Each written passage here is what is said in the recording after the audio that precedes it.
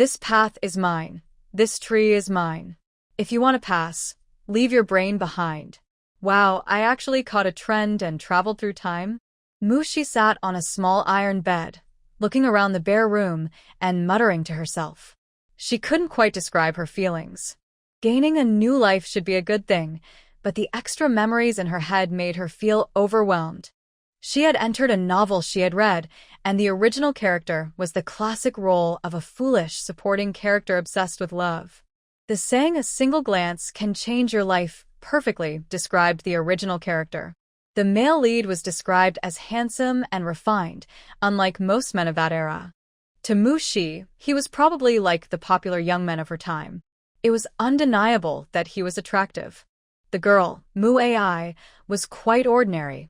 What was unusual was that the original character was rather naive.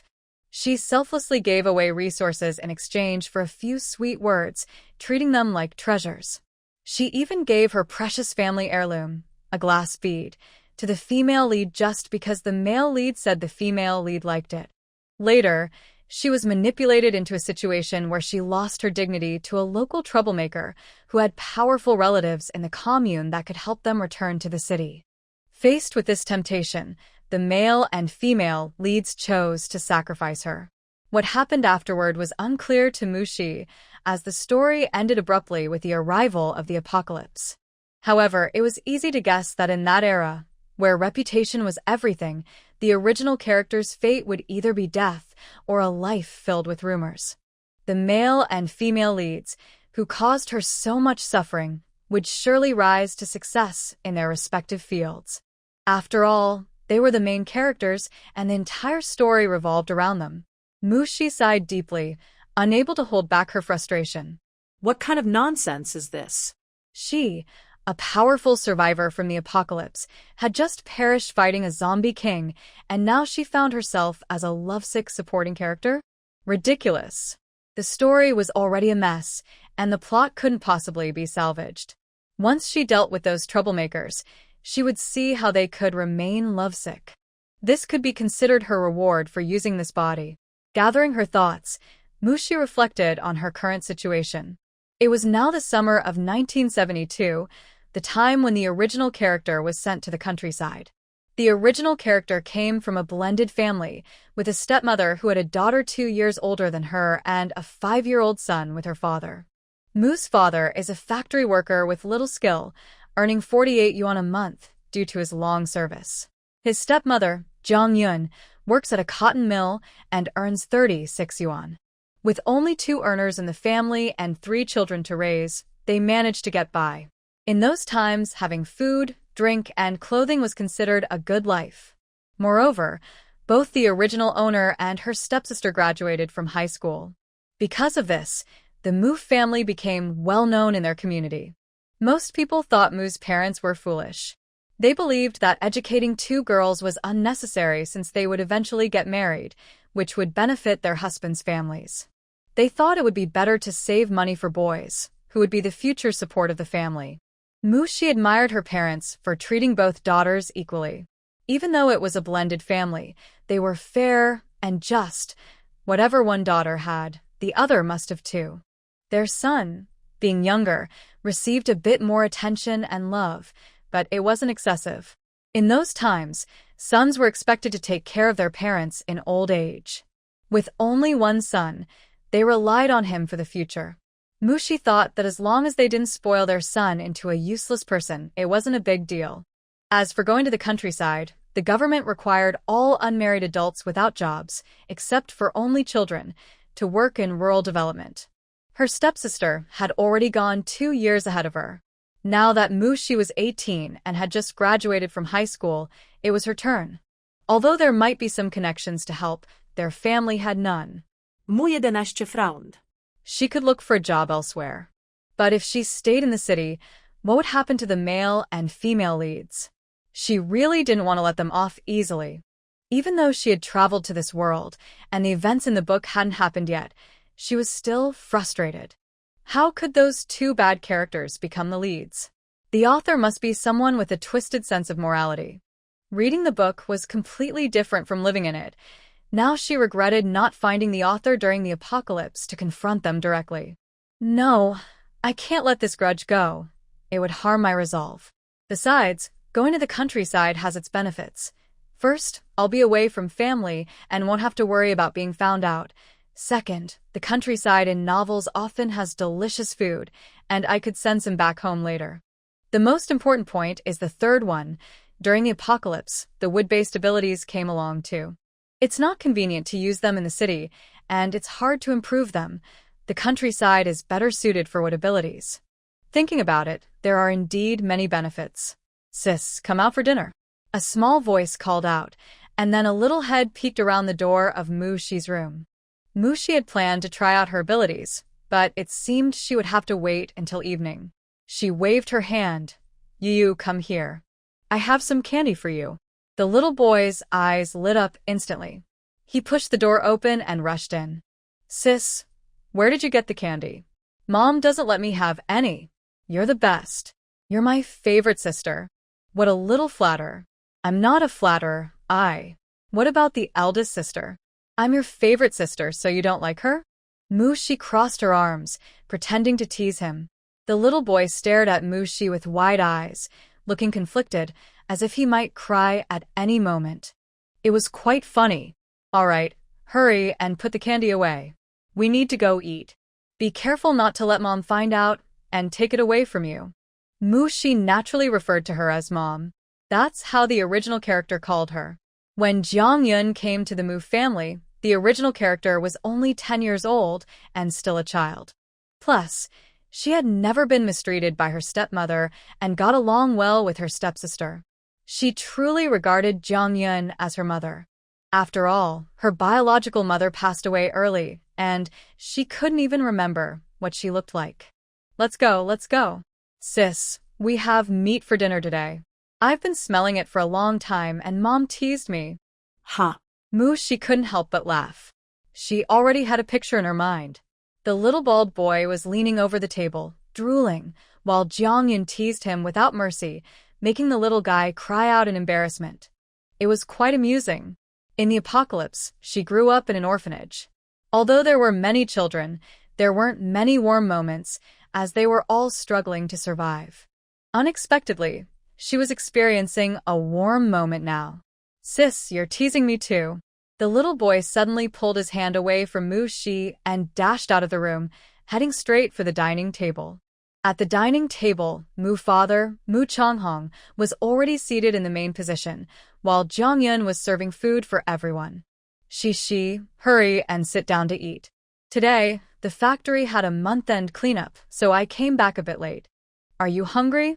Jiang Yun turned around and immediately handed the food to Mushi. I wasn't hungry before, but now I am a bit, Mushi said with a smile as she sat down. Jiang Yun smiled back. You silly girl, since you're hungry, eat more. As she spoke, she served Mushi a piece of meat. Thank you, Mom. Mushi quickly took the meat and put it in her mouth. Your cooking is amazing. When will you teach me? Oh, it's not as good as you say. If you want to eat something, just tell me. No need to learn yourself. Jiang Yun, as a stepmother, had no complaints. Since they were not related by blood, she was careful with her approach. At first, she treated Mushi very politely and didn't let her do any housework. To avoid making her own daughter feel unfair, she also didn't let her help, doing everything herself. In her view, a little hard work for a harmonious family was worth it.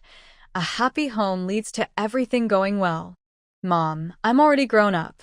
If I don't learn now, what will I do when I get married and can't cook?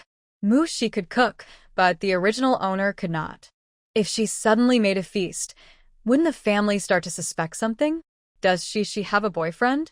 Jiang Yun asked hesitantly.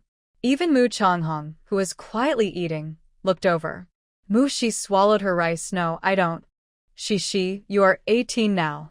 It's normal to have a boyfriend. In the village, kids your age are already having families. So you don't need to hide it from me and your dad. As long as the person is good and treats you well, we won't object. Cough, cough. Wait, how did this topic suddenly change? Mom, really, I just graduated. Where would I find a boyfriend? I haven't seen anyone I like at school. When I do have a boyfriend, I promise you'll be the first to know. Honestly, in this era, anyone who could attend high school was considered precious, not even lifting a finger to help with chores. Dating or marrying them would just mean finding someone to take care of. Though not entirely true, it seemed most men in this era. Mushi suddenly fell silent at that thought. Well, I thought. Jiang Yun sighed, but didn't continue. But Mushi understood immediately. She was thinking about her going to the countryside. Knowing it was a done deal, there was nothing more to say, so she changed the subject. Mom, has my sister written recently? Not yet, but she should be writing soon. She sends 2 letters every month, so it could be any day now. Well, life in the countryside is tough. I wonder how my sister is doing. Let's send her some more things. You don't need to worry about that. Your sister has been in the countryside for 2 years and is managing just fine. It's you I'm concerned about. Jiang Yun sighed, looking troubled. If she had any choice, she wouldn't want her daughter to go to the countryside. But this was government policy, and they had no other option. They had already sent off their eldest daughter, and now their youngest daughter was about to follow the same path. Mom, don't worry. I'm all grown up now and can take care of myself. It will be fine. Besides, I have you as my strong support. If anything happens, I'll write back. Beside them, Mu Changhong listened to the mother-daughter conversation while eating, staying silent. He noticed how Jiang Yun treated Mu Shi and felt happy seeing their close relationship. However, little Mu Yu picked up on the conversation and suddenly lost his appetite, slamming his chopsticks down. Is my sister leaving home too? Just like the eldest sister. The little one, who used to be spoiled by 2 older sisters, felt sad. Then one day, his eldest sister left with a bag and never came back. He didn't know where she went. Every time he asked his mom, she sighed, so he stopped asking. But he always thought about it. Mushu was taken aback by his strong reaction and noticed he even stopped eating. She quickly reassured him, Sister will write letters and send you treats. You need to listen to Mom and Dad and be good in school. The little guy stared at Mushi, pouting, I don't want treats. I want my sister. This. Mushi was at a loss. It's okay, let him cry. Let's eat quickly. By the time he's done crying, our food will be gone, and he'll probably cry again, Jiang Yun said, showing her motherly side. Her words calmed the little crybaby down.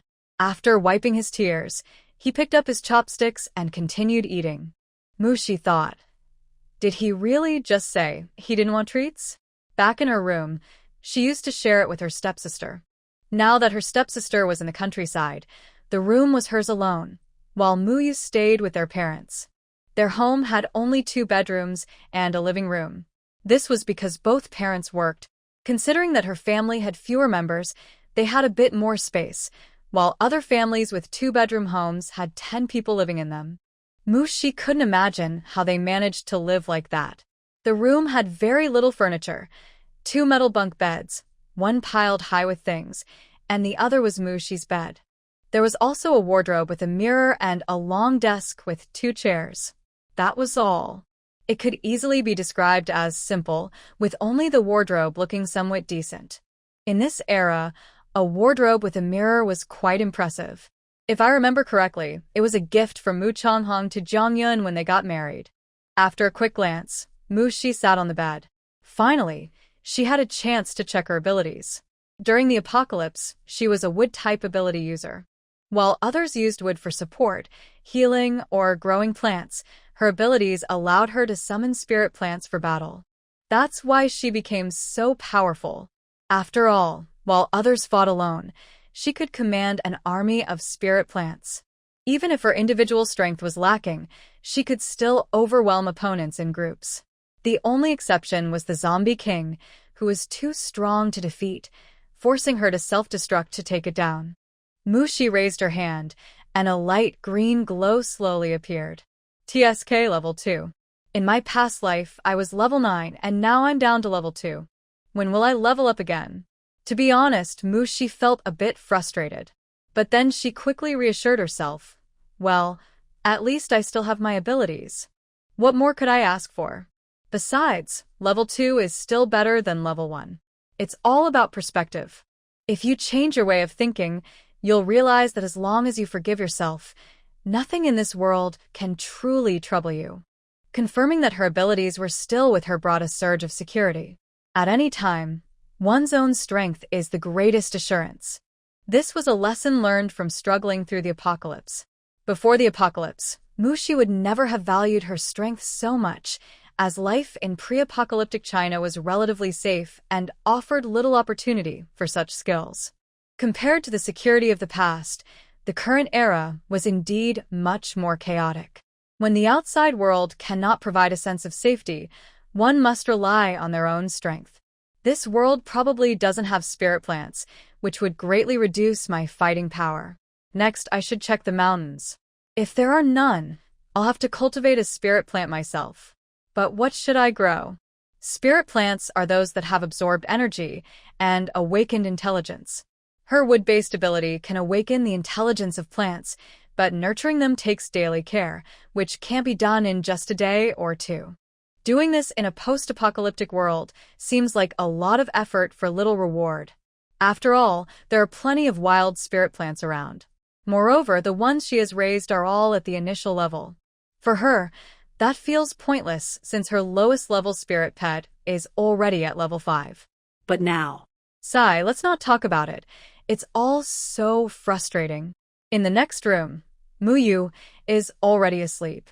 Jiang Yun, however, tosses and turns, occasionally sighing. Stop thinking and go to sleep. You have to work tomorrow, Mu Changhong says as he turns to pat her. Changhong, do you think we should arrange a blind date for Cici? Jiang Yun hesitantly asks. Mu Changhong stays silent for a moment before replying, with time so tight. Where can we find someone suitable?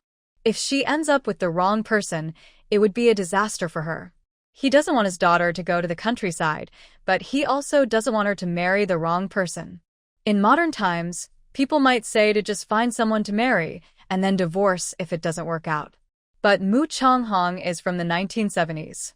At that time, divorce was not common.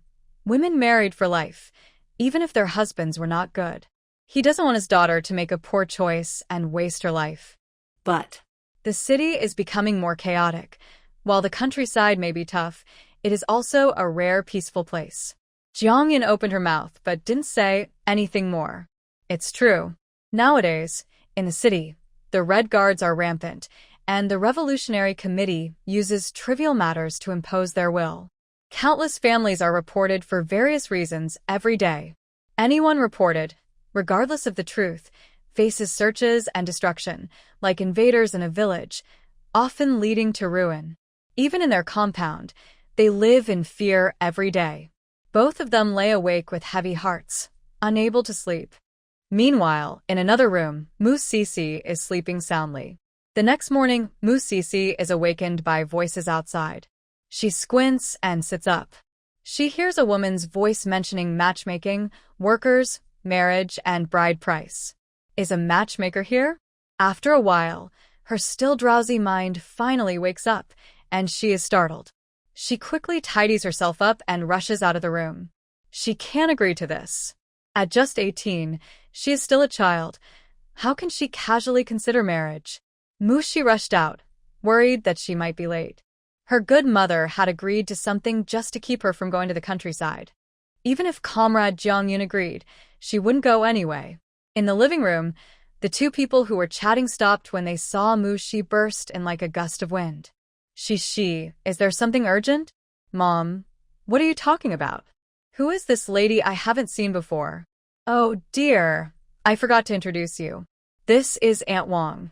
Her husband works as a technician at the machinery factory. Aunt Wang came to our house today for your sake. Since you're here, you should share your thoughts. Jiang Yun didn't think much and said directly, my business? What business? Mushi pretended not to know and asked sincerely. Well, my dear girl from the Mu family, I have great news for you. The son of our factory director is quite handsome and a high school graduate with a good family background. Recently, they announced they want to meet someone, and you wouldn't believe how sought after he is. They have high standards and won't even look at just anyone. This is a rare opportunity for a good family, so you must seize it. Aunt Wang spoke passionately, as if she could go on for days about the director's son. Mu Shi secretly thought that Aunt Wang must not have a daughter, otherwise, such a good opportunity wouldn't come to her. But she wasn't interested. However, Zhang Yun seemed very interested, especially when she heard about the young man's good qualities. Her face lit up with joy as she nodded eagerly. How about we set a time to meet? If it goes well, you can get to know each other and, when the time is right, get married. Thinking about how her daughter could avoid going to the countryside if this worked out, Zhang Yun was eager to arrange a meeting right away. But Mu Shi had no such plans. Mom, I'm not looking to date right now, and you don't need to worry about the countryside. I know what I'm doing. After saying this to Zhang Yun, she turned to Aunt Wang. Thank you for your kind intentions, but it seems this trip was unnecessary. Oh dear, this isn't the time to be stubborn. The director's family is wonderful. If you can marry into that family, your future will be secure. Xiao Jiang, you shouldn't let the child decide such important matters. Young people can be fickle and don't know enough. You just say, if this good marriage opportunity is missed, it would be regrettable. Aunt Wang was trying to reason with her emotionally. Zhang Yun looked at Mu Shi, her eyes filled with clear expectation. Mu 11. There's really no need for that. Even if she doesn't get married, her life will definitely not be difficult. Relying on anyone is not as good as relying on herself. She doesn't expect marriage to change her fate. After all, changing fate isn't always for the better. It could make things worse. I won't regret it, and as a young person with knowledge, I must respond to the country's call to build a new China. It is my duty. You cannot stop my determination to serve the country. Zhang Yun. Aunt Wang. Mu Shi's passionate words left the two of them stunned. Aunt Wang even thought to herself, who has influenced this girl from the Mu family? This person is quite skilled. If only she knew who it was, she could learn a few tricks. Mu Shi had no idea what Aunt Wang was thinking. If she did, she would definitely give her a lesson on how to use clever tactics. Since she mentioned national policy, who would dare to force her into a relationship? That would be going against national policy. She is truly clever. After dealing with a matchmaker, Mu Shi went out and wandered around, looking for job opportunities. Although she didn't plan to stay in the city. However, she underestimated how rare stable jobs were in this era. They are not easily obtained, even with money. It requires not only money but also connections and even power. After all, jobs can be passed down. Even if there are no suitable successors in the family, relatives and friends can help. So for someone like her, trying her luck is like winning the lottery. After wandering for half a day with no results, Mu Shi finally walked into a state-run restaurant. Fortunately, she planned to go to the countryside, otherwise, it would have been difficult. She had previously overestimated herself. In this era, without connections, nothing matters. Forget it, eating is the most important thing. In novels, the braised pork at state-run restaurants is exceptional, and she was curious about how good it really was. Now she had the chance to try it. Mu Shi approached the counter, where a young woman was lazily sitting and eating sunflower seeds. Serving the people. What would you like to eat? The prices are written there. Take a look yourself. After saying that, she ignored her. Mu Shi.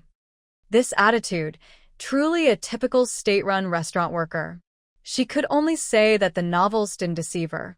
However, she didn't say anything, as they really had the confidence, thanks to their stable job. Looking at the small blackboard, the first item was braised pork, priced at 80 cents plus 2 liang of meat tickets. Without thinking, Mu Shi ordered a portion. She also ordered a bowl of spinach and egg soup for 20 cents, and a bowl of rice for 6 cents plus 2 liang of grain tickets. One dish, one soup, and one rice totaled 1 yuan and 6 cents. Mu Shi could only say it was really cheap. Of course, for people in this era, it was quite luxurious. After all, most people earned only 20 to 30 yuan a month. This amount might be the total income for a family, and they relied on this money for everything. So, ordinary families couldn't afford to eat out. However, this had nothing to do with Mu Shi. The Mu family had 2 people earning salaries, bringing in 60 to 70 yuan a month, which was relatively comfortable compared to others. So, usually, Jong Yun would occasionally give the kids a few cents to buy a small treat, and during holidays, she would give them 80 cents for a festive cheer. Over the years, the original owner had saved a little. But now it was all for her benefit. Eating the soft and tender braised pork, Mushi sighed. Honestly, it was quite good. It was tender and melted in her mouth, with a balanced flavor. The chef had some skills. Feeling pleased, Mushi decided to head to the supply and marketing cooperative to see more of the world since it was still early. Just as she reached the door, she bumped into someone. Mushi looked up and quickly stepped back, saying, "Sorry, I wasn't looking. Are you okay?" Her attention had been drawn to a man and a woman by the window. "I'm fine," a deep male voice replied. Mu 11. She was about 1.6 meters tall, and while she hadn't thought much of it before, now she felt quite small. How tall was this person? She had to look up at him, which was not very flattering. At that moment, the man and woman noticed them, and upon seeing the man in front of Mushi, they tensed up, even though they didn't move. Mushi casually glanced at the man in front of her. Although he wasn't in military uniform, her keen perception allowed her to understand his identity with just one look. The man and woman probably sensed it too. After all, those in their line of work were most afraid of soldiers. However, Mushi had no intention of getting involved and left quietly. As for the couple inside, since they had caught the attention of the soldier, and she sensed several subtle gazes outside the restaurant, it seemed they couldn't escape. After wandering around outside for a bit, Mushi leisurely returned home. The house was empty. Jong Yun, who had been home in the morning, only took a half-day off and went back to work in the afternoon. Seeing that it was still early, Mushi went to her room and thought for a moment before pulling out a small wooden box from under her bed. With anticipation, she opened it. If I remember correctly, this is the special gift for the female lead. With a click, she found a bead that looked like a glass marble quietly resting inside. Mushi picked it up and held it up to the light coming from the window. To be honest, it looked quite ordinary. If the book hadn't mentioned that this item was a space, she would have thought it was just a regular glass bead. The original owner kept it in the box because it was a family heirloom passed down from her mother. Its value is unknown, but it held great significance. According to the book, the original owner had given it to the female lead. One could only say that the author had a strong bias toward their own daughter. After all, the whole story existed because of her, so it was natural that the special gift was reserved for her. But now, there was no way she would give the special gift to the female lead. This was Mushi's possession, and anyone who dared to take it would face consequences. not even the king himself could change that. She pricked her finger with a needle, letting a drop of blood fall onto the bead. In no time, Mushi felt a blur before her eyes, and she found herself in a different place. Oh no, this isn't right. The book said this space was only about 10 acres, roughly the size of a standard soccer field, with nothing else around. But now, what she saw was not only the soccer field-sized black soil, but also a forest in the distance, with a small wooden house at the foot of the hill. Next to the wooden house was a spring, with water flowing gently into a pond, forming a small stream between the forest and the land. Mushi thought it would be nice to check out the foot of the hill, and in the next moment, she found herself there. It was impressive how easily she moved. As she approached, she noticed many fruit trees around the edge of the forest. Some were familiar, like apples, peaches, and cherries, while others were unknown to her. However, she could tell they were all ripe. This must be the special ability of the space. Not wanting to investigate further, she pushed open the door of the wooden house and stepped inside. In general, there should be some clues in the wooden house. After all, reading a novel is not for nothing. Sure enough, without much effort, I found a letter on the table in the wooden house. After reading it, I finally understood. This space is a treasure passed down from my mother's family, and only those with family blood can unlock the entire space. The female protagonist in the book accidentally recognized it with her blood, but she only gained the right to use the space and did not truly claim it. The real treasures in this space are in the small wooden house and the forest. Oh, and that spring is a spiritual spring. This means that the female protagonist in the book didn't get anything valuable. It was just used for storage. With this, who knows what she might achieve? What can I say? My ancestors did a great job. Shaking off my thoughts, I smiled and excitedly approached the shelf on one side of the wooden house. Only now did I realize that my mother's surname is Ji, which is the ancestor of all surnames and also the royal surname of the Zhou dynasty. This means my mother is a descendant of royalty. Although this royal family has long been overthrown and has changed many times over the generations, the long history means it has deep roots. For example, an entire shelf of cultivation techniques. The Huaxia people have always had legends of qi practitioners, not to mention the immortals from ancient times.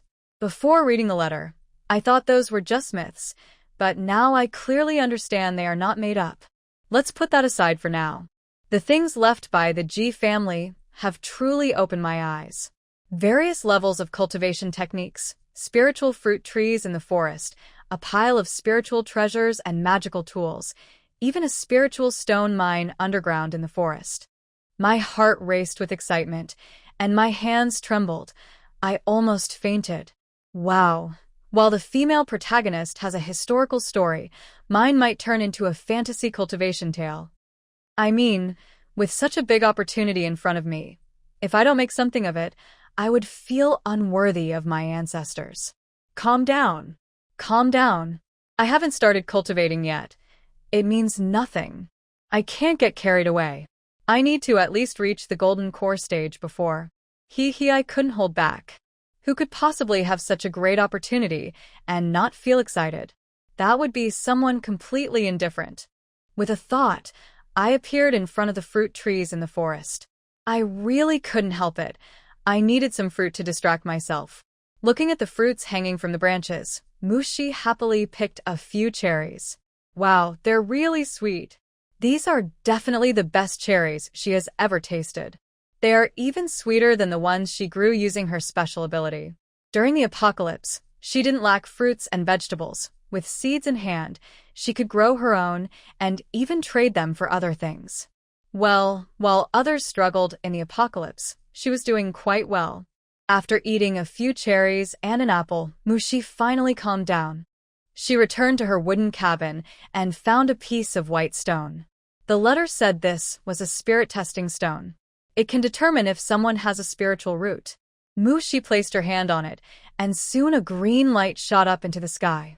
She nodded in satisfaction, just as I thought. A wood-type spiritual root. She had suspected this earlier since she was a wood-type ability user, making it likely she had a wood-type root. She was worried about having a mixed root, but fortunately, she did not. Thus, she has a pure spiritual root, a talent that is rare even in ancient times. Haha, she truly deserves it. After testing her root, the next step was to choose a technique. Although there were techniques of all levels on the shelf, she naturally chose the most powerful wood-type one. Divine level technique, longevity technique. The longevity technique is divided into 9 levels, corresponding to cultivation stages, and each level has a unique skill.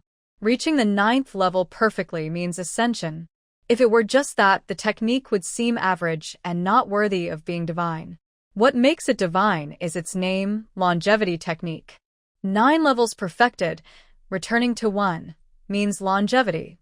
The technique introduces itself this way, but records left by her clan show that no one has ever reached the state of returning to 1. This means that simply reaching the 9th level does not guarantee longevity. One must also achieve the state of returning to 1. As for how to do that, no one knows. Mushi didn't dwell on it. After all, she hadn't even started cultivating yet, so why think too much? Placing the technique jade slip on her forehead, it didn't take long for the entire technique to be stored in her mind. Then Mushi opened a hidden compartment on the side of the shelf and took out a jade bottle. Cleansing pill. She poured one out and ate it, then went to the creek, took off her clothes, and entered the water.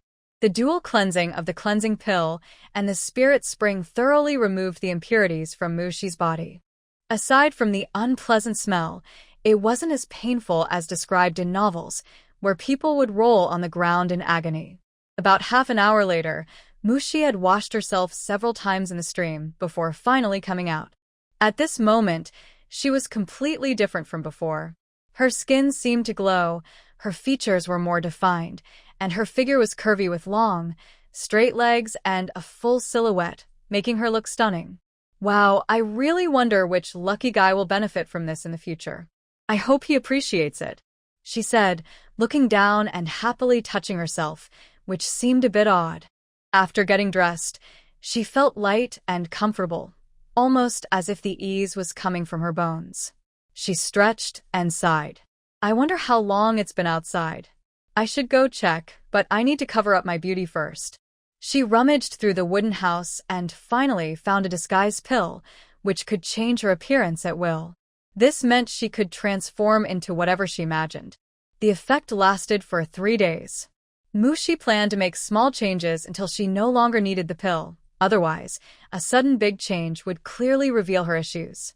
Stepping out of her space, she found the house still empty and realized it was about time to prepare dinner. Mushi decided to cook some rice porridge and heat up the leftover buns from the cupboard. Well, she was still a beginner in cooking and couldn't show off her skills yet. Sitting by the stove, adding firewood, she drifted into thought. She couldn't help but wonder about the G family. How did their treasured heirloom end up with her mother? Even if her mother was a descendant of the G family, how could a family treasure be passed down to a woman? This wasn't meant to disrespect women, but from the perspective of a family that had lasted thousands of years, if there was even one male heir, the treasure would not go to a woman. After all, women would marry out, while men were the foundation of the family line. So, was her mother the last member of the G family? How could the family with such a treasure have fallen so low? Perhaps there was another possibility. The G family might have already perished, and the treasure had wandered for 1,000 years before ending up in her hands, just as she happened to carry G blood. She didn't know what to think. If she had to say something, it would be, everything is for the best. If she hadn't come here, the treasure would have been given to the female lead, but since the female lead wasn't of G blood, it could only be used as a space. What a waste. Just as she was lost in thought, she heard Jiang Yun's voice at the door. Hey, Shishi is cooking? Behind her was Mu Changhong, holding a bag in one hand and holding Mu Yu's hand with the other. As soon as the little one entered, he ran straight to Mu Shi. You guys are back from work? I made porridge and warmed up the steamed buns, but Mom, you still need to prepare the dishes. I'll do it. Shishi, you should go rest. Jiang Yun quickly set down her handbag, washed her hands, and then walked into the kitchen. Jiang Yun was cooking while Mu Shi was beside her, tending the fire and learning. From time to time, she asked a few questions, clearly showing that she was serious about learning. At the dining table, Mu Shi took the initiative to suggest that they go to the street office tomorrow to sign up for the rural program. Mu Changhong paused with his chopsticks, wanting to say something but unable to find the words. Jiang Yun's eyes immediately filled with tears. Why are you in such a hurry? There are still a few days left. Maybe we can find a way to stay in the city. Let's wait a couple more days. Mom, we know our situation well. There's no chance for an exception. Since going to the countryside is a done deal, we should respond positively to the country's call. Who knows, being proactive might help us secure a better place at the youth office. If we keep delaying and make them ask us repeatedly, they might assign me to a tough location in the northwest. Who will I turn to for help then? Don't you think? What Mu Shi said wasn't baseless. It could really happen. After all, the Mu family was an ordinary working-class family.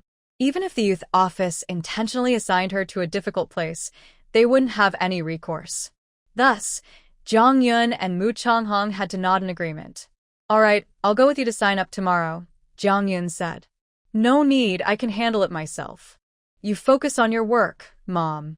I'm old enough now and about to go to the countryside, so I need to become independent, Mu Shi replied. Hearing this, Jiang Yun almost cried. She had raised her child alone, and now she was being forced to become independent. When will this tough society get better? At the dining table, Mu Changhong said nothing. After returning to their room, He asked Jiang Yun to prepare some extra money. In tough times, having more money always makes life a bit easier. He also reminded Jiang Yun to send some money to their eldest daughter, as they always treated their children equally. The next morning, Mushi woke up and found some identification documents on the living room table. She calmly washed up, ate the breakfast Jiang Yun had left for her, then organized her things and put them in a small bag before heading out. She headed straight to the youth office. After explaining the situation, she quickly had the clerk register her information. The clerk reminded Shilian about the things she needed to prepare for her trip and even suggested 3 places for her to choose from. Mushi. This is too easy. I have to go to Northeast China. Even though it's very cold in winter, not having to work for several months is something other places can't compare to. Seeing her choose the Northeast, the clerk wanted to advise her, as they thought it was too cold, but then realized that the long break was a good reason to choose it. Otherwise, they wouldn't have suggested it to Mushi. Thus, Mushi successfully signed up and went to her desired place, while the clerk completed a task. It was a win-win situation. Mushi took her countryside subsidy and went straight to the supply and marketing cooperative. On the way, she suddenly remembered that the places mentioned in books about going to the countryside were mostly in Northeast China, as 80% of such stories are set there. The long break allowed for more opportunities to gather resources and hunt, making it a rich source for interesting stories, which is why authors favored it. Mushi thought that the wheels of fate were starting to turn.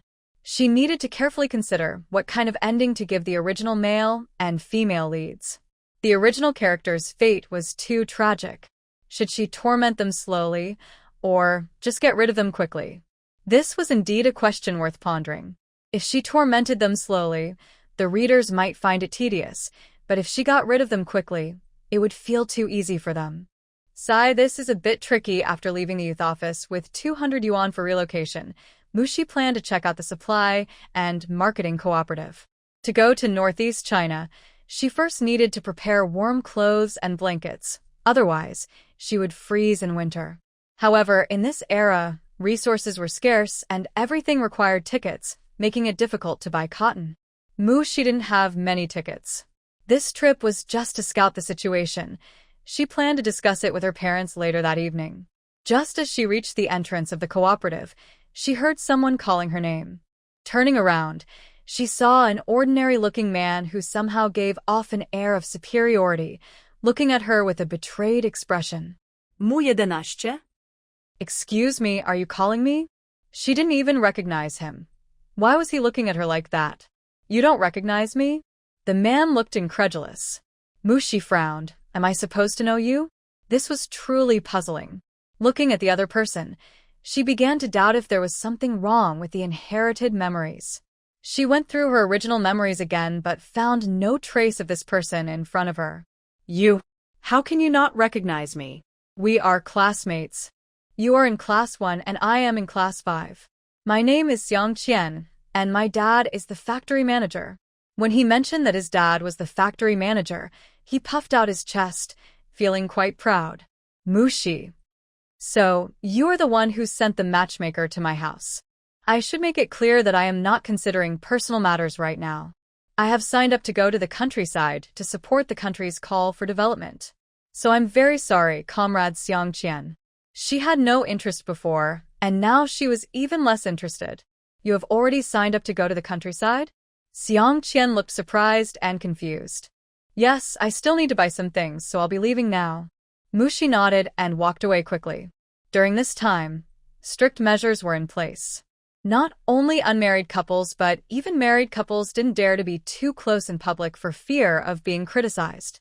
After making her point clear, Mushi hurriedly left. Xiang Qian stood there, looking like a fool, reaching out as he watched her go. He had liked Mushi since school. She was beautiful and did well in her studies, and many boys in school were interested in her. However, Mushi always kept to herself and never even glanced at them. Despite this, Xiang Qian often warned those oblivious boys, using his status. Throughout 3 years of high school, he lost count of how many times he had to intervene.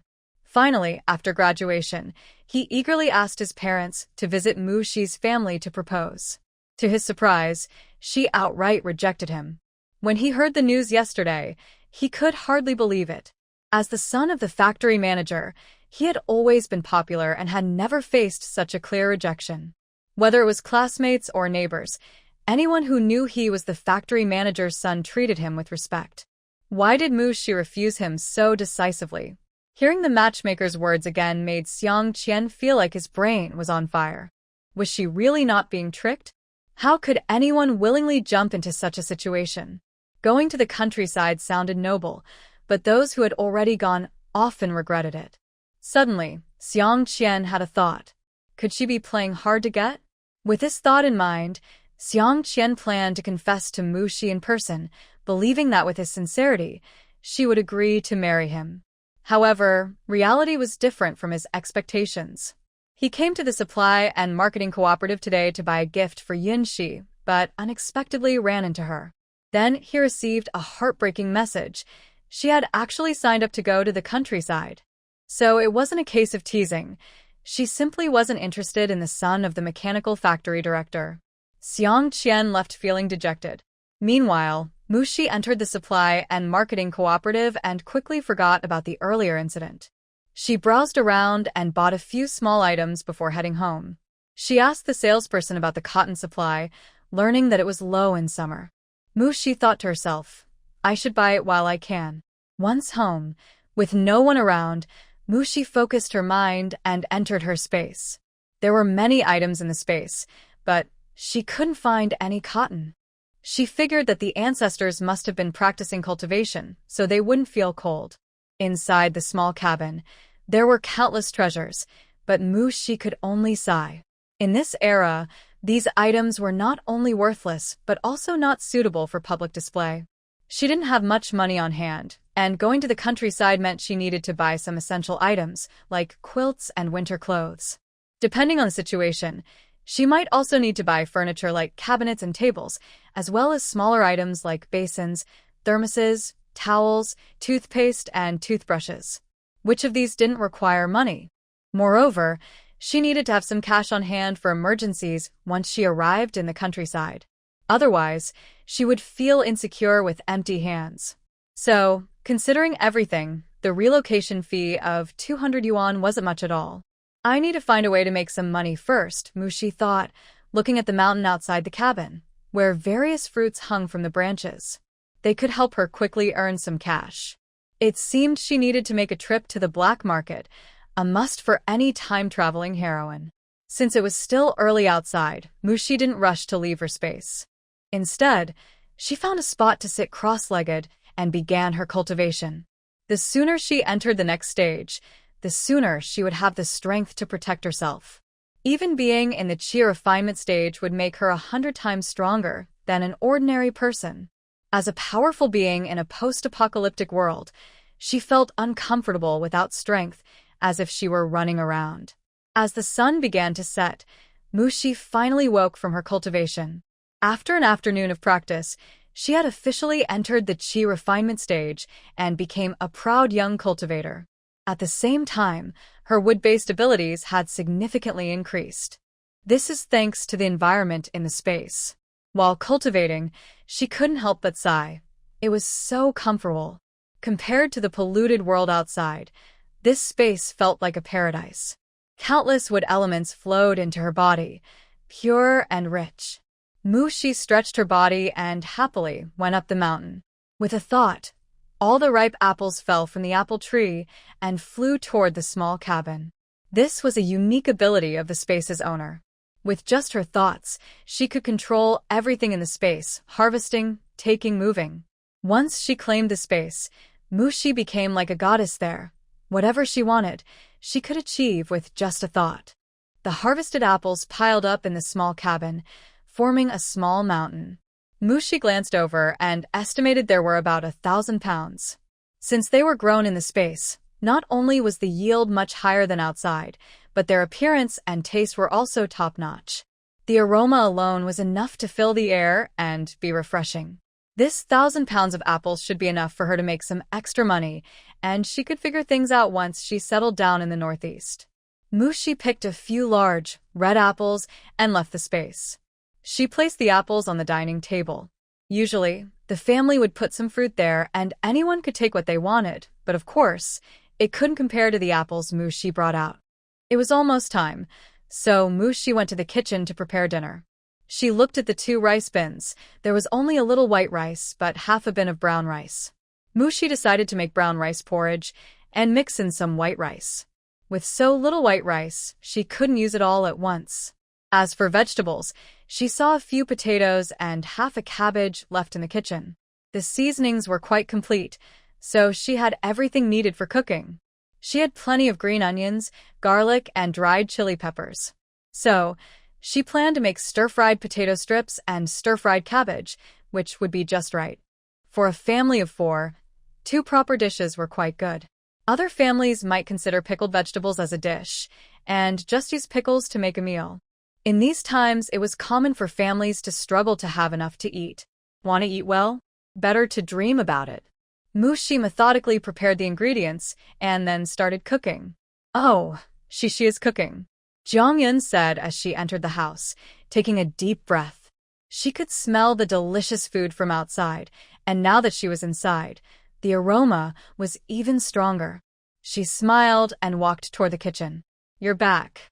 I saw there were potatoes and cabbage in the kitchen, so I decided to practice cooking. This is my first time cooking on my own, so if it doesn't taste good, please don't be disappointed, Mom and Dad. Mushi said with a smile. We won't be disappointed. Your dad and I are just happy you're trying. Right, Chonghong? Jong-in quickly assured, nudging Mu Chonghong. Yes, we won't be disappointed, Mu Chonghong said, putting down what he was holding and nodding seriously with a smile. Seeing that both dishes were ready, Jong-in quickly took over. Come on, give them to me. I'll serve them. You've worked hard, Shishi. By the way, did you finish signing up today? I've taken care of it. We leave the day after tomorrow, and we have tomorrow to pack, Mushi replied. What? Only 1 day to prepare? Jong-in exclaimed in a panic. There was so much to get ready for the trip, and 1 day was hardly enough. She placed the dishes on the table and started pacing around the room anxiously. It seemed like she was going to skip dinner to help Mushi pack for the trip. Mom, there's no rush. Let's eat first. Don't you want a cooking? Mushi said, coming out of the kitchen and pulling her to the dining table. All right, let's eat. We need to try Shishi's cooking, Jong-in said, realizing they had to eat first, especially since it was Shishi's first time cooking. The family of 4 sat down at the table. Mushi served everyone some brown rice porridge. Come on, Mom and Dad, dig in.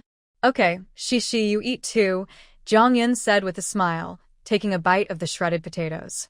From the looks of it, it should taste good. After taking a bite, she exclaimed, this tastes really good. Mu Chonghong nodded in agreement. It is quite good. He was eating the stir-fried cabbage, which had a slight spiciness that made it very appetizing. But it wasn't too spicy, so even Mu Yu could enjoy it. He gave Mushi a thumbs up. Sister, this is amazing. Shishi, when did you learn to cook? Jong-in thought that with this flavor, she could believe Mushi was an experienced cook. It didn't seem like a beginner's first attempt at all. I just watched Mom cook and remembered the steps, then I tried to recreate those steps to make these 2 dishes, Mushi said casually. I didn't know our she was such a little genius. Jong-in was very surprised. Cooking may not be difficult, but it's not exactly simple either, as there are many challenges in the kitchen. If she can achieve this level on her first try, it's safe to say she has talent. Indeed, Mu Chonghong agreed. His daughter is truly a cooking genius. With this talent, he feels more at ease about her going to the countryside. At least he doesn't have to worry about her meals. As for food, it's actually quite easy to get grain in the countryside as long as you have enough money, even more convenient than in the city. Every team has surplus grain for emergencies. When it comes to the point of having no rice to cook, buying some with money is still possible. After all, the team can't just watch the young people starve. In any case, he needs to give his daughter more money. Mu Chonghong thought to himself while eating. Her dad will help me take a day off tomorrow, and I will accompany Shishi to prepare. I must oversee this personally, otherwise I won't be at ease. Fortunately, I've managed to exchange some cotton tickets over the past few days. Otherwise, where would I find time to get them in just 1 day? Even though I have the cotton now, there's no time to make quilts and cotton clothes, so I can only send Shishi with a single quilt for now. Luckily, it's summer, so I'll hurry to make it and send it to you later. Jiangyun's mind was racing as she prioritized the most important things. When she thinks of the Northeast, the first thing that comes to mind is the cold. That's why she places great importance on cotton clothes and quilts. Other items can be bought there if needed, but cotton clothes and quilts are not so easy to prepare. If they're not ready, winter will be very harsh. She felt touched by her arrangements. She didn't expect her stepmother to start collecting cotton tickets so early.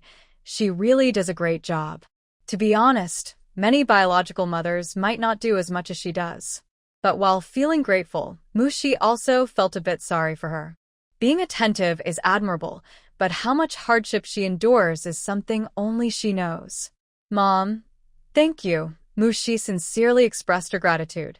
Jiangyun replied, Oh, you don't need to be so polite. We are family, and this is what I should do. Mom, there's nothing that should be done. I know how wonderful you are, and I'm very grateful that you are my mom. Mushi leaned over and hugged Jiangyun's arm, resting her head on her shoulder. This sudden display caught Jiangyun off guard. In the past, Shishi never acted like this. But she quickly thought it might be, because of the upcoming trip to the countryside. Jiangyun gently stroked Mushi's hair. I'm also very happy to be your mom. Our Shishi is such a good child, obedient and smart. I am also a good child for mom. Muyu, who had just finished his last bite of food, raised his little hand, unwilling to be outdone by his mom and sister. Yes, and you too, you're also a good child for mom. Jiangyun rarely let him off the hook this time. After dinner, Mu Changhong cleaned up the table and even washed the dishes. Mu Changhong usually does some chores, but not often. Most of the time, Jiangyun handles everything at home and outside. Mom, do you want some apples? I happened to find some while I was out today, Mushi said as she got up to wash 2 apples in the kitchen. I was just about to say that. These apples look so nice, big and red. They must be expensive, right? Jiangyun was surprised to see the apples on the table when she returned. She had never seen such big and red apples before. It didn't cost much. It was just a lucky find. Mushi washed the apples, cut them into slices, and brought them out. In an instant, the sweet aroma filled the room. Wow, sister, I want to eat. I want to eat. Little Muyu couldn't wait and jumped over to Mushi. Okay, sit down nicely, and you can have some, Mushi said, gently holding the bouncing little one. Muyu obediently went to sit down. Mushi placed the plate on the table and handed a slice to him. Then she passed 1 slice each to Jiangyun and Mu Changhong. She took one for herself as well. This taste. Jiangyun couldn't find the words to describe it. But she could guarantee that she had never tasted such delicious apples. It was beyond her expectations. I wonder who grew these. It's really a lucky find for Shishi. Mu Changhong was also amazed by the flavor of the apples. Exactly, it's fate. We go out every day and never find anything like this. These apples must be from a small farm. Once they are out, they are gone in the blink of an eye, leaving no chance for us. Jiangyun sighed as she ate. Mu 11. She couldn't respond to that, so she quietly enjoyed her apple. Time passed slowly as they chatted, and soon the lights in the Mu household were turned off for the night. In Mu Changhong and Jiangyun's room, Shishi going to the countryside is settled. Tomorrow I will take her to buy what she needs. You go to work and try to get more tickets, whether they are food tickets or industrial tickets. We need all kinds of national tickets. We need to make sure she has enough. We don't want her to struggle when she gets to the countryside. By the way, I plan to give her 500 yuan. Do you think that's okay? Mu Changhong sat up and said, When Yia went to the countryside, we only gave her 300. If we give CC 500, it might not be appropriate. The 2 sisters had always been fair and just. If this money made Yia feel uncomfortable and affected their sisterly bond, that would be bad. Mu Changhong did not want to see that day. There's nothing inappropriate about it. 2 years ago, we could only give 300, but now our salaries have increased, so giving CC 500 isn't a big deal. A few years ago, the family was indeed tight on money. The expenses for the youngest son were high during his first 2 years, and they barely had any savings. Being able to give their eldest daughter 300 was all they had left. But now, with 2 years past, the youngest son's expenses had stabilized, and both of them had gotten raises, allowing them to save over 600. No, let's stick with 300, Mu Changhong shook his head. Do you not understand what I'm saying? We have enough money now to give Cece a bit more. It's always better to have extra support for the kids when they go to unfamiliar places, Jiang Yun said, frustrated. Otherwise, just ask Cece. She definitely won't ask for more. Jiang Yun.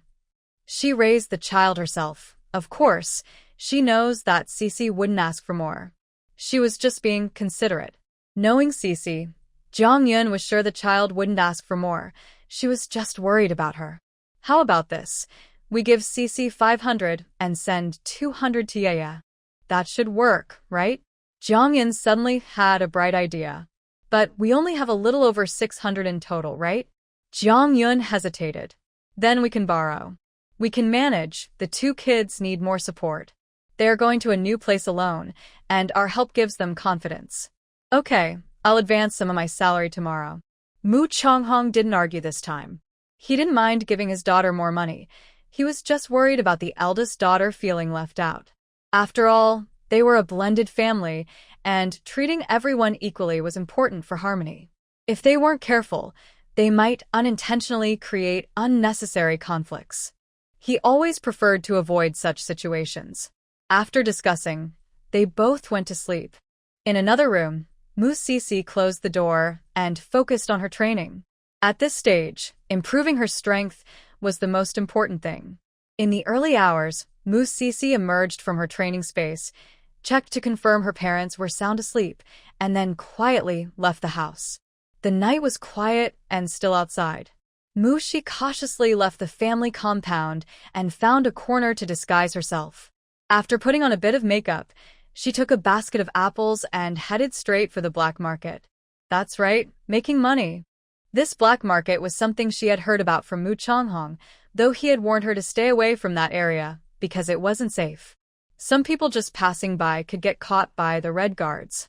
Her parents were worried she might get mistakenly arrested. So, she had always avoided that area, which made it easier for Mu Shi to get there. At the entrance of the black market, Mu Shi noticed two people watching from the shadows. As she approached, one of them stopped her. Buying or selling? The person asked in a low voice. Mu Shi also lowered her voice, sounding like a hoarse old woman, and showed the contents of her basket. Selling. Her face was made up to look like an old woman, and even her hands were disguised. There was nothing suspicious about her appearance. The person looked her over from head to toe and nodded. Selling 50 cents. Mu Shi understood this was the entrance fee. She reached into her pocket, took out 50 cents, and handed it over. Seeing she was cooperative, the person let her pass. Mu Shi successfully entered the black market. Although it was called a black market, it was actually just a street lined with small stalls selling items people had brought from home. There were quite a few shoppers. People were browsing, asking about prices, and making trades. It was surprisingly orderly, with no one causing trouble. After all, those who dared to run a black market were bold and usually had backing, otherwise it wouldn't be possible. Mu Shi ignored everyone else and found a spot to set down her basket. She uncovered the top to reveal the bright red apples inside. Instantly, several people were drawn to her. How much are your apples? 150 a pound, no bargaining, Mu Shi replied confidently. 150? That's outrageous. The supply store sells apples for only 50 cents a pound. Exactly. Can you lower the price a bit? We really want to buy. 150 is a bit steep. How about $1 a pound? What do you think? Lowering the price is impossible. Even at this price, she thinks it's cheap. What do you mean by that? I actually think the price set by the older sister is not high. The apples from the supply and marketing cooperative are cheaper, but they don't look as good as hers. Sister, I'll take 10 pounds. These apples look delicious. A middle-aged man stepped forward, not only defending Mu Shi, but also buying 10 pounds. Mu Shi glanced at him. I don't have anything to put them in. Did you bring a bag? The middle-aged man took out a cloth bag and handed it to Mushi. My apples are £1 each, so 10 pounds means 10 apples. If you don't believe me, you can find a scale to weigh them. Mushi said while packing the apples. She came from home, and there was no scale there. It was late at night, and she couldn't find one. Mainly, her apples really are £1 each. The people drawn in by the apples were left speechless. Is this how you sell things? I've never heard of selling without weighing. But those apples do look quite large. The middle-aged man smiled and said, I believe it. Here are $15. Sister, count it. Mushi raised an eyebrow, took the money, and put it in her pocket. Since you trust me, I won't count it. The middle-aged man smiled wider, picked up the bag of apples, and turned to leave. Once he left, the crowd around them squeezed in. Sister, I'll take 2 pounds. Hey, I'll take 5 pounds. Hey, don't rush. I was here first. Give me 3 pounds. Just moments ago, they were complaining about the price and Mushi not having a scale, but now they were all rushing to buy without caring. Everyone could see what the apples looked like. So, what if they were a bit pricey? They were big, red, and had a fragrant smell that drew people in. You could tell they were worth the price without even tasting them. As for the weight, they had been buying for years. They could estimate just by looking. So they all had a good idea of what to expect. Those who were unsure had already borrowed a scale from a nearby vendor and started weighing the apples. Wow, they really are £1 each. Hey, it's true. None are less than £1. These apples look so fresh and smell so fragrant. They must be great. Who can argue with that? Sister, will you come again? Yes, will you come back? Let's buy more just in case you don't come again. We don't want to miss out on such good apples in the future. Some people say that those who bought 2 or 3 pounds can't move at all now. They really should have bought more. These apples are so good. They can take them home and enjoy them slowly. After all, apples don't spoil quickly like other fruits. Thinking this way, many people turned back to buy more. Mu 11. Wow, if she didn't know better, she would think she hired someone to help her sell. Just look at how she convinced everyone. She had a basket with about 60 or 70 pounds of apples, and they were all sold out in less than 10 minutes. The speed was astonishing to Mushi. They were $1.50 a pound, not just 15 cents, and these people were really impressive. The apples are gone. Everyone can leave now. Mushi looked at her empty basket and then at the crowd still waiting, and said helplessly, Hey, how can they be gone? Can you go get some more? We haven't bought any yet. Yes, can you see if you can bring more? Exactly, we can wait. Everyone chimed in. Sometimes, people think that if others are buying something, it must be good, so waiting is no problem. Well, Mushi's apples had spread throughout the black market, and more people were coming her way. Naturally, this caught the attention of the black market leader. Apples? Are they really that good? The leader, Brother Mang, asked his subordinate. Boss, I'll call in Air Mao to ask. He should know something since he's been keeping an eye on things. The subordinate quickly went to find him. Before long, Air Mao entered the room and reported the situation honestly. The boss stared at Air Mao, almost making him nervous. All right, go back and keep working. Air Mao felt relieved and nodded quickly before running out without looking back. As he stepped out, he secretly sighed in relief. It was so scary. The boss was definitely not someone an ordinary person could deal with. He was just suited for watching the door and keeping an eye on things. Boss, should we take action? Another subordinate asked after Air Mao left. Air Mao isn't very bright. Watching the door isn't suitable for him. Let's find him a different position. Having seen the apples, he didn't even think to bring someone to meet the boss. What a foolish mistake. all right. As for the apples, go bring the person over. Never mind, I'll go see for myself. Mushi never thought about collaborating with the black market. She just wanted to make some quick money. However, the arrival of the other parties sparked some ideas in her mind. Following a few twists and turns, they arrived at a room. This lady has quite a lot of courage, Manga said, looking at Mushi with admiration. You're flattering me. I just know I have nothing valuable for others to covet, Mushi replied calmly. Inside, she thought, it's just confidence in myself. Daring to come alone, she wasn't afraid of what they might do to her. After all, if a fight broke out, even if she couldn't take them all down, she could still escape. You're too modest, but you must know why we invited you here. Let's skip the small talk. Do you have any goods? If you do, why not sell them directly to me? Don't worry, I won't let you lose out. I do have some, but not much. Oh. How much exactly? Meng Ge's eyes lit up. Just 1,000 pounds, Mushi stated directly. This was the amount she had already picked and planned to sell before leaving. 1,000 pounds? That's not much. Mango was initially pleased, but then realized it was indeed a bit low. He knew that the black market usually handled a high volume of goods, and 1,000 pounds could disappear quickly. However, he was reluctant to let it go. He had already seen the apples. Such good quality items were not enough for him to supply, let alone have extra to sell. Can't you get more? Mango asked, not giving up. Mushi rolled her eyes. If I could get more, I wouldn't be selling this. Besides, you've seen the quality of my apples. Such good items aren't easy to come by. Mango understood that getting such good goods must have taken a lot of effort. Fine, 1,000 pounds it is. I'll give you $1 per pound. How about that? He offered directly. He thought this price was fair. After all, even though he was the boss of the black market, he had many people to support. They followed him to make money, so he couldn't afford to lose. Buying at $1 per pound and selling at $2 didn't seem unreasonable, right? The supply and marketing agency's apples were less than 50 cents. Even if these apples were better than those, he was still doubling the price. Mushi shook her head at the price. $1.50 per pound, no negotiation. Manhwa. Wasn't that the price you just mentioned? Yes. Retail and wholesale are the same price. How am I supposed to sell? Manga said unhappily, feeling like the other person was treating him like a fool. You can raise the price. I have 1,000 pounds. Once I sell to you, you'll have a monopoly. You can sell for $1.70 or $1.80, and no one will care.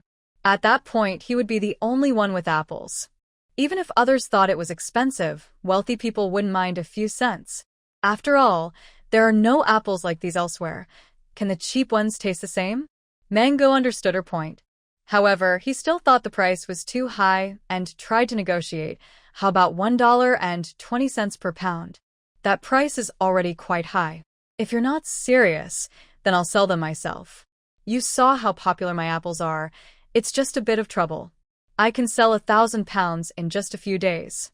Of course, she was just saying this for the black market boss to hear. She only had tonight and tomorrow to sell. After heading to the northeast, she didn't plan to sell the apples anymore. After all, if something appears in two places and someone is watching, a little investigation could expose her. Until she was strong enough to protect herself, she wanted to remain low-key. Hearing this, Meng Ji's eyes flashed with determination. Aren't you afraid I'll detain you? You must have someone behind you. I wonder if they would agree to trade you for apples if I held you back? Mushi suddenly laughed at this. With a teasing look, she said, as the black market boss, you can't be so naive to think I would follow you without any backup, right? Saying this, Mushi raised her hand and slammed it down, causing the table to shatter into pieces. Mushi. Oops, I was a bit too strong. Mango. What the heck? Howsy, what is this? Is this real skill?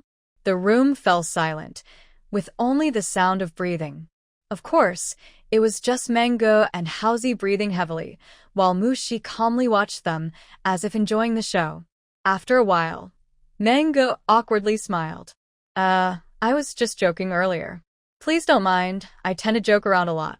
Since you said $1.50, then it's $1.50. When can I see the goods? Mushi raised an eyebrow, noting that the intimidation tactic worked well. It seemed she should use it more often. As long as you have the money ready, the goods will be available quickly. Money is not a problem.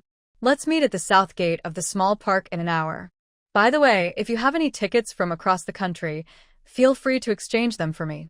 Mushi suddenly thought of the tickets. These days, having money alone isn't enough. Brother Mang had no objections. He had plenty of tickets on hand. Mushi left the black market and headed straight for the small park. She first checked the area and then discreetly placed 1,000 pounds of apples. If that wasn't enough, she would pick more from the trees in her space. As for disguising her traces, Mushi felt it wasn't necessary. Mainly, she wasn't afraid of being cheated. As long as the other party wasn't foolish, they wouldn't dare to cheat her, especially since the broken table was still in their place. With some free time, Mushi sat next to the pile of apples and used her wood-based ability to communicate with the plants. Her ability was only at level 2, so she couldn't communicate effectively yet. She could only soothe them and touch them gently. Once she reached level 3, she would be able to communicate simply with plants, especially those with some spirit. As her ability level increased, the efficiency of communication would also improve, allowing her to gather information from them regardless of their spirit. Soon, an hour passed and Brother Mang arrived on time with his team. Seeing the pile of apples, he had a complicated expression. "Sister, why didn't you use bags? If they get bruised, it will ruin their appearance." Mu Shi straightforwardly replied, "Then you can check them. It's normal to inspect goods before a transaction." She had just taken them out of her space, so they couldn't have been damaged. How they got them back was not her concern. Brother Mang waved his hand in frustration, and a guy named Mouse stepped forward to inspect the apples carefully. "Boss, everything is fine. Since there are no issues, can we proceed with the transaction?" She wanted to return quickly to continue her training. A night of delay could set her back significantly. Brother Mang replied, "All right, I brought a scale. After weighing and loading them, we'll settle the payment." As a businessman, he naturally believed in a fair exchange. Weighing was essential, especially since this was 1,000 pounds, not just 1 or 2. Trust alone couldn't rush the process. Mushi understood and stood aside, watching them work. Finally, after more than 10 minutes, all the apples were weighed, confirming it was indeed 1,000 pounds. Brother Mang then raised his hand, and Mouse handed over a bundle of cash. Apples are $1.50 per pound, so for 1,000 pounds, that's $1,500. Since you asked for tickets, I exchanged $300 for various tickets. Here is a total of $1,200 in cash and $300 in tickets. Please count it, sister. Mushi took the money without hesitation and counted it in front of them. All right, the money is all here. Since our deal is done, I'll be on my way now. You all should hurry back too. With that, she waved her hand casually and left without looking back. Boss, should we follow her? Mouse whispered to Manga. Manga shot him a glare. If you're not afraid of dying, go ahead. This made Mouse remember how that woman had smashed the table earlier, and he instinctively shrank back. He was scared. He was really scared. Meanwhile, Mushi quietly returned home, having already removed her disguise on the way back. I don't have to worry about running out of money in the countryside this time, Mushi thought as she looked at the money in her space, feeling reassured. Mango was quite thoughtful. The $300 included various food tickets, fabric tickets, sugar tickets, industrial tickets, and more. There were no big item tickets, but Mushi was still satisfied. After all, big item tickets, like bicycle tickets, were worth a lot on their own, and she could only exchange a few for them. Besides, she didn't need them anyway. After putting the money away, Mushi entered her training mode again. The night passed without incident. Early the next morning, Jiang Yun woke up and quickly made breakfast. The family of 4 sat together to eat, and Mu Changhong took Mu Yu and left first. Jiang Yun then organized the money and took Mu Shi for a big shopping trip. They aimed to buy everything they needed for the countryside. Work clothes, rubber shoes for the fields, gloves, headscarves, and so on. At home, Mu Shi was a student. Although her usual clothes weren't very fancy, they were not as stylish as those from wealthy families. She wore simple shirts that were not suitable for working in the fields. So, Jiang Yun prepared 4 sets of clothes specifically for her to wear while working. 2 short-sleeved summer outfits and 2 long-sleeved autumn outfits. They also bought 2 pairs of rubber shoes. Mushi had cloth shoes and small leather shoes, but she had never had rubber shoes before. Jiang Yun paid for everything, and Mushi didn't argue because she knew how much money she had. She couldn't use the money she earned last night. She would have to wait to send more things home later. She heard that there were plenty of mountain goods in the northeast, so she could explore the area when she had time. The mother and daughter returned home with many bags. After a quick snack, they began to pack. When everything was ready, Mushi looked at the two large woven bags and was a bit stunned. She even lifted one. It must weigh around 30 to 40 pounds. Together, they weighed about 70 to 80 pounds. Mushi twitched her mouth slightly. If she hadn't started her training, she might not even be able to lift them, let alone carry them to the countryside. Her mom really thought highly of her. Jiangyun chuckled awkwardly. They are a bit heavy. Let's pack them differently. Put the things you need right away in one bag for the train. The rest can go in another bag, and I'll mail it to you. Just remember to pick it up at the post office when you get there. As she spoke, she was about to open the carefully packed package. Mushi quickly stopped her. No need, Mom. I can carry it just fine like this. There's no need to trouble yourself. She had just finished packing and really didn't want to do more work. Although she was just a beginner in her training, she was not an ordinary person.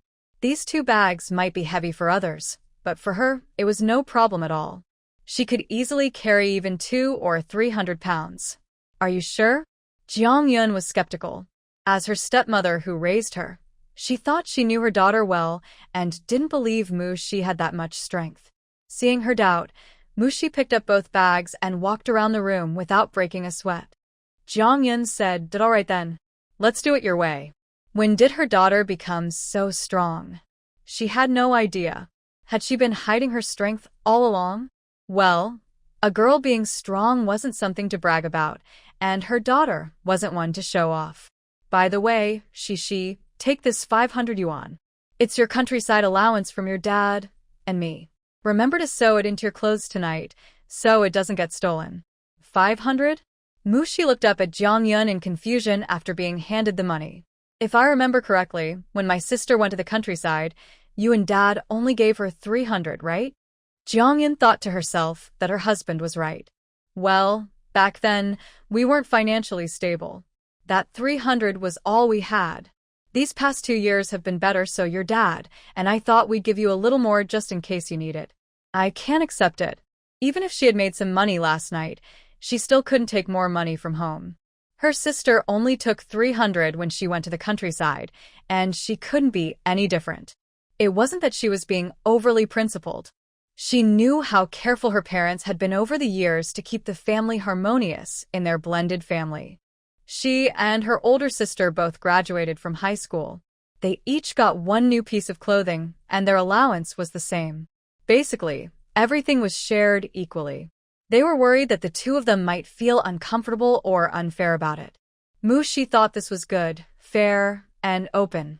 She had a great relationship with her older sister, Muyu. So, she didn't want to break the family rules that had been in place for so long.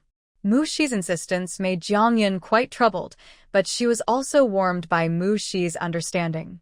She knew Mushi insisted on taking only 300 because she was afraid Muyu would feel uncomfortable if she found out, which could affect their sisterly bond. Jiangyun sighed and said, "All right, then she can take 300. If anything happens, you must call Mom and Dad. Don't hesitate to let them know, okay?" "Sure, Mom, don't worry. Home is my biggest support. If anything happens, I will definitely ask Mom and Dad for help," Mushi replied. Though she said that if something really happened, she would handle it herself and not let her parents worry unnecessarily. That evening, after dinner, Jiangyun mentioned to Mu Changhong that Mushi was determined not to take 500. Mu Changhong said, "I told you, our she wouldn't ask for more. Let's send $10 to you and she every month." As parents, they couldn't keep both daughters with them, so they could only support them as much as possible, hoping they would have a better life away from home. Jiangyun nodded in agreement. That's all we can do. The next day, the whole Mu family woke up early. It was the day Mushi was going to the countryside. Before dawn, Jiangyun was busy making several scallion pancakes and boiling eggs for her to take on the train. The train ride from Haishur to northeast China would take 3 days and 2 nights. If it weren't summer, she would have prepared even more. After Mushi got up and got ready, Jong Yun insisted she sit at the table for a hearty breakfast. Meanwhile, Mu Chonghong had already taken Mu Yu to school. By the time Mu Shi finished her breakfast, Mu Chonghong returned, ready to take Mu Shi to the station with Jiang Yun. Mom and Dad, I can manage on my own. Don't waste your work time. Mu Shi tried to stop them, but it was no use. There was no way they would let Mu Shi leave alone. They were worried just sending her to the station. If they could take a long leave, they would want her all the way to her destination and make sure she settled in before returning. Unfortunately, they couldn't do that. They could only take her to the station. Mu Chonghong picked up the package, and its heavy weight made him frown. Is Cece really strong enough to carry this? His delicate daughter looked too fragile to handle such a heavy load. Huh, you underestimate Cece, Jiang Yun replied with a proud glance. She had seen her daughter effortlessly carrying 2 packages around the house just yesterday. She even wondered if adding 2 more packages would be easy for her. Mu Chonghong was surprised. Really? His daughter is actually quite strong? Mu Chonghong thought to himself. When he saw Mu Shi carry 2 packages out of the house, he finally believed it and felt relieved. With such strength, working in the countryside would be easier, and she wouldn't be easily bullied. Those were his biggest worries. Now his daughter had surprised him. The family of 3 arrived at the station and found the special train for young workers. Many people had arrived earlier than Mu Shi, looking uncertain and lost, clearly about to head to the countryside. Their parents surrounded them, looking worried, with some already in tears. The atmosphere of farewell made the Mu family unusually quiet. Finally, Mu Shi couldn't stand it anymore and spoke up, Mom and Dad, please take care of yourselves. Nothing is more important than your health. Make sure to use some milk powder tickets to buy milk. It's good for your health. Don't hesitate to eat well. Mu Yu is still growing and needs meat, eggs, and vegetables. You both need to eat well too. If I come back and find you both have lost weight, I will be upset. Also, you don't need to send me money. The Northeast has plenty of resources. I might even eat better than in the city. Don't worry about me. Once I settle down in the Northeast, I'll write to my sister and might even send her some things. Just trust that I will take care of myself and not worry you. To be honest, she was quite looking forward to her upcoming life as a young worker. Of course, that was because she felt confident. If she didn't have her special abilities or training, even with her parents' support, she wouldn't have the same confidence and mindset. After all, money is just material. Personal strength is the best guarantee. Because she has strength, she is not afraid of heavy farm work and is not scared of any bad things that might happen. In the end, it's all thanks to the glass beads. When Mu Chonghong and Jiang Yun heard Mu Shi's words, they were moved. Jiang Yun even turned to wipe her eyes. When she turned back with red eyes, she smiled and patted Mu Shi's head. She has really grown up. You know how to comfort your parents now. Just take care of yourself and don't worry about the family matters. By the way, Shi, when you go to the countryside, you must not date anyone, okay? Even if it's another youth working in the countryside, you shouldn't. If you want to find someone, do it when you come back. It's not that Mom looks down on rural people, but it's about matching backgrounds. If you end up struggling, it will be you who suffers. Your dad and I spent money to help you finish high school, not so you can work like a servant for someone else. Although your dad and I can't give you a rich life, you should know what's best for you. If finding a partner means lowering your living standards, then that's not a good match. Remember this, Shi, okay? Jiang Yun went on with a long list of advice. Mu Shi wholeheartedly agreed with the last statement. She nodded seriously, Mom, I remember. I won't find someone who will be a burden. If I want to find a partner in the future, I'll look for someone who is an only child and has lost their parents. That way, there won't be in-laws to take care of and no siblings or relatives to deal with. Jiang Yun. She twitched her lips, looking at her daughter with a mix of concern and disbelief. It felt a bit too extreme. What kind of idea is that? Well, as long as she knows what she's doing, that's fine. But I still think it's best to wait until you come back to think about dating. Jiang Yun forced a smile. Just don't go looking for an only child who has lost their parents. In this day and age, having siblings makes it easier to avoid trouble. Haven't you seen how many people there are in the countryside? If there's a fight, a whole line of brothers can show up, and just their presence can dominate the scene. Families with many brothers are not easily bullied.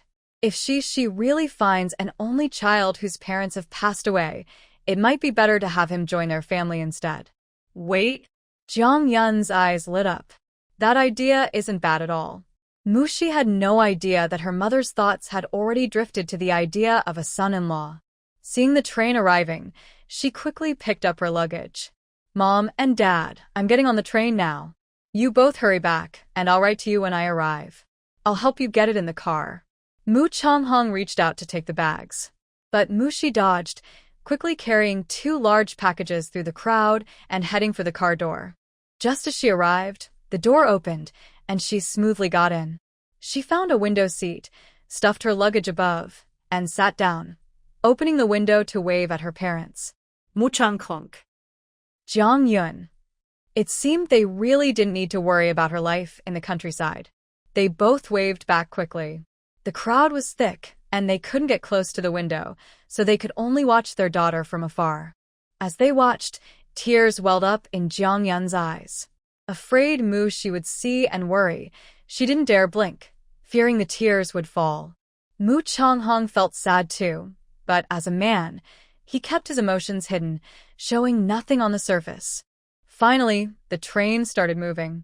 The figures of her parents grew smaller and smaller. Mushi looked away, noticing that the seats across from her were now occupied. Next to her was a shy-looking girl wearing a not-too-new white shirt and black pants, with 2 thick braids, a typical style of the time. Across from her sat 2 boys. One had a buzz cut, wearing a sailor shirt and army green pants. He had big, bright eyes and smiled at Mushi, showing a row of white teeth. The other boy seemed more serious. He wore a black Zhongshan suit, had a square face, and sharp eyes that gave off an air of authority. Mushi thought to herself, they must come from a good family.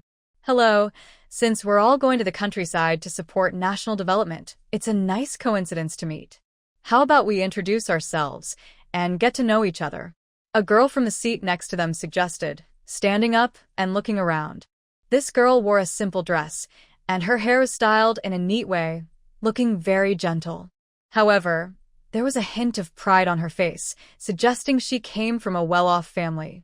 The other young people nearby perked up at her suggestion, excitedly agreeing that it was a good idea. Mushi just sat back and watched.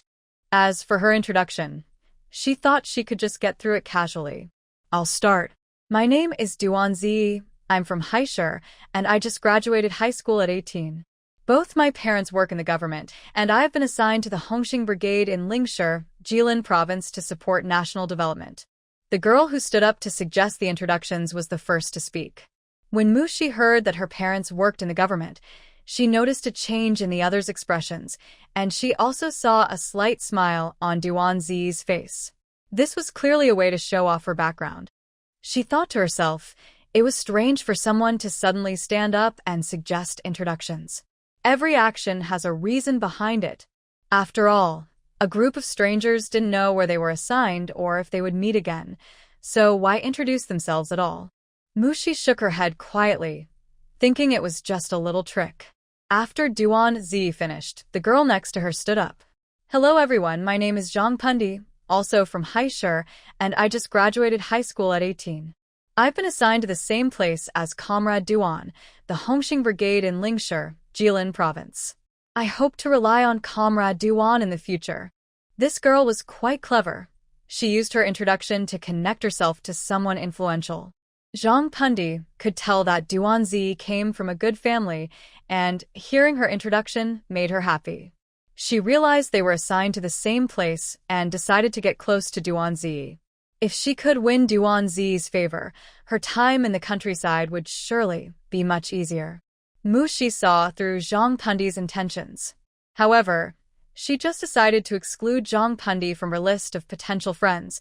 She wouldn't warn Duanzi since she didn't know her well. Duanzi, on the other hand, seemed to enjoy the attention.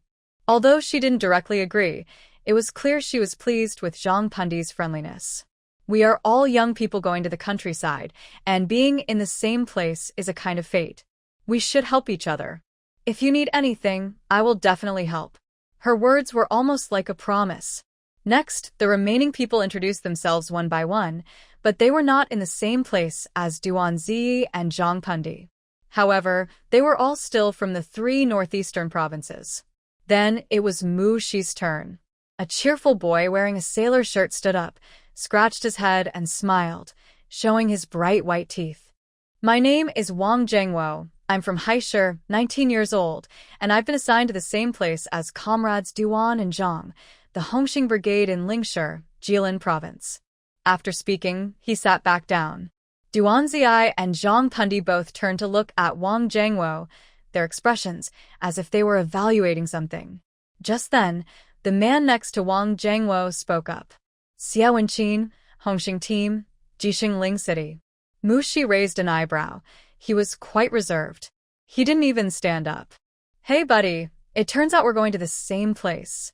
We're sitting together. What a coincidence. Don't forget to help each other when we get there. Oh, and to the 2 ladies over there, as men from the same hometown, we should take care of the ladies." While everyone was looking at Xiao Wenqin, Wang Zhengwo was happily patting his shoulder and chatting away. Mu Shi swore she saw Xiao Wenqin roll his eyes. She couldn't help but chuckle to herself. Wang Zhengwo really knew how to push buttons. "Then I guess Pan Di and I will be relying on comrades Wang and Xiao Lot." Before Xiao Wenqin could say anything, Duanzi smiled and agreed, her gaze on him shining with an inexplicable light. Xiao Wenqin didn't even glance at her. He brushed off Wang Zhengwo's hand on his shoulder and closed his eyes to rest. This made Duanzi's expression darken. She was annoyed by his lack of response but couldn't say anything, so she glared at Mu Shi. "It's your turn to introduce yourself." Mu 11. "Are you out of your mind? He's ignoring you, so why are you glaring at me?" As a strong survivor, she wasn't one to have a good temper. She didn't hold back her thoughts. If she had something to say, she would say it directly. She wasn't afraid of a confrontation. Duanzi didn't expect her to respond like that, and got flustered. "You, what about me? If you have a problem, go find the person who upset you. Don't take it out on me for no reason." Mu Shi rolled her eyes. Then, without waiting for a response, she introduced herself. "Mu Shi, Hongxing Team, Jixing Ling City." Then she closed her eyes to rest. In reality, she was quietly practicing her skills. Since she had nothing better to do, she preferred to train rather than watch their childish antics. Hearing that she was also going to Hongxing Team, Duanzi thought it was unfortunate. She sat there, increasingly frustrated, nearly on the verge of tears. She had never been so openly dismissed in public before. Don't be angry. Her personality isn't likable, and in the future, no one will want to be around her. She will surely face the consequences of her actions. Zhang Pandi looked at Mu Shi from head to toe and thought her home couldn't compare to Duan Ji's, so she quietly tried to comfort her. Her voice was soft, and the noise of the train was loud, so others couldn't really hear what they were saying, but Mu Shi could. Although she was still in the early stages of her training, her senses were much sharper than those of ordinary people. Without even opening her eyes, she spoke coldly. "Talking behind someone's back is not the behavior of a gentleman. Why should I be bullied just because we met for the first time? What kind of reasoning is that? Now you gather together to gossip about me. My personality is none of your business. If no one bothers me, I won't bother anyone. I kindly ask you both to stay out of it." She had never put up with being bullied, even in the apocalypse. In this new life, there was no way she would back down. Whoever wants to retreat can do so. She would stand her ground. When Mu Shi spoke, the entire place fell silent. Even Xiao Wenqin, who had been resting with his eyes closed, opened them to look at her. The 2 people gossiping turned red, unsure if they were angry or embarrassed. Wang Jiangua glanced back and forth, hesitating to say anything, afraid that Mu Shi would confront him too. The others exchanged looks, too afraid to speak. Everyone had the same thought. This girl named Mu Shi is really brave. We can't mess with her. Mushi didn't care what they thought and continued her training, ignoring them. The atmosphere in the train car changed. It went from lively to eerily quiet until lunchtime arrived, easing the tension. Everyone took out various foods they had brought from home. Most were easy-to-carry items like steamed buns, dumplings, flatbreads, and boiled eggs. Zhang Pandi looked at the white bread in everyone's hands and felt a bit embarrassed to take out her own cornmeal buns and pickled vegetables. She came from a large family, and since her parents favored boys over girls, she only managed to graduate high school by being the eldest sister. This was after she fought hard for the opportunity. Since she was young, she had seen her parents having child after child just to have a boy to carry on the family name, and she knew they didn't like her or her sisters. So, since her parents couldn't be relied upon, she had to depend on herself. After realizing this, she heard that education could change her fate, so she did everything she could to finish high school. Now that she has graduated from high school, she knows her family won't spend money to help her find a job, and she doesn't want to marry off easily, so she has no choice but to go to the countryside. But she thinks living in the countryside isn't so bad. Away from her parents, she can enjoy a free life. However, looking at the gap between herself and others, Zhang Pandi can't help but feel a deep sense of inferiority and even a hint of jealousy. Beside her, Duanzi isn't in the mood to care about her. Occasionally, she shoots a resentful glance at Mushi, as if her gaze could harm her. Mushi would surely be hurt by now. When she looks at Mushi again, Mushi suddenly opens her eyes and meets her gaze, seeing right through the hatred in her eyes. Mu 11 smiles. She enjoys seeing others' frustration when they can't do anything about it. Ignoring Duanzi, Mushi takes out a boiled egg and a pancake that her mother prepared for her early in the morning, along with some special fried radish. It actually smells quite good. After finishing lunch, Mushi goes to the restroom and then returns to rest her eyes. Or rather, to practice. The others are chatting in small groups. In the evening, around 6:30, the summer days are long, and it's still light outside as everyone starts preparing dinner. Mushi also pauses her practice. Just a moment ago, she officially entered the second level of Qi refining, moving up from being a beginner. Even her abilities have reached level 3. Her perception range has expanded, and she can communicate with sentient plants. Of course, there are no plants on the train, so she can't use that ability for now, but her perception has given her a lot of feedback, like the fact that the food in the dining car is ready. This trip will take 3 days and 2 nights, and the food she brought will only last for 2 meals.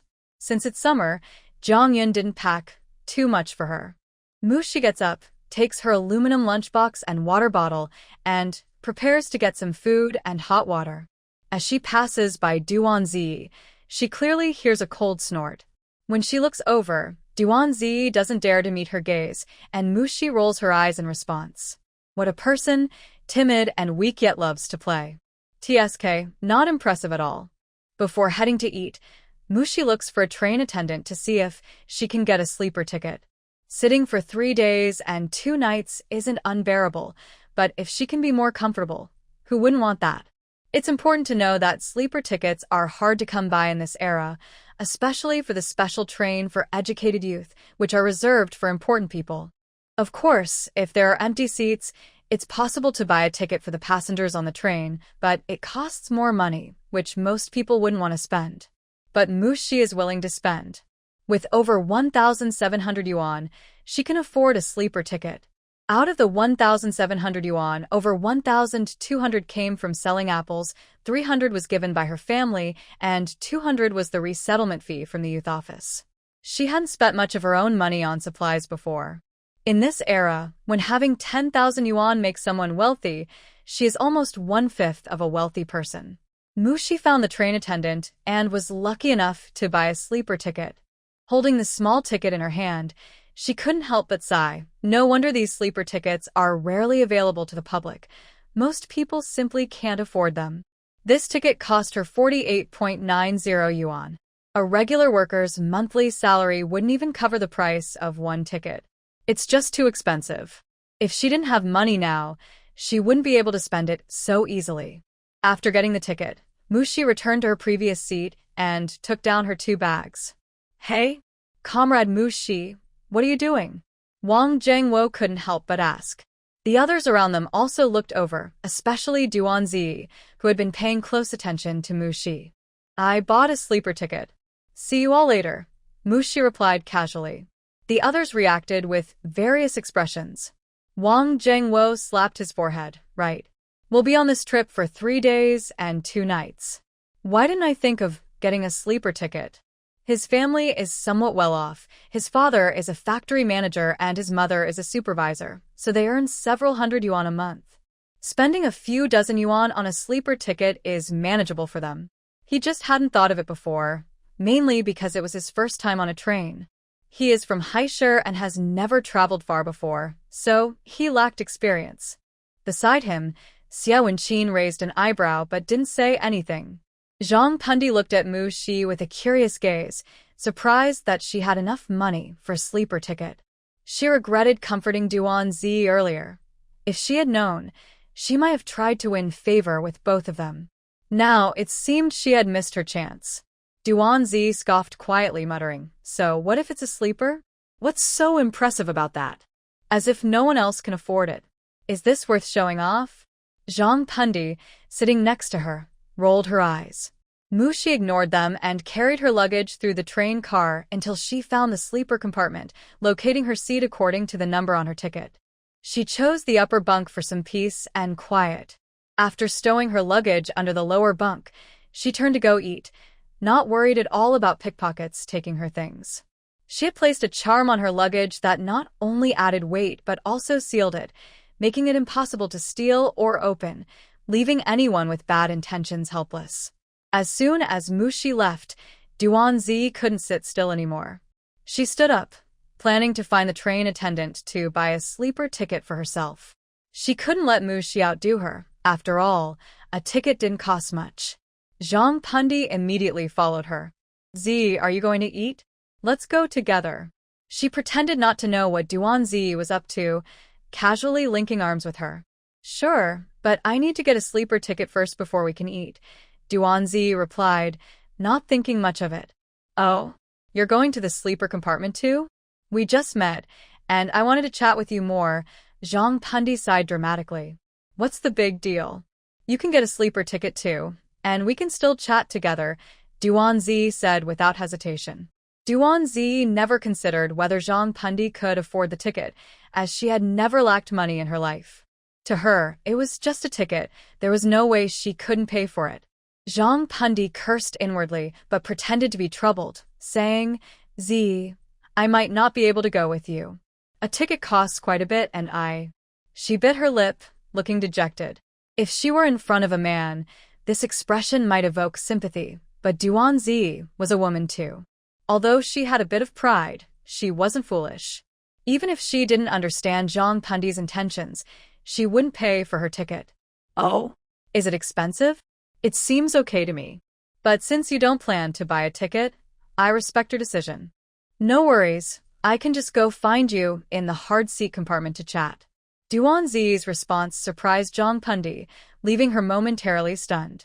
This wasn't how it was supposed to go. She thought Duanzi would feel sorry for her and offer to pay for her ticket. Why was it turning out like this? Zhang Pundi was momentarily at a loss as Duanzi pulled her through the crowd. Finally, Duanzi found a train attendant and successfully bought a sleeper ticket. She happily returned to her seat to pack her luggage. "Hey, Duan, are you leaving too?" The young person sitting across from her guessed immediately. Inside, they felt a bit sour. Why does everyone seem so wealthy? Yes, it's a 3-day, 2-night train ride. It's hard to rest sitting the whole time. Luckily, this train has sleeper spots. Otherwise, it would be tough. Duanzi replied while packing, unaware that her words struck a nerve with many.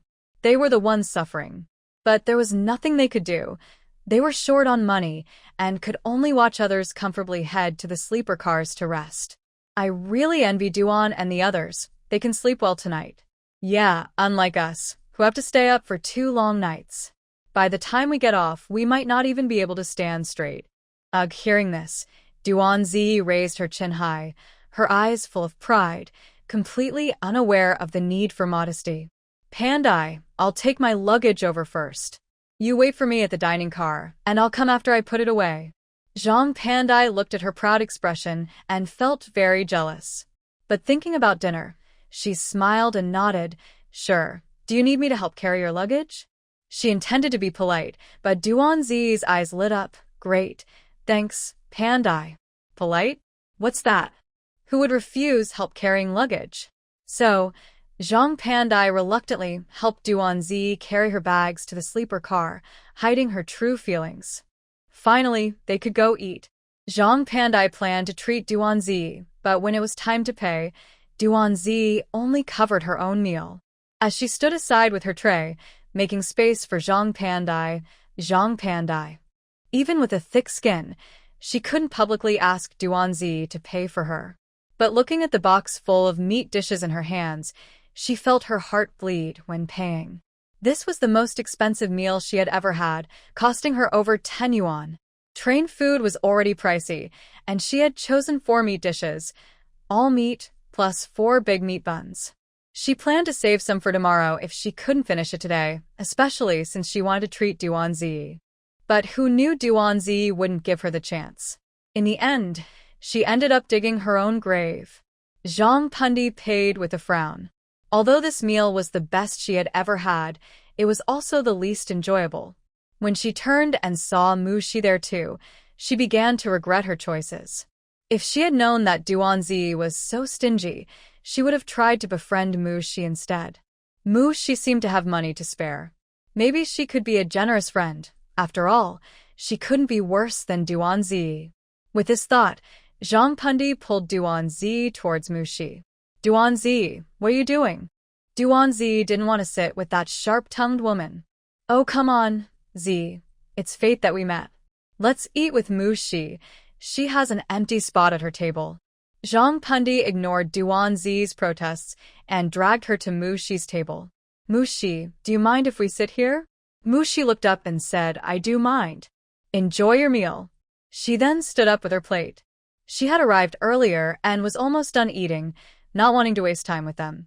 Seeing Mushi return her plate and leave the dining car without looking back, Duanzi stomped her foot in frustration. I told you I didn't want to come. You insisted, and now look what happened, humph. That annoying Mushi always put her in a tough spot. Duanzi was so upset that she lost her appetite. Zhang Pundi hadn't expected this outcome. She just wanted to see if she could mend things with Mushi, hoping that a friendly gesture would help. But reality proved her thoughts were too optimistic. After eating, Mushi went to the restroom. Inside, she took a shower and freshened up before returning to her sleeping car. Perhaps because it was the starting station, the train wasn't very crowded, and there were plenty of seats outside. The aisles were quite empty, and most importantly, the youth train smelled much better than regular passenger trains. She had heard that trains during this time could be quite chaotic, with people bringing chickens, ducks, and even piglets on board. It was easy to imagine the smell. The youth train, meant for young people embarking on their journeys, naturally didn't have those animals. The sleeping car was even emptier, with Mushi being the only one in her compartment. In a room with 4 beds, 2 bunk beds, Mushi climbed to the top bunk. Taking advantage of the solitude, she pulled out a set of bed linens she had prepared in advance and made her bed. She has a bit of a cleanliness obsession. Thinking about how long it's been since the bedding was washed and how many people have used it makes it hard for her to sleep. As for the pillow, she uses her own. Once everything was tidied up, it was dark outside, and Mushi had nothing to do but continue her training. In the middle of the night, a faint sound of a sliding door echoed in the quiet room. If she were truly asleep, she wouldn't have heard it. But Mushi was training, and since she was in a vehicle, she kept a bit of her awareness outside, staying alert to prevent any incidents. Hey, she actually caught someone? Mushi remained still, waiting for the bold thief to enter, so she could catch them red-handed. The person outside opened the door slightly, and in the moonlight, they saw Mushi lying comfortably in bed. With a surge of courage, they quietly pushed the door open and swiftly slipped into the room. A quick glance revealed Mushi's small bag on the bed. The thief tiptoed over, reaching out to grab the bag, but suddenly, A delicate hand pressed down on theirs. "You're quite bold." Mu Shi's cold voice broke the silence. The man was clearly startled. His eyes darted in panic at Mu Shi, but then he seemed to remember she was just a woman, and his expression turned fierce as he tried to break free from her grip. Confident in the difference in strength between men and women, he didn't expect that no matter how much he struggled, she held onto him firmly. Now he was truly anxious. "Stop struggling. You can't escape." Mu Shi flipped off the upper bunk, turned around, and bound both of the man's hands behind his back, then stuffed a cloth in his mouth. After finishing, she dusted off her hands and prepared to deal with the remaining little thieves outside. She had sensed that there were others lurking outside her compartment. They were likely accomplices of the thief.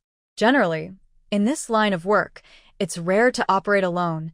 There are always lookouts and others to handle the stolen goods, making their operation quite organized. Even though this era lacks advanced technology, people are still clever. Their methods of wrongdoing are not less sophisticated than in the future.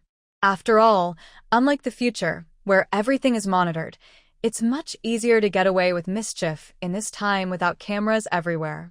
Stepping out of the private room, Mu Shi quickly spotted a middle-aged woman looking at her from a distance.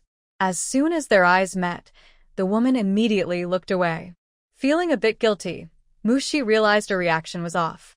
She remembered her companion had gone in but hadn't come out, while a young woman had exited. This made her aware that something was wrong. Run. The middle-aged woman turned to leave. Mu Shi couldn't let her escape. She noticed the bag the woman was carrying and thought it might hold some surprises. The man she had nothing on him. Even though she caught them red-handed, they hadn't actually stolen anything from her yet. If she handed them over to the police, they would probably just get a warning and be released, ready to steal again. That wasn't what Mu Shi wanted. She wanted to send them to jail. To do that, she needed to catch them in the act with stolen goods to ensure they received a proper punishment. Just as Mu Shi prepared to take down the middle-aged woman, someone approached quickly from behind. At the same time, a handkerchief reached out to cover her mouth and nose. If it weren't for her keen hearing, she might not have noticed the sudden presence. The smell from the handkerchief. Mu 11 squinted. Knockout drug. Being sensitive to plants, Mu Shi had taught herself about plant medicine during the apocalypse, as she often dealt with plants. She needed to know which ones were good and which were bad. The knockout drug was extracted from plants and had anesthetic properties, with the main ingredient being belladonna. Mu Shi tilted her head and then turned, kicking the person behind her and knocking them to the ground. The handkerchief fell from their hand. She didn't have time to waste. She quickly rushed over to grab the fleeing woman and threw her next to the person on the ground.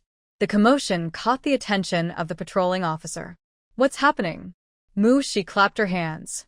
"Officer, I suspect they are human traffickers. This handkerchief has a terrible smell. This person just tried to cover my mouth and nose, but I fought back. Oh, and there's a thief in my private room who tried to steal something at night, and I caught him red-handed. This woman was keeping watch for him.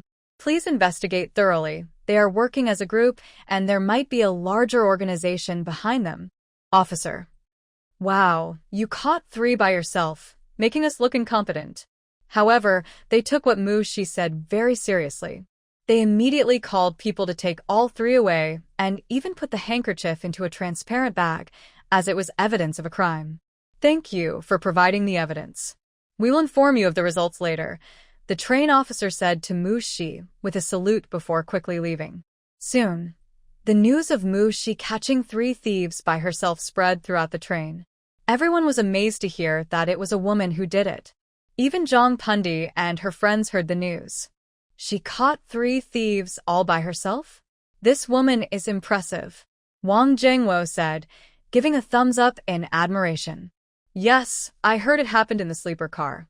I wonder if Ji Yi and Mu Shi saw each other," Zhang Pundi said, her eyes shifting as she stirred up some jealousy, not believing these people weren't envious that Ji Yi and Mu Shi could rest in the sleeper car. Mu Shi was unaware of all this. At that moment, she was sitting on her bed, recalling the plot of the book. Duan Ji Yi was the second female lead, who, like the original character, admired the male lead. However, due to her good family background, her ending was different from the original characters. At least, the male lead was willing to pamper her, unlike the original character who was easily dismissed. During the countryside trip, the male lead took advantage of the original character, while Duan-ji was also focused on the male lead, making it a much easier experience for her. However, the male lead had also suffered for half a year. He had gone to the countryside 6 months earlier than Mushi and Duan-ji, and although he was with the female lead, both their families were ordinary and did not support them, so they received no allowances. Moreover, he struggled to adapt to farm work when he first arrived, which was quite tough. Mushi remembered that the book described the original character as being more introverted, and she did not get into conflicts with others on the train, arriving safely at her destination.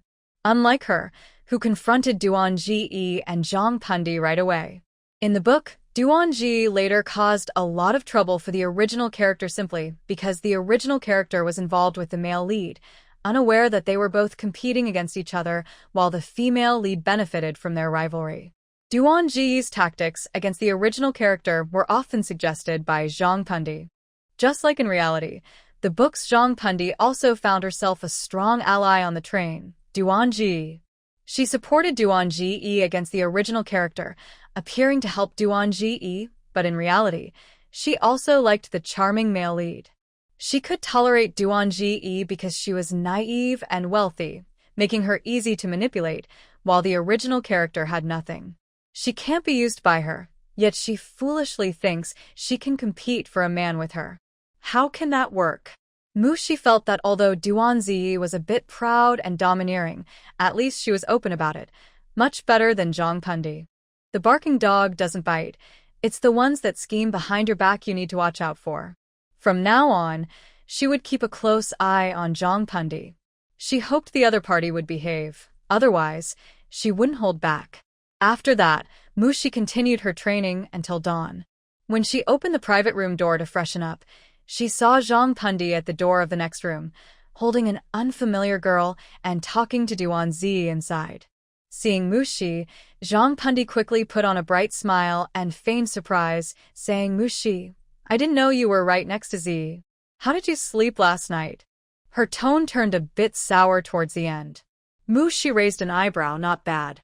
"By the way, did you hear any noise last night? There was a girl in our sleeper car who caught 3 thieves all by herself." "Really? That's impressive," Mushi said casually. At that moment, Duan-ji came out. "I didn't hear anything." "What time was it?" "It was around midnight. By the time we heard about it, it was already over." "Oh, I must have been sleeping too deeply." "Sleeping on a train feels quite different," she said, noting that she never slept so soundly at home. Zhang Pundi rolled her eyes. She thought to herself, "What's there to brag about? It's just sleeping, humph." Taking advantage of their conversation, Mushi quickly grabbed her toiletries and left, worried about competing for the bathroom with Duan-ji, who had just woken up. After freshening up, she went to eat. When she returned, she took some fruit from her bag, actually from her space. With 2 days and 1 night left until their destination, she couldn't just keep training. Eating some fruit and reading was a nice way to pass the time. The book she found in her space was a travel journal. She was very interested in the content and was so engrossed that she forgot to eat her fruit. "Wow, Mushi, where did you get these strawberries? They're so big and juicy.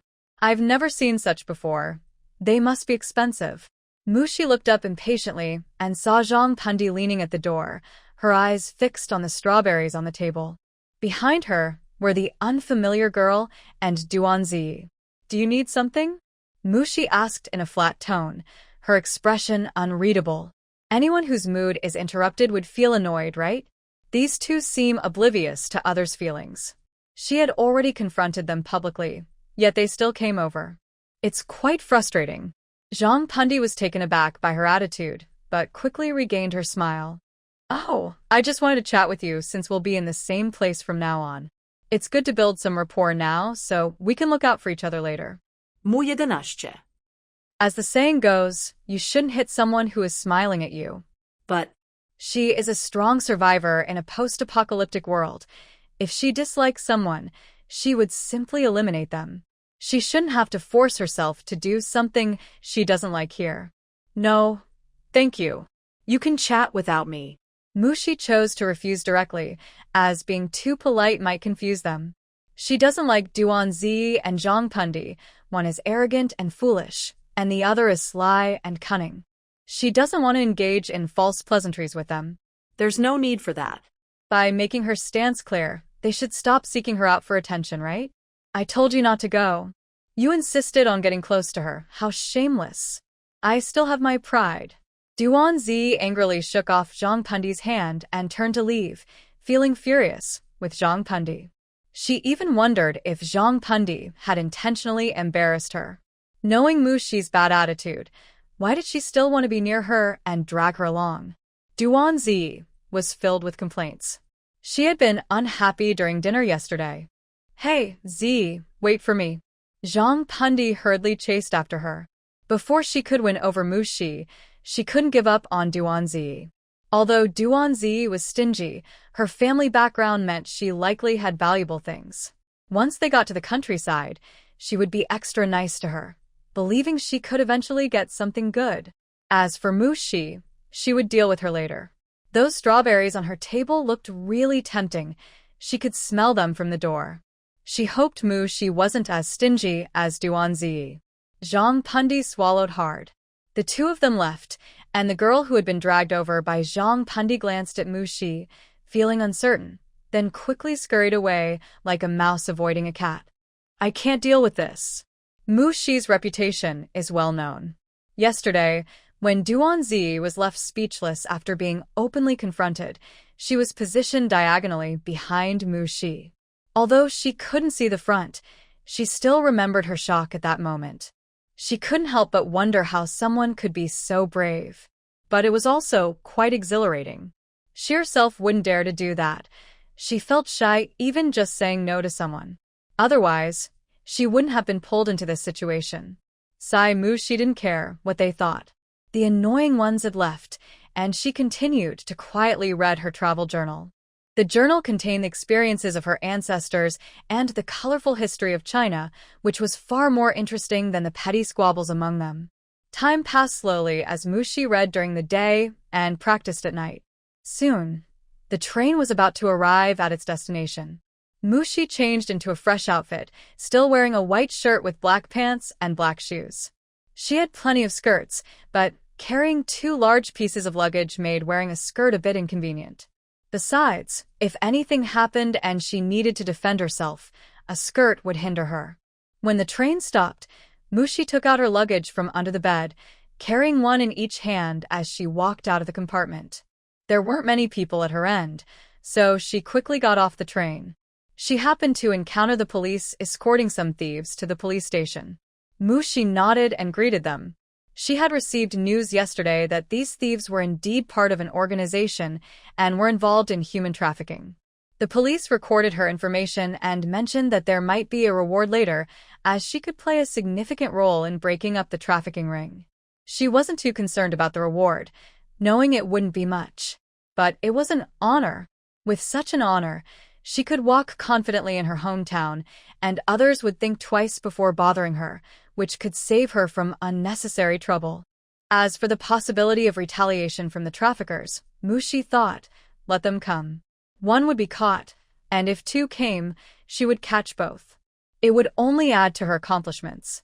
After getting off the train, Mushi looked around and noticed quite a few young people who had also gotten off at the station. The platform was bustling with activity.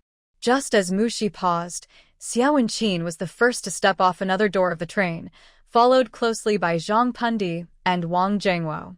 Zhang Pundi quickly spotted Mushi and waved at her. Mushi averted her gaze and continued walking out with her luggage. Just then, Duanzi appeared from the car that Mushi had just exited. She was carrying two pieces of luggage, but clearly struggling more than Mushi, her face tense with effort. When she got into the car, her family had helped her with the bags, and later, Zhang Pundi had assisted her as well. This was the first time she was carrying two bags by herself. As she got out of the car, she complained to herself. She wondered what her mother had packed inside. Was she trying to wear her out? Hey, Z, Comrade Wang, let's hurry and help her out. She might not manage on her own, Zhang Pundi said, spotting Duan Zi and immediately turning to Wang Jiangwo for help. But she miscalculated. Although Wang Jiangwo was cheerful and talkative, he wasn't someone who would easily give in. Comrade Zhang, I have 2 pieces of luggage too. I might want to help, but I'm not sure I can, he replied, looking helpless. He thought to himself, Zhang Pundi is good at volunteering others. If she wants to help, she should do it herself. Why drag him into it? He wasn't foolish. His own luggage was heavy enough without taking on someone else's burden. Zhang Pundi felt awkward. Maybe. She glanced at Xia Wenqin. Xia Wenqin shot her a cold look. No need to ask. Then he walked away. After spending a couple of days together, both men had figured out what kind of person Zhang Pundi was and didn't want to get too close. After all, getting too close could lead to unwanted attachment, like being stuck with a leech. Just like Duan Zi. Even when they moved to the sleeper car, Zhang Pundi didn't leave her side, constantly hanging around and bothering Duan Zi. It was frustrating for her, but she didn't want to confront Zhang Pundi directly, especially since she relied on her for support. If she broke ties, where would she find someone so eager to help? It was just a matter of sharing some snacks, which Duan Zi could easily afford. So, over the past 2 days, all the snacks she had prepared were gone, having ended up in Zhang Pundi's pockets. Of course, Duan Zi had no idea. She thought Zhang Pundi had eaten them all and didn't realize she was saving them to trade for something later. After all, the snacks Duan Zi brought were genuinely good. There were things like white rabbit candy, imported chocolates, and little cookies, many of which Zhang Pundi had never even seen before. As she pocketed them, she felt a twinge of jealousy. Why was Duan Zi so lucky?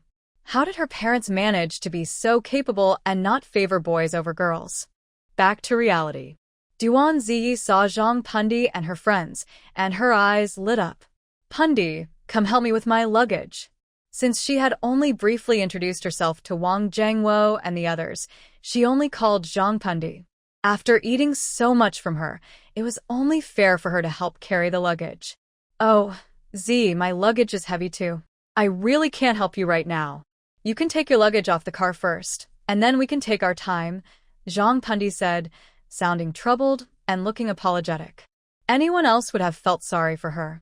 But Duan Zi didn't understand the concept of being gentle with others. She only knew that Zhang Pundi had enjoyed so many good things from her in the past few days, and now it was time for her to contribute. Don't just talk. Are we not good friends? You need to help me get my luggage off the car first.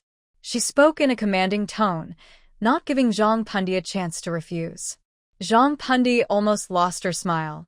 However, she couldn't outright refuse, as she was hoping to get more from Duan Zi. Her family hadn't given her any money for her trip and had taken half of her relocation fee. The blankets and clothes she brought were old and not warm enough, and it was much colder here than in Haishur. She was worried about how to manage in winter. Now that she had a chance to stay close to Duan Zi, she couldn't let it go easily before finding someone else to rely on. Reluctantly, Zhang Pundi helped Duan Zi get her luggage off the car. She was unaware of their situation. At that moment, she was already walking briskly outside the train station. The Hongxing Brigade is located in Qishui County, Underling City. It takes an hour by bus from the train station to the county town. Fortunately, someone from the county's youth office was there to pick them up, worried that the newcomers might get lost. As soon as Shi exited the station, she spotted a middle-aged man standing nearby smoking. When he saw her, he quickly approached. Are you a youth coming to the countryside? Yes, sir. Are you here to pick up the youth? Mu 11 replied. Yes, I'm from the Qishui County Youth Office, here specifically to pick up this group of youth. Thank you, sir. I'm a youth from the Hongxing Brigade. My name is Shi, and the others are still behind, so we might have to wait a bit. Shi reached into her small bag and pulled out a box of cigarettes to offer him. She had bought it on the train. In terms of social relationships, some people may look down on it, but as long as there is society, social interactions are unavoidable. If used well, they can achieve great things. During the apocalypse, Mushi didn't need social skills, but that doesn't mean she didn't understand them. If she wanted to, she could handle it well. Oh, how can this be? The middle-aged man didn't expect Mushi to act this way. Moreover, she gave a whole box, and it was the prestigious Zhonghua brand cigarettes. He couldn't help but think highly of her. Although she was young, she handled things openly.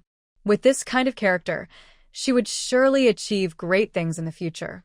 Please take it, there's no need to be modest. It's good to have you here to help us young intellectuals. Otherwise, we would be completely lost and who knows what trouble we might get into.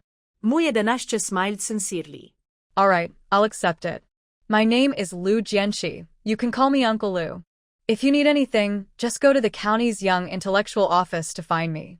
I will gladly help. Thank you, Uncle Liu, for your support. Mushi took the opportunity to build a good relationship. Being new to the area, making a good connection was beneficial. Even though she had her ways, learning to build alliances could help avoid unnecessary trouble. While they were talking, Xia Wenqin stepped out first, followed closely by Wang Jiangwo. They noticed Mushi talking to someone and instinctively walked over. Comrade Mu, who is this? Wang Jiangwo asked. This is Comrade Liu Jianxi from the Qishui County Young Intellectual Office. Here to pick us up, Mushi replied. Hello, Comrade Liu Jianxi. I'm Wang Jiangwo, a young intellectual from the Hongxing Brigade. Wang Jiangwo quickly extended his hand and introduced himself. Seeing this, Liu Jianxi shook his hand and then shook hands with Xia Wenqin as well. Xia Wenqin was more reserved, only stating his name and location before standing quietly to the side, while Wang Jiangwo chatted animatedly with Liu Jianxi. Before long, Duanzi, Zhang Pundi, and another girl whom Mushi had met a couple of times walked out from the bus station. Wang Jiangwo introduced them to Liu Jianxi, as Mushi would not take on that task, and Xia Wenqin was not expected to either. After the introductions, a few more young intellectuals carrying large bags arrived.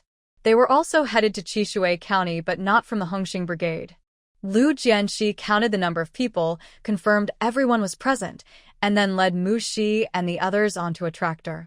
Everyone breathed a sigh of relief. Thankfully, they didn't have to carry heavy luggage to take a bus. Otherwise, they might get so tired before reaching their destination that they can't go on. But the ride was clearly bumpy. The tractor was really shaking, and it felt like they were going to fall apart. The rough country roads were to blame. It was not only bumpy but also cramped, yet there was no choice. Having someone to pick them up was already a blessing, so they just had to endure it. Mushi seemed unaffected, sitting steadily on the luggage. Along the way, Duanji had a long face and kept complaining. Zhang Pandi was beside her, trying to comfort her, nearly losing her voice. If it weren't for her strong patience built over the years and the benefits she hoped to gain from Duanji, she might have given up long ago. Another girl, Feng Rui, was quiet and seemed timid. Mushi didn't pay much attention to her. As long as she didn't cause trouble, it didn't really matter. The two boys, Wang Jiangua and Xia Wenqin, were doing fine. Especially Wang Jiangua, who was swaying with the tractor's movement, seemed to be handling it well and was almost falling asleep. After an hour, they arrived at Qishui County. The small county was not big, and as Mushi looked around, she couldn't help but sigh. This era really is one of great potential. Everything had a grayish feel to it. Only the red slogans on the walls added a bit of color. In front of the youth volunteer office, the teams assigned to the volunteers were waiting for their arrival. The leader of the Red Star team, Tang Wei-min, was leaning against the tractor, sighing. This time, they had been assigned 6 volunteers. He knew what to expect. From the names, it seemed there were more girls than boys. Sigh, those delicate city girls were hardly suited for working the fields. He had no hope at all. As long as they didn't cause trouble, he would be grateful. Just then, the volunteers arrived. Liu Jianxi asked them to get off, and then led them to their respective team leaders according to the list. The rest was up to the teams. Before they left, he specifically spoke a few words to Mushi, which made everyone think. The leader of the Red Star team noticed this, and paid extra attention to Mushi afterward. Mushi thought, People are indeed not deceiving. Just a box of cigarettes, and she found herself a supporter, making her life in the countryside a bit easier. That money was well spent. The volunteers followed their team leaders away from the youth volunteer office, starting the next phase of their lives. The Red Star Brigade also has tractors, so they didn't have to carry their luggage on foot. Mushi felt grateful as she noticed that some brigades didn't have any means of transportation. It takes over half an hour to get from the county town to the Red Star Brigade, still at the speed of a tractor, while their usual means of transport is an ox cart. The Red Star Brigade has 6 production teams, with each village being one team. Mushi and her group are assigned to Team 2. Before the teams were formed, it was called Yonglu Village, named after the many people with the surnames Yang and Lu. Of course, Mushi learned all this from books. The others were still quite confused. When they arrived at Team 2, they could see the members working in the fields from a distance. They wore simple clothes with patches, and their faces were tanned and weathered from the sun, showing signs of hard labor. Despite their tough lives, they worked hard and sweated a lot. Their faces showed no signs of numbness, only hard work for a better harvest and hope for life. Mushi felt that the people of this era were truly remarkable. During this time, the country was struggling to rebuild, resources were scarce, and they faced pressure from Western powers. Everyone was living in hardship. She heard that even the national leaders ate pickles with steamed buns. Yet it was also during this time that people united with a common purpose, with goals for both the upper and lower levels. No one was wallowing in sadness or just getting by. Honestly, the spirit of this time was something that later generations could not compare to, especially not in a post-apocalyptic scenario. The tractor stopped in front of the brigade office. Mushi and her group got off with their luggage and followed Tang Weiman to the youth station of Team 2. They were lucky that the brigade office was in Team 2, making it much more convenient for them. Since you just arrived today, you have tomorrow to settle in, and you'll start working the day after. The youth station here shares meals, so how you eat depends on you. Later, come to the brigade office to collect your supply rations. Our brigade only provides 1 month of supply rations at the beginning for youth coming to the countryside. After that, you can buy food at the brigade office or trade with the members. Before you, there were 12 youths at the station, so make sure to get to know them well. If you have any questions, feel free to ask the person in charge of your youth station. Tang Weiman walked along, giving advice and introductions to help them settle in quickly. As the team leader, he was quite dedicated. Mushi walked beside the team leader, easily carrying 2 pieces of luggage and even had the energy to ask questions. Meanwhile, the others were exhausted. They had already been jostled around on the tractor and now had to carry their bags, feeling completely worn out by the end of the day. Even Wang Jiangwo looked tired and lacked his usual energy. Fortunately, the team office was not too far from the youth station. Soon, they arrived, and everyone dropped their luggage on the ground, resting their hands on their knees. If it weren't for the situation, they would have loved to lie down right there. It was already mid-afternoon, and there was no one at the youth station. Everyone was working in the fields. Settle in yourselves, and don't forget to go to the team office to collect your rations, Tang Weiman said as he prepared to leave. He was the team leader of Hongxing Team, managing 6 smaller teams, and had many things to attend to each day. With the team leader gone, Mushi and the others exchanged glances. Mushi ignored them, placed her luggage under the eaves, and instead of entering the house, she took a stroll around the entire youth station. The youth station was a courtyard with 2 main rooms and 2 side rooms on each side. In the middle was a large courtyard, one side of which had been developed into a vegetable garden filled with thriving greens. In front of the main house was a hand pump well, making water access convenient. In one corner of the courtyard was a typical rural dry toilet, while another corner had a wooden shower room. Though simple, it was better than nothing. Especially in summer, after a long day of work, having a place to take a proper shower felt much more comfortable. After looking around, it was time to finish work. The work whistle echoed throughout the village. Soon, Mushi heard lively voices approaching. The veteran youths were returning. "Hey, we have newcomers. I heard a new batch was coming. They arrived quickly. We already have 12 people here. I wonder how many more came." If there are too many, I don't know if we'll have enough space. Why worry about that? If there isn't enough room, that's the team leader's concern, not ours. They won't let us be without a place to stay. Mushi stood in the courtyard, facing them directly, but no one came up to talk to her, and she didn't speak first. When she noticed a handsome newcomer entering, she raised an eyebrow subtly. This must be the male lead from the original book. Indeed, his appearance, described in great detail, is truly striking. No wonder he can charm several women. At that moment, Su Guanglin looked up and made eye contact with Mushi. A hint of amazement flashed in his eyes. Mushi was already good-looking, and after her training, her features became even more refined. Her skin was flawless, her figure was curvy, and her overall presence radiated elegance. When she introduced herself on the train, Duanzi's unexpected glare at her was not without jealousy. Su Guanglin was momentarily captivated. Lin Weining, beside him, quickly noticed and followed his gaze, her expression instantly turning sour.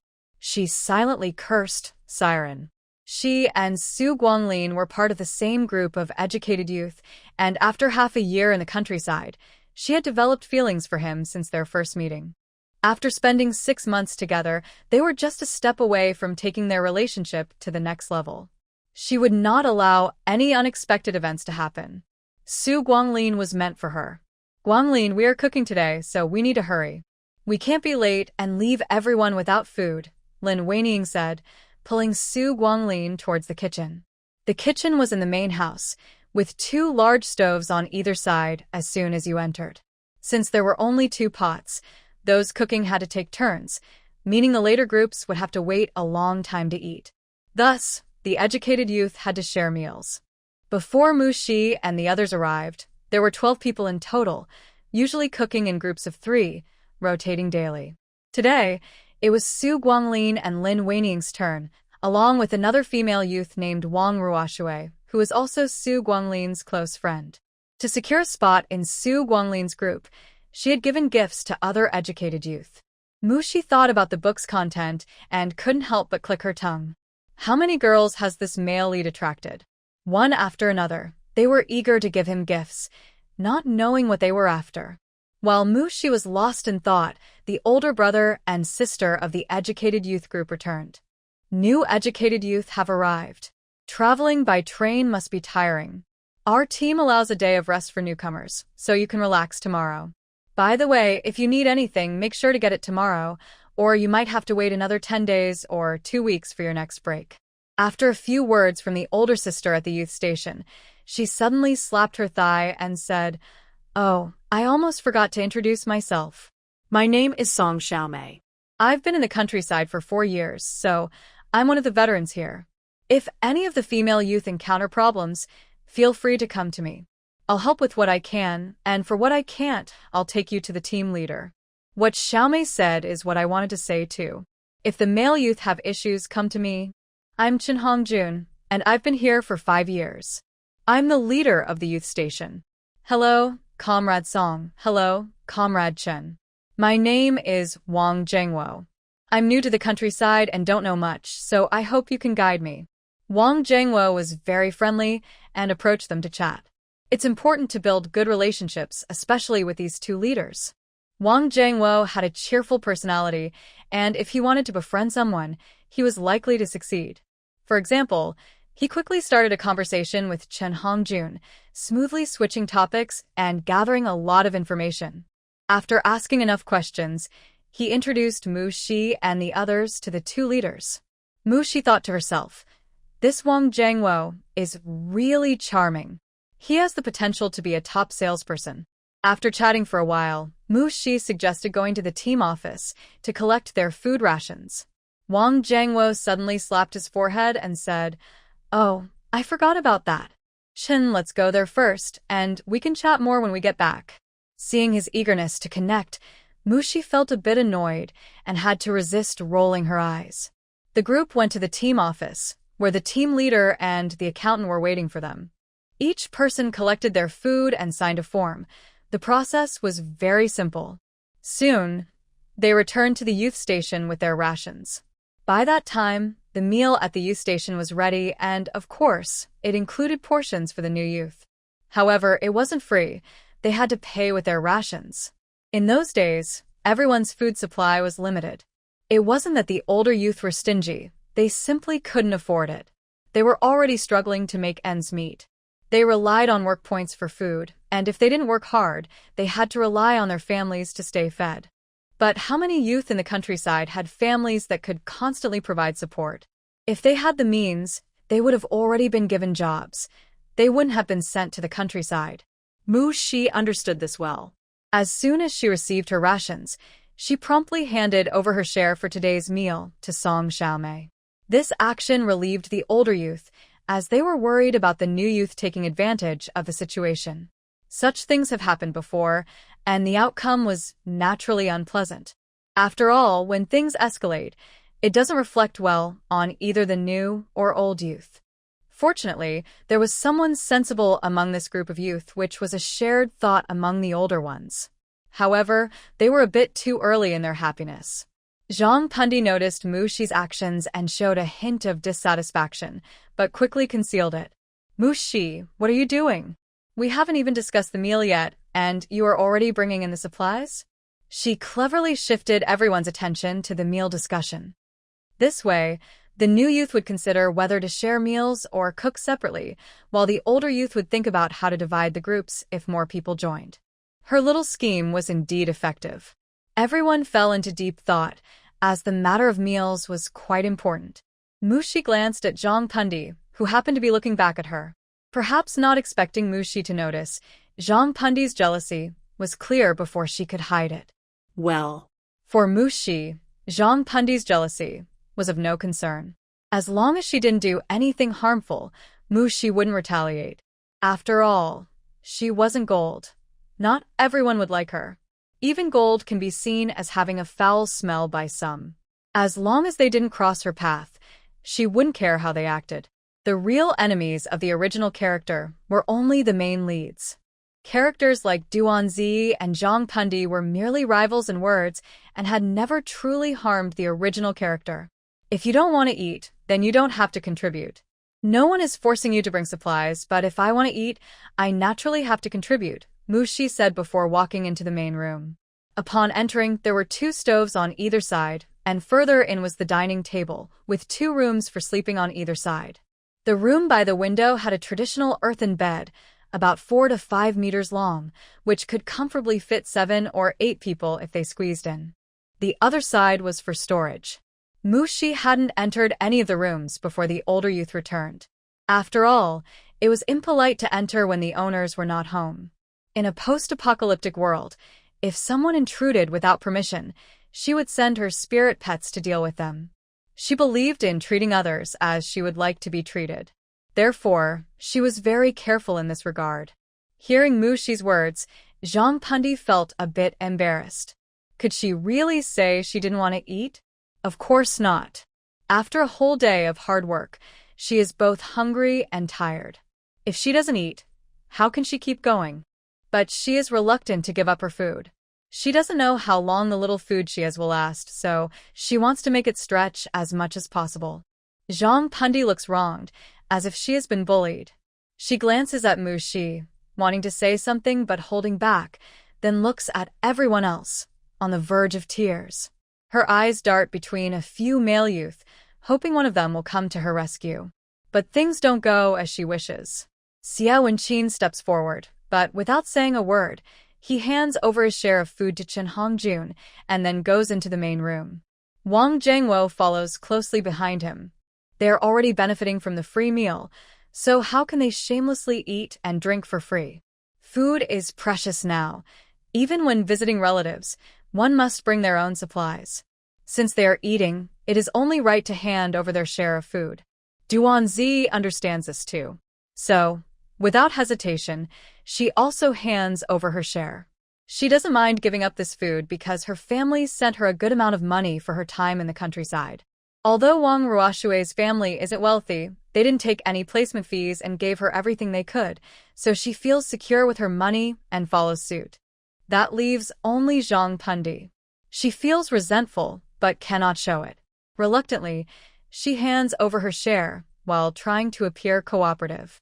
In this little episode, Chen Hongjun and Song Xiaomei exchange glances, gaining a general understanding of the new youth. In the main room, all the new and old youth are seated. There were already 12 old youth, and now, with 6 new ones, there are a total of 18 people gathered around the dining table. Luckily, the table is big enough. Otherwise, they wouldn't all fit. This table is finally serving its purpose. It was a wise decision for the team leader to bring it here, Chen Hongjun jokes with a smile. Brother Chen, how did such a big table come to be? Was it made for the youth? Wang Zhengwo asks curiously. The table is so large that it can seat 18 people. It wasn't made for this. It was moved from the Yu family in the village. The Yu family was a well-known landlord in the area, but a few years ago, their home was confiscated. Some of their furniture was too large to move, so the village decided to keep it. Chen Hongjun, who had been in the countryside for 5 years, knew quite a bit about these matters. Oh, I see. The Yu family must be thriving, Wang Zhengwo remarked. Otherwise, why would anyone need such a large dining table? On the other side, Duanzi looked at the big table with only 4 bowls on it, all filled with visible vegetables and no meat at all. Her expression quickly turned sour. Is this all we're eating for so many people? Her open disdain instantly cooled the atmosphere at the table. Chen Hongjun and Song Xiaomei seemed used to it and smiled, saying, "This is how we usually eat. You came unexpectedly today, so we didn't prepare anything extra. Let's just make do." Yes, the conditions in the countryside are tough. You might not adjust right away, but you'll get used to it in a few days. However, the other experienced volunteers were not pleased. What do you mean by that? We worked hard to prepare this, and now you complain about it? Wang Ruoxue was the first to respond. They had worked all day and still had to cook for everyone. It was frustrating to hear complaints from those who were just being served. Others also looked unhappy, but they didn't say anything, just focused on their food. They were exhausted from the day's work and didn't want to argue. Duanzi didn't think she was in the wrong and replied, "I was just asking. You don't need to overreact." It was her first time seeing bowls of only vegetables. At home, meals were at least served on plates with 4 dishes. Meat wasn't served at every meal, but there was usually some every day. Looking at the watery dishes on the large table, Duanzi realized that life in the countryside might be tougher than she had imagined. All right, let's eat quickly. Afterward, you'll need to put things away and clean up, Song Xiaomei said to ease the tension. Wang Ruoxue huffed. Duanzi couldn't hold back. She usually retorted when others huffed at her. But Zhang Pundi stopped her. "Z, let's keep it down. We're new here, and it's better not to offend anyone," Zhang Pundi whispered, feeling frustrated with Duanzi. What was the point of being confrontational? The experienced volunteers had known each other for a long time, and it was already hard for newcomers to fit in. If they offended someone on their first meeting, it would be difficult later on. What a hindrance! Duanzi looked quite unhappy, but she didn't say anything more. Mushi watched a play, and surprisingly, it was quite entertaining. The coarse porridge was a bit rough on the throat, but because there was a show to watch, it felt less noticeable, and Mushi was very satisfied. It was enjoyable, and she wanted more. After finishing her meal, Mushi washed her used dishes. She heard that these were left by the previous youth volunteers, which was just right for their needs. In the summer, it stays light late, and after dinner it was only around 6 o'clock, just as the sun was setting. Mushi first went to check the room where they would be staying that night. Duanzi and Zhang Pundi had already chosen their spots, with 2 beds next to each other in the east wing. Feng Rui was also staying in the east wing with them, but her bed was separated by 2 older youth volunteers. Since there were many rooms, the older volunteers had been living quite spread out before Mushi and the others arrived. The main house had 2 rooms, one for male volunteers and one for female volunteers, which helped avoid some issues with the constant comings and goings. Both rooms in the east wing were for female volunteers. In contrast, the 2 rooms in the west wing were for male volunteers.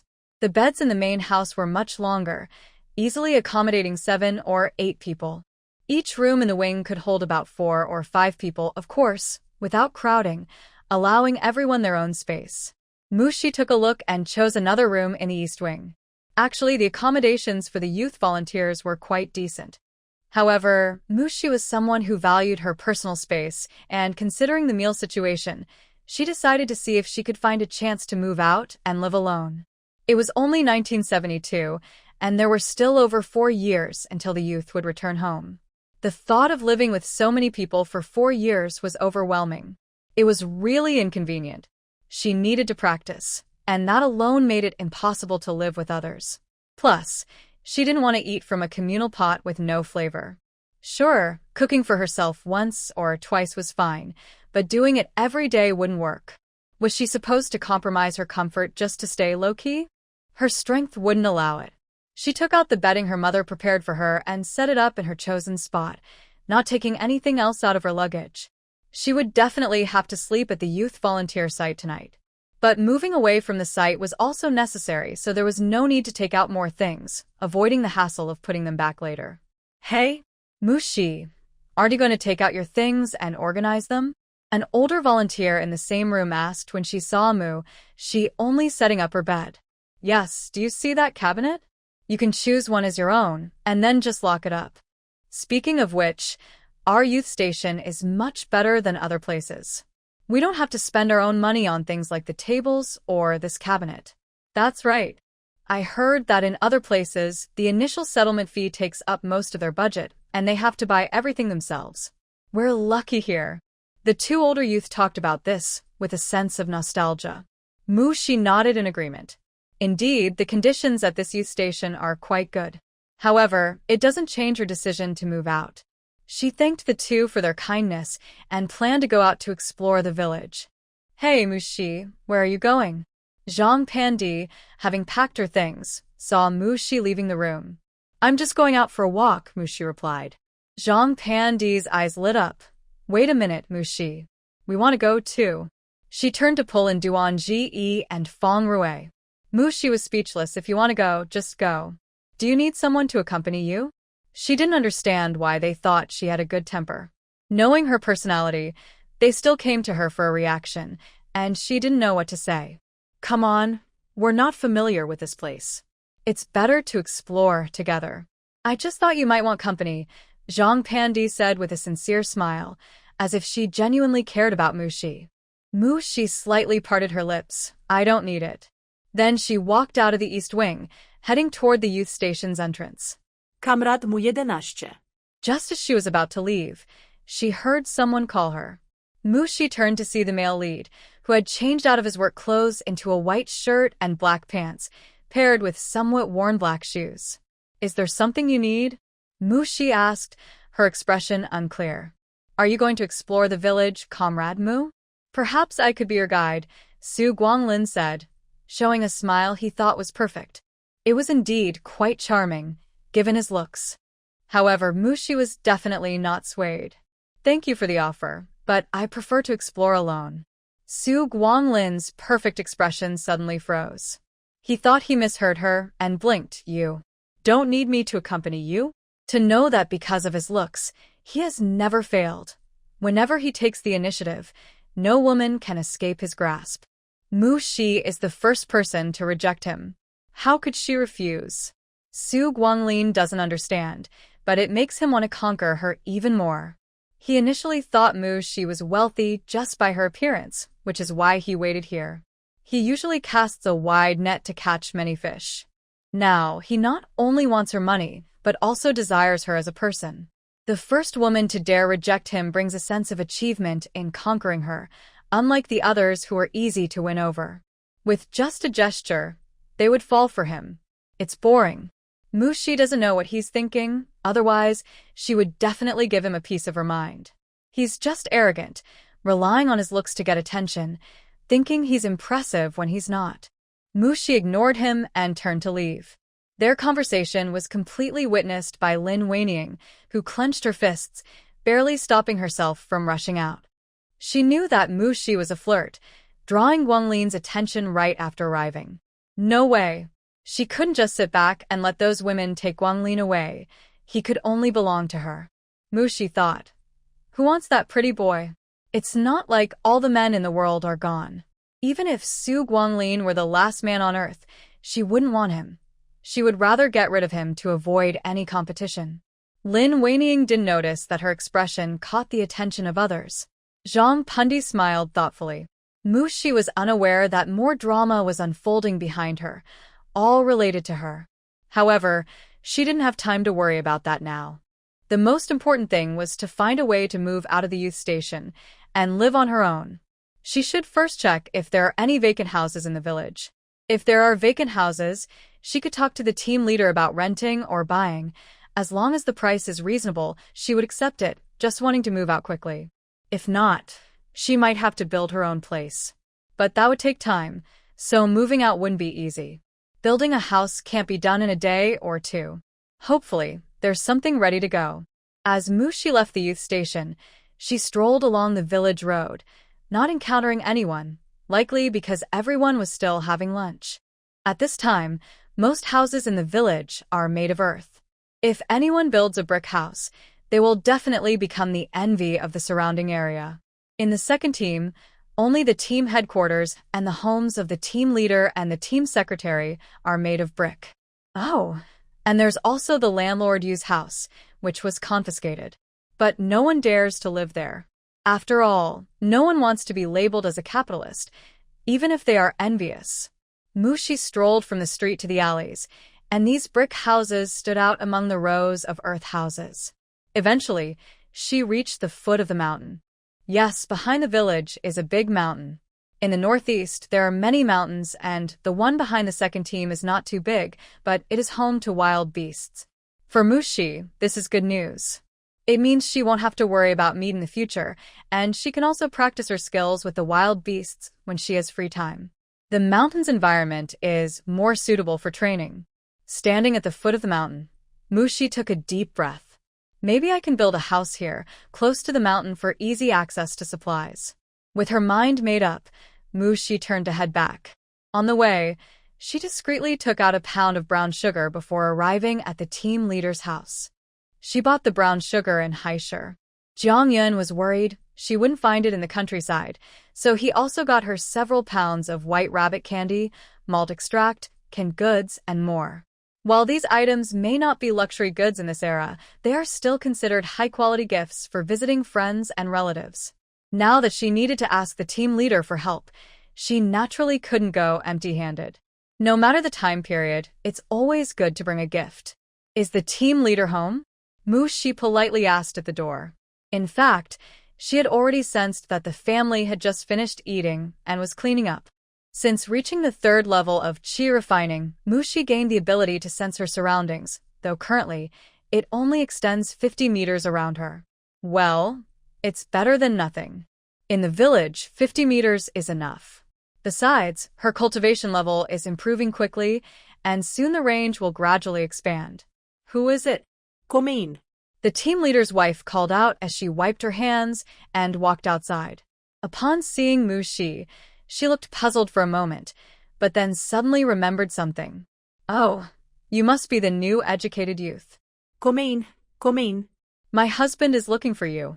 The team leader's wife greeted Mu Shi with a big smile, and when she turned back to the house, her tone changed dramatically as she called out loudly. Here they come, calling for the spirits. The team leader rushed to the door without properly putting on his shoes. Oh, it's Mu Jiqing. What brings you here? The team leader asked, looking puzzled. Normally, a newcomer wouldn't visit at night unless it was urgent, especially since there was still a day off tomorrow. You old man, you shouldn't be talking at the door. Hurry, and let her in. The team leader's wife shot him a glance and guided Mu Shi into the living room. After sitting down, Mu Shi took out some brown sugar. I just arrived in our team, and don't know much. I might trouble you, team leader, so please accept this brown sugar. That's not right, you should take it back. The team leader said sternly, frowning. As a public servant, he couldn't accept gifts. Although the team leader's wife was tempted by the brown sugar, she understood her husband's principles. In his position, he had to act with integrity and not let power cloud his judgment. Mu Shi raised an eyebrow. Team leader, I notice there's an empty piece of land at the foot of our second team's mountain. Could it be allocated to me for a house? I want to build a place to live separately. Originally, Mushi planned to offer a gift before discussing business. She didn't expect the team leader to be so principled, refusing even a pound of brown sugar. She thought to herself how simple people were in this era. Of course, there have always been corrupt officials, but this time seemed particularly honest. Since he viewed her gift as a bribe, she decided to get straight to the point. Once they agreed on the matter, she could offer her thanks afterward, and he would likely accept it then. Build a house? The team leader's eyes widened in surprise. He never expected this young girl to be so bold on her first day. Building a house was no small task. Even a simple one would cost quite a bit. Why bother? Wasn't living at the youth station good enough? The living conditions at their youth station were much better than elsewhere. The team leader's wife also didn't understand. Dear, is it really necessary to build a house? Even if you get the land, once the youth return to the city, the house will belong to the village. Wouldn't that be a waste of money? Auntie, we can't be sure when we'll return to the city. Maybe we'll be part of this team for life. Having our own home would be more comfortable. Although Mushi knew when the youth would return, she certainly wouldn't say it.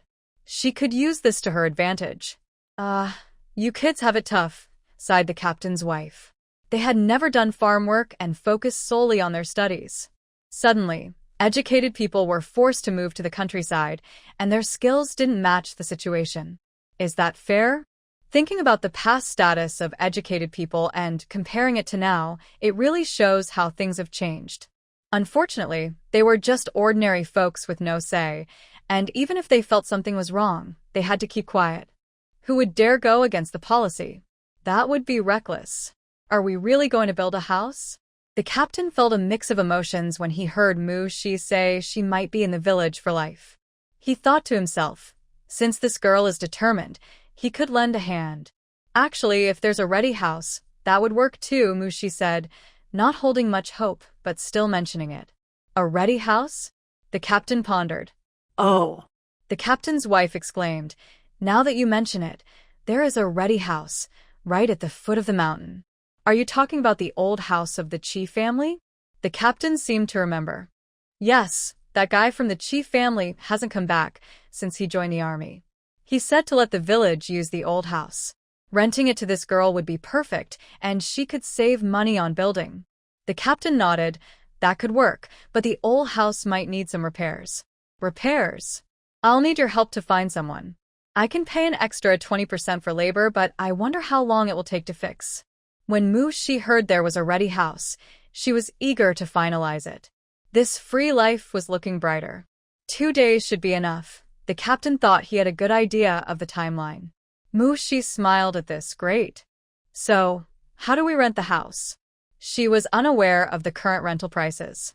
The captain thought for a moment. $2 a month will be fine. That price was quite reasonable. In the city, renting a house usually cost at least $5 a month. Their village couldn't compare to the city, but $2 was indeed a low price. Although Mushi didn't know the current rental rates, that amount was negligible for her. Immediately, she took out $24. I'll rent it for a year first, and then we can renew annually. Does that work for you? She pushed the money toward the captain. That works. The team leader smiled, surprised to have received some funds so easily. I'll go find someone to fix your house right away, so you can move in soon. The house belonged to the team, so the money should naturally go into the team's account. As the team leader, he felt pleased to bring in some income. Even if it wasn't much, every little bit counts. Thank you for your help. Here's some brown sugar as a token of appreciation. Please don't refuse it, Mushi said, handing it to the team leader's wife before getting up quickly. The team leader's wife held the brown sugar as if it were a bomb, unsure of what to do. She looked to her husband for help. All right, let's accept it this time, but there can't be a next time. The team leader said this while looking at Mushi, his warning clear. Mushi smiled back. Sure, no next time. Not really. This was her future boss for the next few years, and she needed to maintain a good relationship to ensure a smooth time ahead. Once the house issue was settled, Mushi happily returned to the youth station. By then, it was completely dark outside. Mushi, why are you back so late? We didn't see you when we went out, Zhang Pundi asked as she sat in the yard. Oh, I probably took the wrong path, Mushi replied, heading inside to grab her toiletries. She quickly brushed her teeth, washed her face, and cleaned her feet. As for taking a shower, she decided to skip it for now. She could use a little magic for cleaning, and since she had a bit of a cleanliness obsession, she preferred to wait until her house was ready before using the shared bathroom. In the yard, the other youths were busy with their own tasks. Living with over 10 people in one yard was lively, but Mushi wasn't used to such a noisy environment. During the apocalypse, her only companion had been her spirit plant, as she was cautious about trusting others. You never knew when someone you trusted might betray you. Such things were common in those times, leading her to become emotionally distant. Being able to get along well with her original parents here was largely due to the feelings of the original owner of the body, which she could empathize with. After all, she was using someone else's body and inheriting their memories, so it was natural to be influenced by them. Mushi didn't mind this at all. The night passed without incident. The next morning, Mushi woke up early, even before dawn. She glanced at her watch. It was still not yet 5 o'clock, and everything outside was quiet. Yesterday, I heard that their team starts work at 6:30 a.m., works until 10:30 a.m., takes a 2-hour lunch break, and finishes at 5:30 p.m. That's a total of 9 hours of work each day. If this were in the future, starting work at 6:30 a.m. would be tough for anyone. Getting people to wake up early is harder than anything else. They would rather work late than get up early. But for Mushi, this schedule is great. Finishing work at 5:30 p.m. means she has the rest of the time to herself to do whatever she wants. Since it's summer and it gets dark late, she can easily take a walk in the mountains and gather some wool. Once Mushi woke up, she couldn't go back to sleep. She quietly got dressed and left the room without waking anyone. Today is the day to help the new young workers settle in. However, she has to wait for the house to be ready before she can get things, so she plans to explore the mountains today. Spending the whole day in the mountains sounds like a good choice, as long as she doesn't stay at the young workers' site. When Mushi got to the yard, she saw Song Xiaomei washing up. Xiaomei, you're up so early. Mushi has no bias against the female leader of the young workers, as in the book, she is portrayed as a caring older sister who helps everyone. She is very responsible and always lends a hand to the female workers. There are no grudges between them, so they get along as ordinary colleagues. Yes, I usually wake up at this time. Why are you up so early, Mushi? Song Xiaomei was a bit surprised to see her. I went to bed early last night. She had a good sleep and woke up on her own. Our countryside doesn't have a TV like the city to pass the time, and after a long day of work, everyone is tired and goes to bed early, Song Xiaomei said with a smile. Yes, going to bed early is good. The saying about early to bed and early to rise is true. Xiaomei, I'm planning to go to the mountains. Do you have a basket I can borrow? Huh. Why do you want to go to the mountains? The mountain behind us is quite deep, and I've heard there are wild animals in the deeper parts. Just don't go too far in, Song Xiaomei said, not stopping her but warning her to stay safe. She then went inside to get a basket for her. Thank you, Xiaomei. By the way, I won't be having breakfast, so please let them know for me. Are you going right now? Song Xiaomei didn't expect her to be in such a hurry. Yes, the earlier I go, the earlier I can come back. All right, be safe and come back early. I got it, Sister Xiaomei. Mushi put on her backpack and waved goodbye to Song Xiaomei before leaving the youth station. Entering the mountains for the first time, Mushi was full of enthusiasm. The air here felt refreshing, with a hint of spiritual energy that made her feel good. No wonder those sects and novels are built in the mountains. They really know how to pick a spot. Looking at the sun just rising above the horizon, Mushi decided to find a safe place to practice for a while. The most concentrated spiritual energy would naturally be deeper in the mountains. With her current strength, she could easily handle any challenges, so she headed straight for the center, without any worries. Along the way, Mushi found many interesting things, but most of them were not yet ripe, so she noted their locations. How boring. Grandpa Yang, don't sleep, come play with me. Ah. Suddenly, she felt a wave of spiritual energy. Excited, she ran over to find a rose, its vines wrapped around a nearby tree, with red flowers contrasting beautifully against the green vines. The vines looked thicker than usual, and the flowers were more vibrant. Mushi was surprised to discover that this rose had developed intelligence. She thought it would be great to take it home for protection, and since roses like to climb, it could add some beauty to her house. Little one, it must be boring staying here. Would you like to come with me? Mushi approached, her voice slightly coaxing. The voice she heard earlier was that of a soft, sweet little girl, suggesting that this rose had just awakened its intelligence. This would be easy to persuade. In the past, she had convinced many like this during the apocalypse. Both the flower and the tree were momentarily stunned by her words. Are you talking to me? The little girl's voice replied, filled with curiosity and confusion. Having lived in the mountains for so long, it had seen humans, but never had one spoken to it before. Yes, you said you were bored, right? Would you like to go out and play with me? Her tone was so inviting it was almost identical to that of a friendly grandmother. The little one felt tempted but remembered what Grandpa Yang said about humans being bad, so it hesitated to play with this one. No, I think I'll pass. What if it got tricked and ended up as firewood? It didn't want to lose its life after finally gaining intelligence. Mushi smirked, thinking, this little one is quite cautious. However, she had her own way to connect with it. Mushi quietly took out a water bottle from her space and gently opened it. Instantly, a rich aura spread out. Spiritual beings are very sensitive to this energy, and the rose was no exception. The sudden wave made it shake joyfully, like a little silly one. What is this? The little girl's voice was a bit confused and stuttered. Mushi chuckled. Would you like to have a drink? Yes. This time, she forgot all about being cautious. Mushi placed the water bottle on the ground.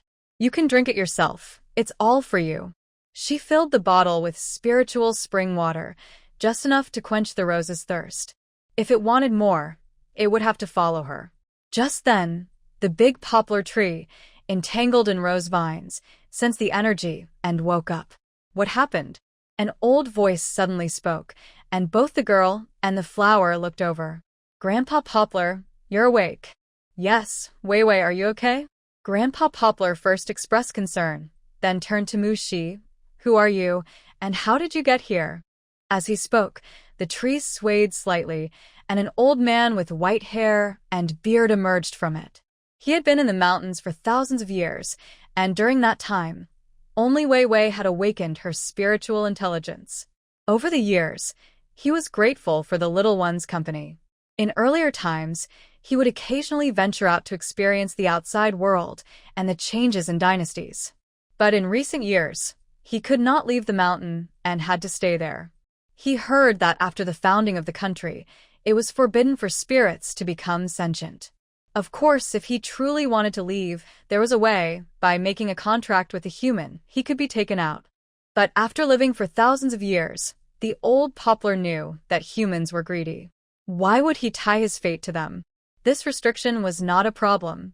He could stay in the mountains. After all, plants should live in the mountains. There had been humans who came before, but he had warned Wei Wei not to reveal herself. He never expected that this time, he would just take a nap, and Wei Wei would be discovered by humans. He also failed to sense any malice. Otherwise, he would have woken up immediately. Mushi was unaware of his thoughts and simply looked at the old poplar with mild surprise. I am a cultivator, and I didn't expect to meet you here. Your skills are impressive. She could only catch a glimpse of his abilities once he revealed his human form. However, she only knew that the other was much stronger than her, and she couldn't see through the specifics. After all, the other was a transformed spirit being, far beyond what she, a beginner in cultivation, could understand. There aren't many cultivators left these days, the old poplar tree said with deep regret. Thinking back to when it was just a small sapling, it was truly a prosperous time. When it first gained awareness, it was still quite naive and often saw cultivators entering the mountains to hunt fierce beasts. The various spells dazzled its eyes. It was during that time that it began to admire the strong. Even though it enjoyed playing over the following thousands of years, It never neglected its cultivation. Who would have thought that thousands of years later, it would enter an age of decline in cultivation? Although it hadn't been outside for decades, it knew that finding a golden core cultivator these days was quite difficult. You, young girl, seem to have some luck, having gained a chance to cultivate. But in this era, it's hard to say if that's a good or bad thing. After all, in this time, without relying on external resources, being able to reach the foundation establishment stage in a lifetime was already quite impressive. And those external resources were mostly spirit beings. With the lack of spiritual energy, spirit beings had nearly vanished, making it just as hard to find them as it was to cultivate. In this way, this opportunity could be seen as a kind of torment. It was like something tasteless that one couldn't bear to discard. Clearly, it had the chance to become immortal or divine, yet due to the limitations of the era, no matter how hard one tried, reaching the golden core stage seemed impossible. If one had a poor mindset, it could ruin their character. Mu Shi understood the elder's sentiment. However, her opportunity was quite significant, but she couldn't share it with others. While the two were talking, the greedy little creature had already stretched its vines into the water jug on the ground and, in the blink of an eye, drained it completely. Rich spiritual energy filled its body. The little one let out a satisfied sigh. In an instant, the branches began to sway, and both the person and the tree saw the little creature start to grow wildly, clearly leveling up.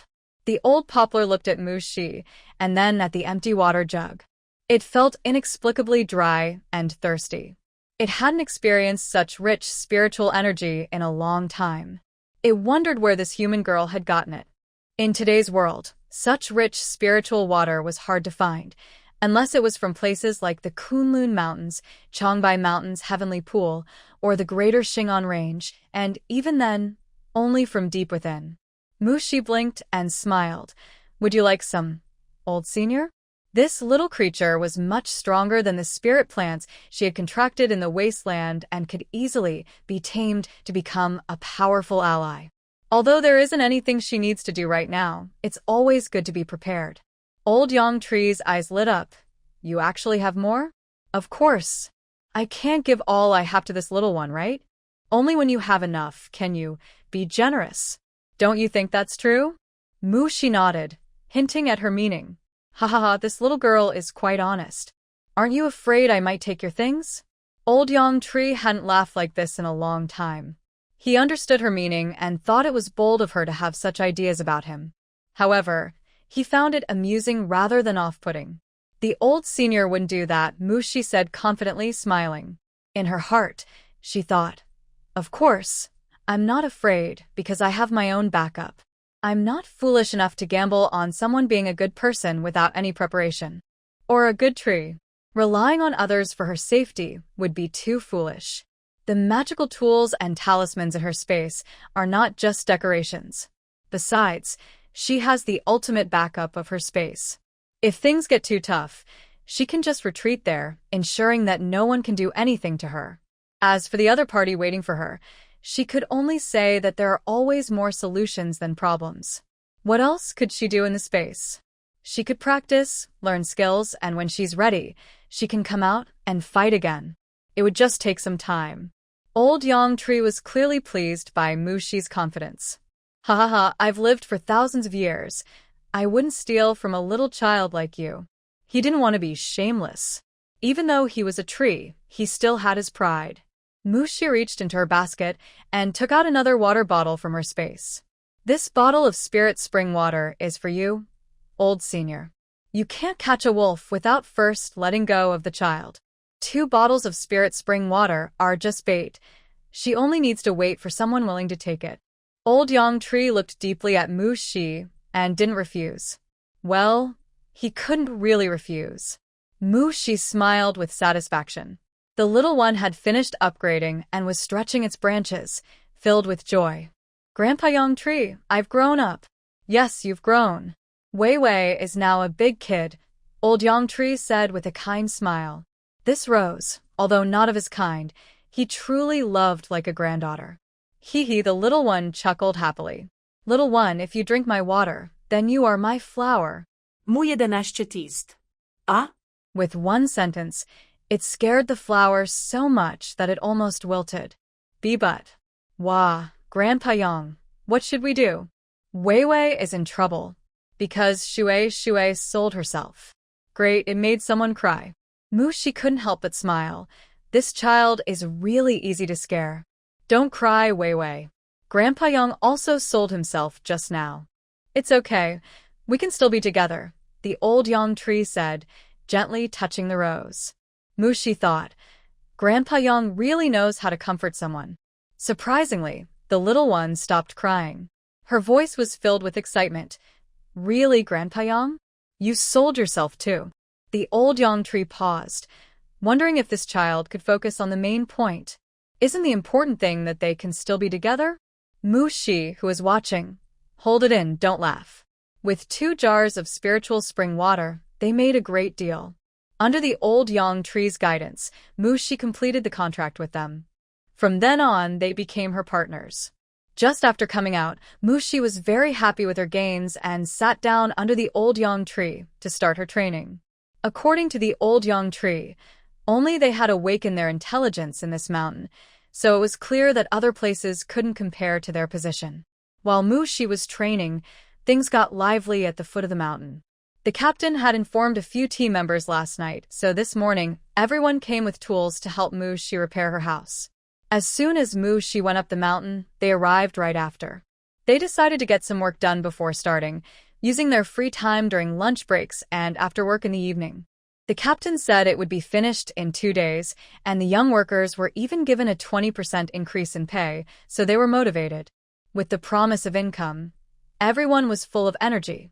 A day passed quickly. As night fell, Mushi woke up from her training. Training outside really can't compare to the space. It seems she'll have to rely on the space in the future. I'm going down the mountain now, you all. Just arrange it as you see fit, the old Yang tree said straightforwardly. Wei Wei can turn into a flower hairpin. After the contract, the rose gained the ability to transform and shrink. And as for the old Yang tree, it could change freely after taking shape. But I can't wear a flower hairpin, Mushi said, feeling a bit regretful. This era is quite strict.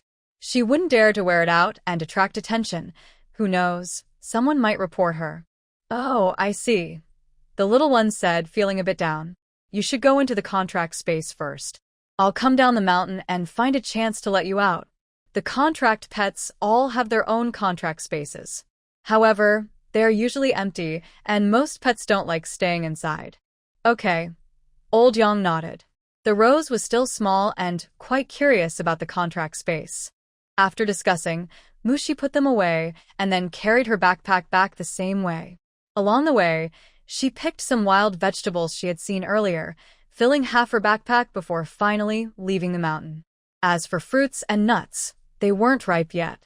She also spotted many wild medicinal herbs, including wild ginseng, which she transplanted into her space.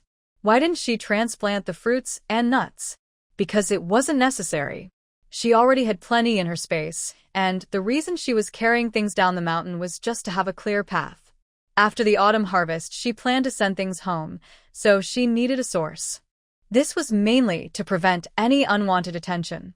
After coming down the mountain, it was already dark, and Mushi's stomach was growling. She had only eaten a few fruits to satisfy her hunger that day. Although she practiced, she didn't have the ability to fast yet. She needed to reach the golden core stage for that. The higher her cultivation, the longer she could fast.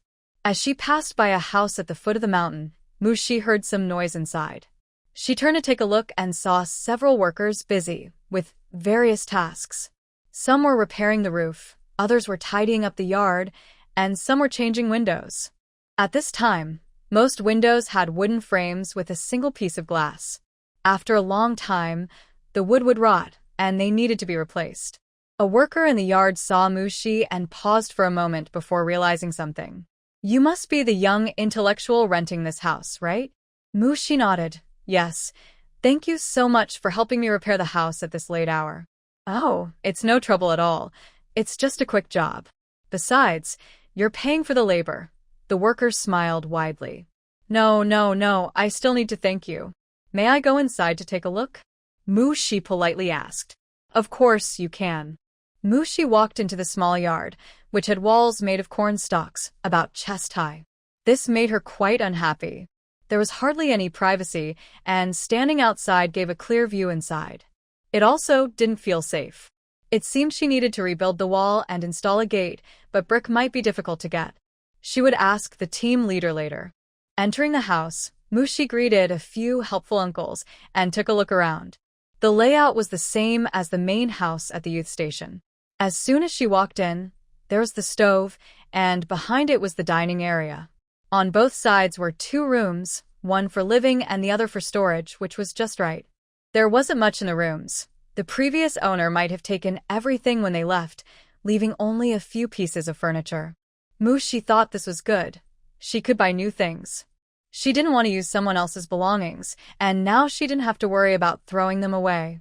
After leaving the room, Mushi found an uncle and asked where the carpenter lived. She needed to order furniture quickly.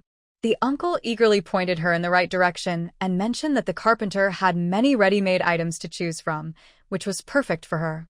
When she reached the yard, Mushi suddenly realized she hadn't seen a bathroom. Uncle, could you help build a place to bathe? She actually wanted a flushing toilet, but that wasn't possible under the current conditions. We can do it, but it will take some time. It definitely won't be done today. I understand. I'm not in a hurry. You all can fix the house first, and then build the bathing area later. The uncle nodded, no problem. After checking the house and feeling satisfied, Mushi left. When she returned to the youth station, everyone was having dinner. Mushi, why are you back so late? I was about to ask the team leader to send someone to look for you. Song Xiaomei rushed over, her eyes full of concern. Upon closer inspection, there was a hint of fear in her expression. If something had happened to Mushi in the mountains, she would feel guilty for not stopping her from going. Don't worry, Xiaomei, I'm back now. Mushi realized it was unusual for someone to worry about her safety. In the apocalypse, she had always been alone and had never experienced being cared for like this. Her mindset hadn't adjusted yet. I'm glad you're okay, but you can't come back this late again. Oh, you really shouldn't go into the mountains anymore. Mushi thought. Well, that's not necessary. Forget about that. Come on, let's eat. If we don't hurry, we'll only have dry bread. Song Xiaomei pulled Mushi toward the main house. Wait, Xiaomei, let me put down my backpack first.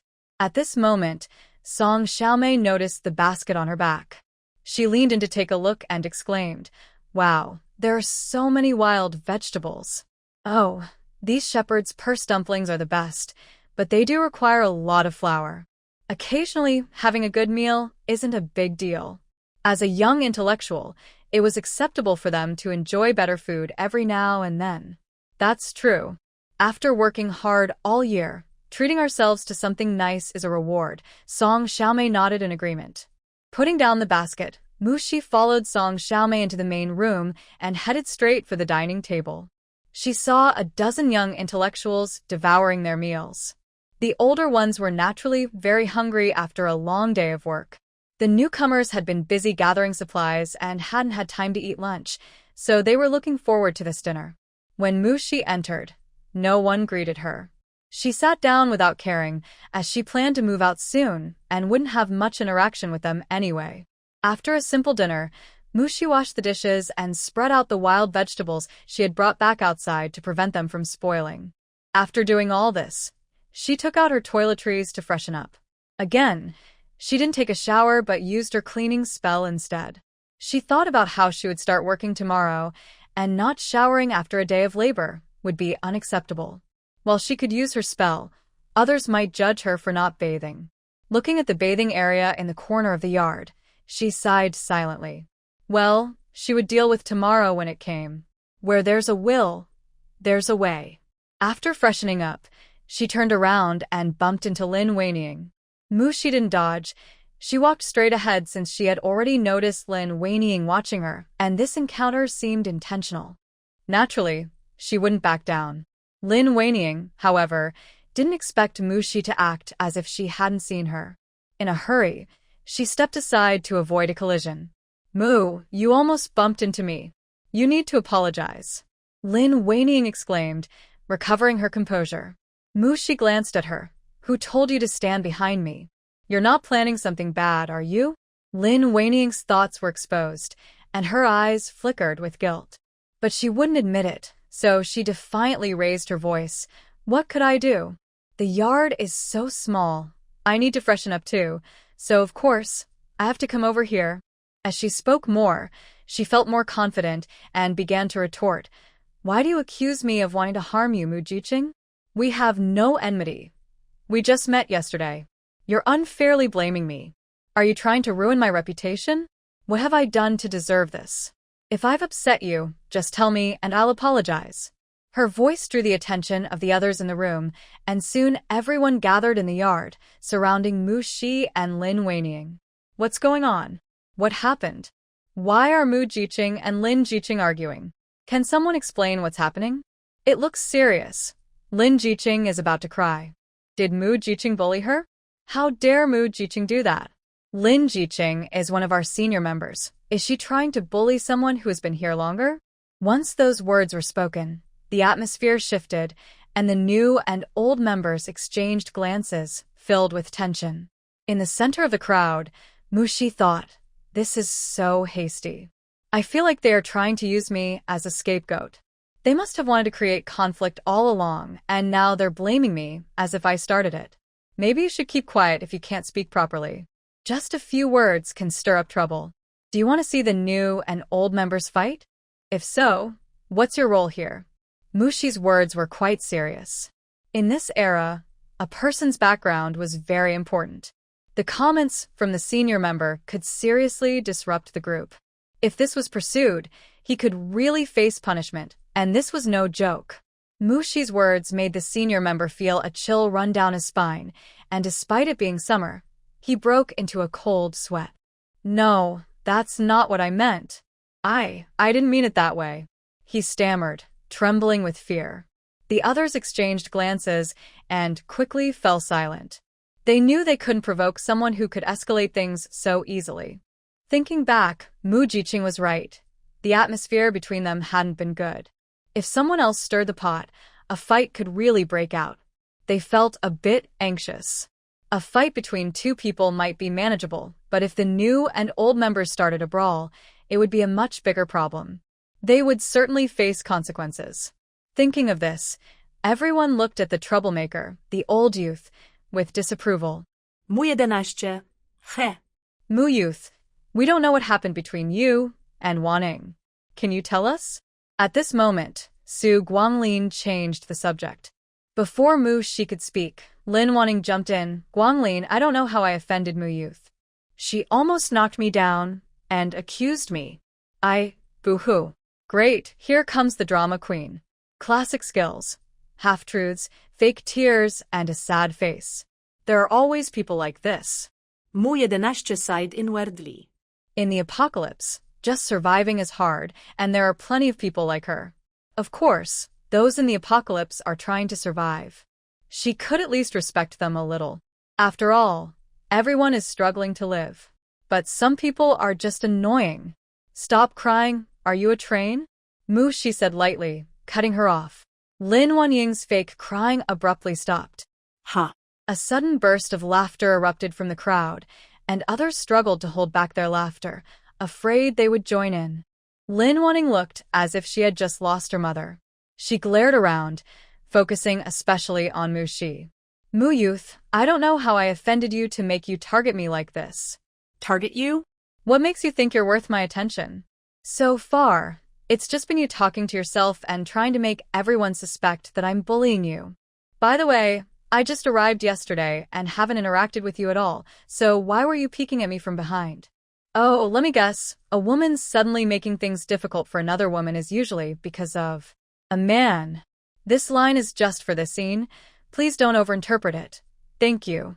So, it must be Su Youth, since I only spoke to him a couple of times last night. Mu Shi crossed her arms and smiled playfully. Lin Youth, if you like Su Youth, that's your business. You shouldn't come to me for trouble. Let me be clear, I'm not interested in Su Youth, so don't see me as a rival. Let's leave it at this time, but if there's a next time, I won't let you off so easily. I hope you think carefully. She laid everything out in the open, and the crowd suddenly understood. So Lin Youth had this in mind? Everyone looked at Lin Waning, then at Su Guanglin, their gazes too obvious. Lin Weining didn't expect Mushi to know her feelings, and she was even more surprised that she said it so directly, causing her face to turn red. People in this era are usually reserved. They rarely express feelings like love openly, even among educated youth. It's more about a feeling or a glance. There's no need to say anything. But now, Lin Weining shyly looked at Su Guanglin, only to see him frowning, lost in thought. What could he be thinking? Of course, he didn't want to deal with her. A guy who relies on women for support could never acknowledge any woman's feelings. If he did, how could he flirt with other women? How could he get supplies from them? With a full meal every day, he surely knows how to choose. Seeing his expression, Mushi scoffed and turned back to the East Wing. This little drama came to an end.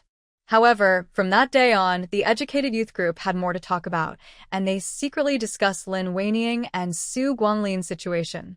They noticed Lin Weining often bringing food and supplies to Su Guanglin, helping him with laundry, and even competing for food during meals, as if she wanted to give him everything. Meanwhile, Su Guanglin accepted everything but never gave her any response, making everyone shake their heads. But no one said anything to Lin Weining. It was a mutual agreement. They couldn't say anything. Even if they did, she might not listen, and they could be blamed for stirring trouble. No one wanted to take on that burden. Of course, that's a story for later.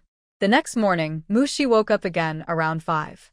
By the time she got up, the older, educated youth responsible for cooking were already busy in the kitchen. Xiaomei said that tonight, after work, they will rearrange the cooking schedule and groups. I wonder if we'll still be in the same group. Probably not. Our small group will definitely change. They won't add 2 people to each group. After all, having more people doesn't help much when there's only a little food to cook. It's better to split into more groups so we can rotate every 4 or 5 days. That way, it'll be easier for all of us. Maybe they'll split the 6 newcomers into 2 groups. That depends on whether they can cook. If they can't, they'll definitely break us up to include the newcomers. Ugh. Mushi heard their conversation but said nothing. After all, it wasn't her concern. She had already given her food to Song Xiaomei the night before. She believes in fairness. She won't take advantage of others, and she doesn't want others to take advantage of her either. That's just fine. However, the food aid is really not much. After moving out in a couple of days, she will need to check with the team to see if she can buy some more. It's only early summer, and there are still several months until the autumn harvest. Besides, they just arrived, so even during the harvest, they probably won't get much food. Others work all year round to earn their food, and by the end of the year, not much is left. Missing the busy planting season means they also missed an important time to earn work points. In Northeast China, there are only 2 such important times in a year: planting and harvesting. Luckily, she doesn't need to rely on work points for food. Otherwise, she would probably be feeling anxious by now.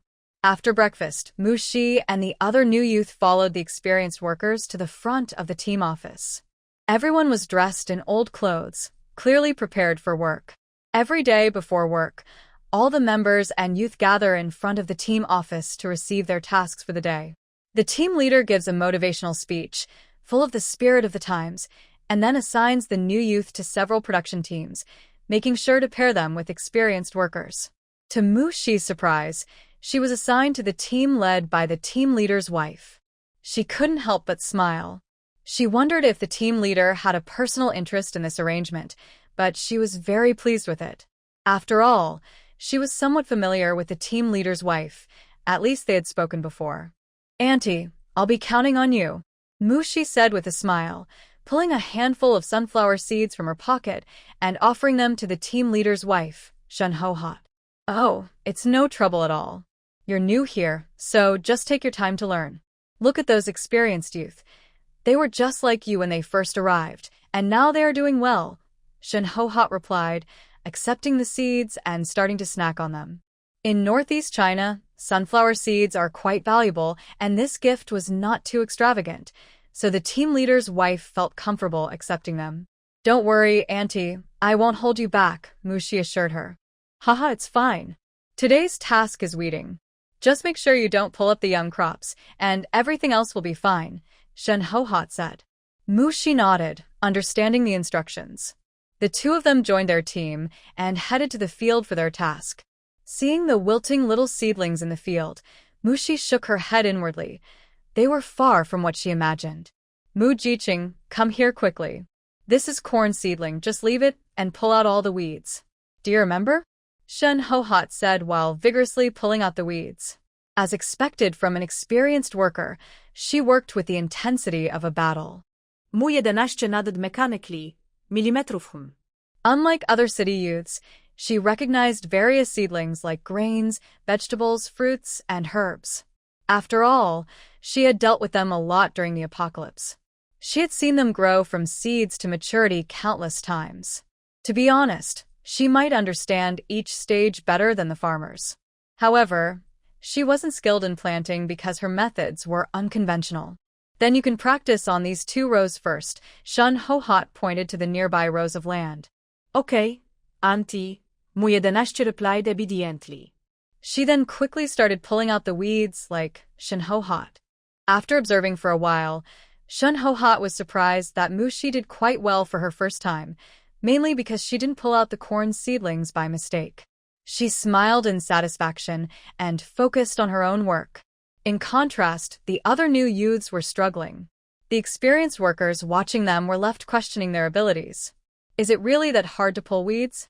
Some pulled the wrong ones, while others got tired after just a few pulls, and some even gave up entirely. Yes, that was Miss Duan. With money in her pocket, she refused to do such hard work. On the other hand, Zhang Pundi was eager to work because she knew she had no money and could only sell her labor. However, her eyesight might not be great. She didn't pull a single and left all the corn seedlings untouched, which scared the experienced worker teaching her.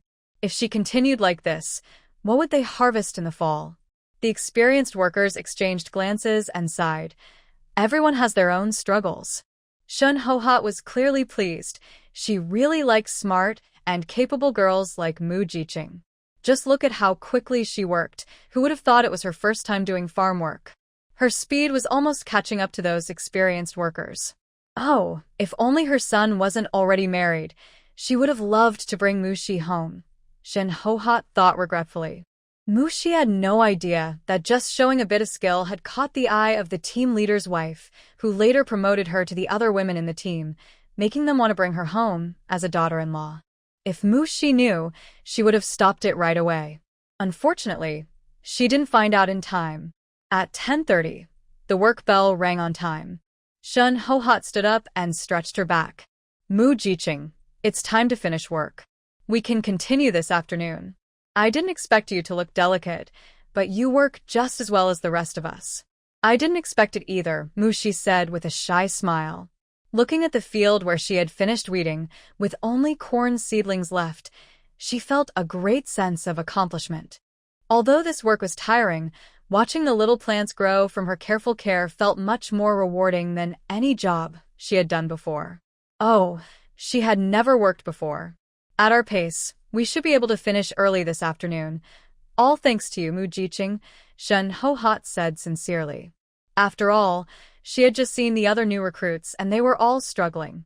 Since the new recruits were just starting, each of them had half the work of the experienced members. Mu Jiqing worked only a little slower than her, meaning her task was almost complete. Shen Hohat was also performing exceptionally well. They had already finished more than half of their work in just 4 hours this morning, and they had 5 hours left in the afternoon, so they would definitely finish early if nothing unexpected happened. Aren't we supposed to finish work on time? Hearing they might finish early, Mushi became interested. Shen Hohat shook her head. Although we have set work times, if you work quickly and finish your assigned tasks ahead of schedule and the team leader approves, you can leave early. No one will stop you. But you must pass the inspection. If you try to cut corners, not only will you not finish early, but you might also get penalized, so you have to work carefully. If you get caught slacking off, it's like working a whole day for nothing. Mushi nodded in understanding. It's right to have rewards and penalties. Let's go back to eat and rest for a bit. Remember to wear a hat this afternoon to avoid getting sunburned. Your fair skin can't handle the sun, Shin Ho-hot kindly reminded her. Mushi hadn't thought about that, as she not only had special abilities but was also starting to train, so she wasn't worried about the sun. Still, it was better to take some precautions. Otherwise, people might wonder why she didn't seem to get sunburned at all. It was best to stay low-key and avoid being the center of attention. Okay, I understand. Thank you for the reminder, Auntie. Mushi sincerely thanked her. The two chatted as they walked back, waving goodbye at the fork in the road to head home. As soon as Mushi stepped into the youth station, she sensed that something felt off. The new youth are all sitting under the eaves, or rather, lounging around, looking as if their spirits have been drained. Mushi glanced around and noticed that aside from Xia Wenqin, the other new youth were all present. Meanwhile, the older youth in the kitchen were busy and occasionally shot annoyed glances at the relaxed new youth outside, muttering under their breath. Mushi heard them. Each one of them acts like a landlord, not willing to lend a hand. They came back earlier than us, but would rather go hungry than cook. What a bunch of spoiled ones. Mushi paused for a moment and turned into the kitchen. Is there anything I can help with? For the past 2 days, the older youth had been cooking while the new youth just ate what was prepared. It's no wonder the older ones felt resentful, seeing the others resting right in front of them. Who hasn't worked all day? The older youth had done even more work, and now they had to drag their tired bodies to cook while these newcomers rested in front of them. It's hard to feel balanced in that situation. The people in the kitchen were surprised by Mushi's question and momentarily froze, especially the woman who had been muttering. She turned red, thinking her quiet complaints had been overheard. No need, she stammered. She was just venting a little. If someone actually came to help, she wouldn't know what to do. Mushi smiled. I see these potatoes aren't peeled yet. Are they for lunch? Yes, replied a nearby male youth, snapping back to reality. Then I'll peel them. Should I cut them into strips, cubes, or slices? As she picked up a few potatoes, Mushi asked another question. Cubes will be fine. We're making a stew. Great, leave it to me. Mushi nodded with a smile and got to work. The 3 older youth looked at each other, unsure of what to say, and returned to their tasks. The kitchen fell silent. Outside, Duan-zi rolled her eyes. What's with the show of goodwill? She's just trying to stand out.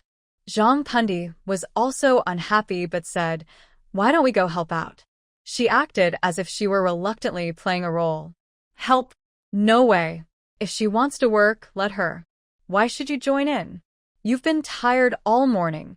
Do you still have energy to help? Duan-zi flatly refused. Hearing this, Zhang Pundi sat back down. It wasn't that she didn't want to help. It was that Duan-zi wouldn't let her. Wang Zhengwo stood nearby, looking conflicted as he glanced between them and the kitchen. Finally, he got up and walked into the kitchen. He was tired too, but he couldn't just pretend not to see what was happening. If it weren't for Mushi's actions, he could have sat there and waited for food like everyone else. But with someone stepping up, he felt he couldn't just sit back. Now, the pressure was on Feng Rui. She hesitated for a long time but didn't move because Zhang Pundi kept talking to her, not giving her a chance to leave. Also, since getting off the train, she hadn't interacted much with Mushi. In this group, she needed to be part of a small circle. Zhang Pundi and Duan-zi were clearly together, and since she often followed Zhang Pundi, she naturally belonged with them. If she went to help now, wouldn't that mean betraying her small group? Feng Rui knew that in any group, being alone is the easiest way to be isolated. She didn't want to be left out. So, she had to follow Zhang Pundi and the others. As for offending the older members, there were 3 of them here, plus Xia Wenqin in the room, making 4, which was beneficial for them. Mushi was busy in the kitchen but could hear the conversations outside. She didn't comment or interfere with them. She just needed to take care of herself. What others did was none of her concern. With the help of Mushi and Wang Zhengwo, lunch was quickly prepared. After eating, everyone returned to their rooms to rest. Naturally, Their actions spread among the older members. In comparison, Duanzi and her group had a worse impression in the eyes of the older members. They should have been prepared for this when they decided not to help. However, some people just didn't think clearly. Hearing two older members discussing them, Duanzi immediately reacted. Isn't it wrong to talk about others behind their backs? Her sharp voice startled the two older members. Isn't it worse for you to eavesdrop on others? Wang Ruoxue shot back. Humph, this isn't eavesdropping. If I hadn't heard my name, I wouldn't have listened at all. Duanzi replied defiantly. So, what did you say about me? Do you think I'm easy to bully? She crossed her arms and looked down at the two sitting on a small bench. Wang Ruoxue stood up abruptly. Go ahead and say it. Don't talk about you all. You new young workers don't even realize what's going on. You've been here for 2 days, just waiting for someone to serve you. If you can do it, why are you afraid to speak up? No one has assigned us cooking tasks. If you're not satisfied, go talk to the person in charge. Talking behind our backs is pointless. How does Mu know to lend a hand? In the end, you're just being lazy, so stop making excuses about not having assignments. Duanzi's face darkened as she gritted her teeth, saying Mushi is Mushi, and I am me. If she wants to be helpful, that's her choice, but don't try to use her to pressure me. From inside the room, Mushi thought. Wow, she really has a strong sense of self. Actually, she admired such people. But Duanzi, forget it. Who is pressuring you? We're just having a conversation. Whether you want to participate is up to you. Freedom of speech is our right, and you can't control that. Wang Ruoxue was just as fierce. The other young worker couldn't get a word in. Neither of them gave her a chance. Helpless, she could only sit and watch. Zhang Pundi in the room also heard the commotion but didn't go out. She wanted to stay on good terms with Duanzi, but couldn't completely offend the older workers since they would be living together for a long time. Seeing her not move, Feng Rui also didn't want to intervene. So, the argument between the two quickly came to an end. Sometimes that's how it is. If no one pays attention, the argument won't last long. But when more people gather, it escalates quickly, and a verbal fight can turn into something physical. In the afternoon, when the work bell rang, the village became lively again as the members stepped out with tools and water bottles. Mushi was no exception. She filled her water bottle with chilled fruit juice, and from the outside, no one could tell. She happily headed to the task field. When she arrived, the team leader's wife had not yet come. By the time she had started pulling weeds, the team leader's wife finally arrived, smiling and chatting with her old friends. Wow, Mu, you've already started working?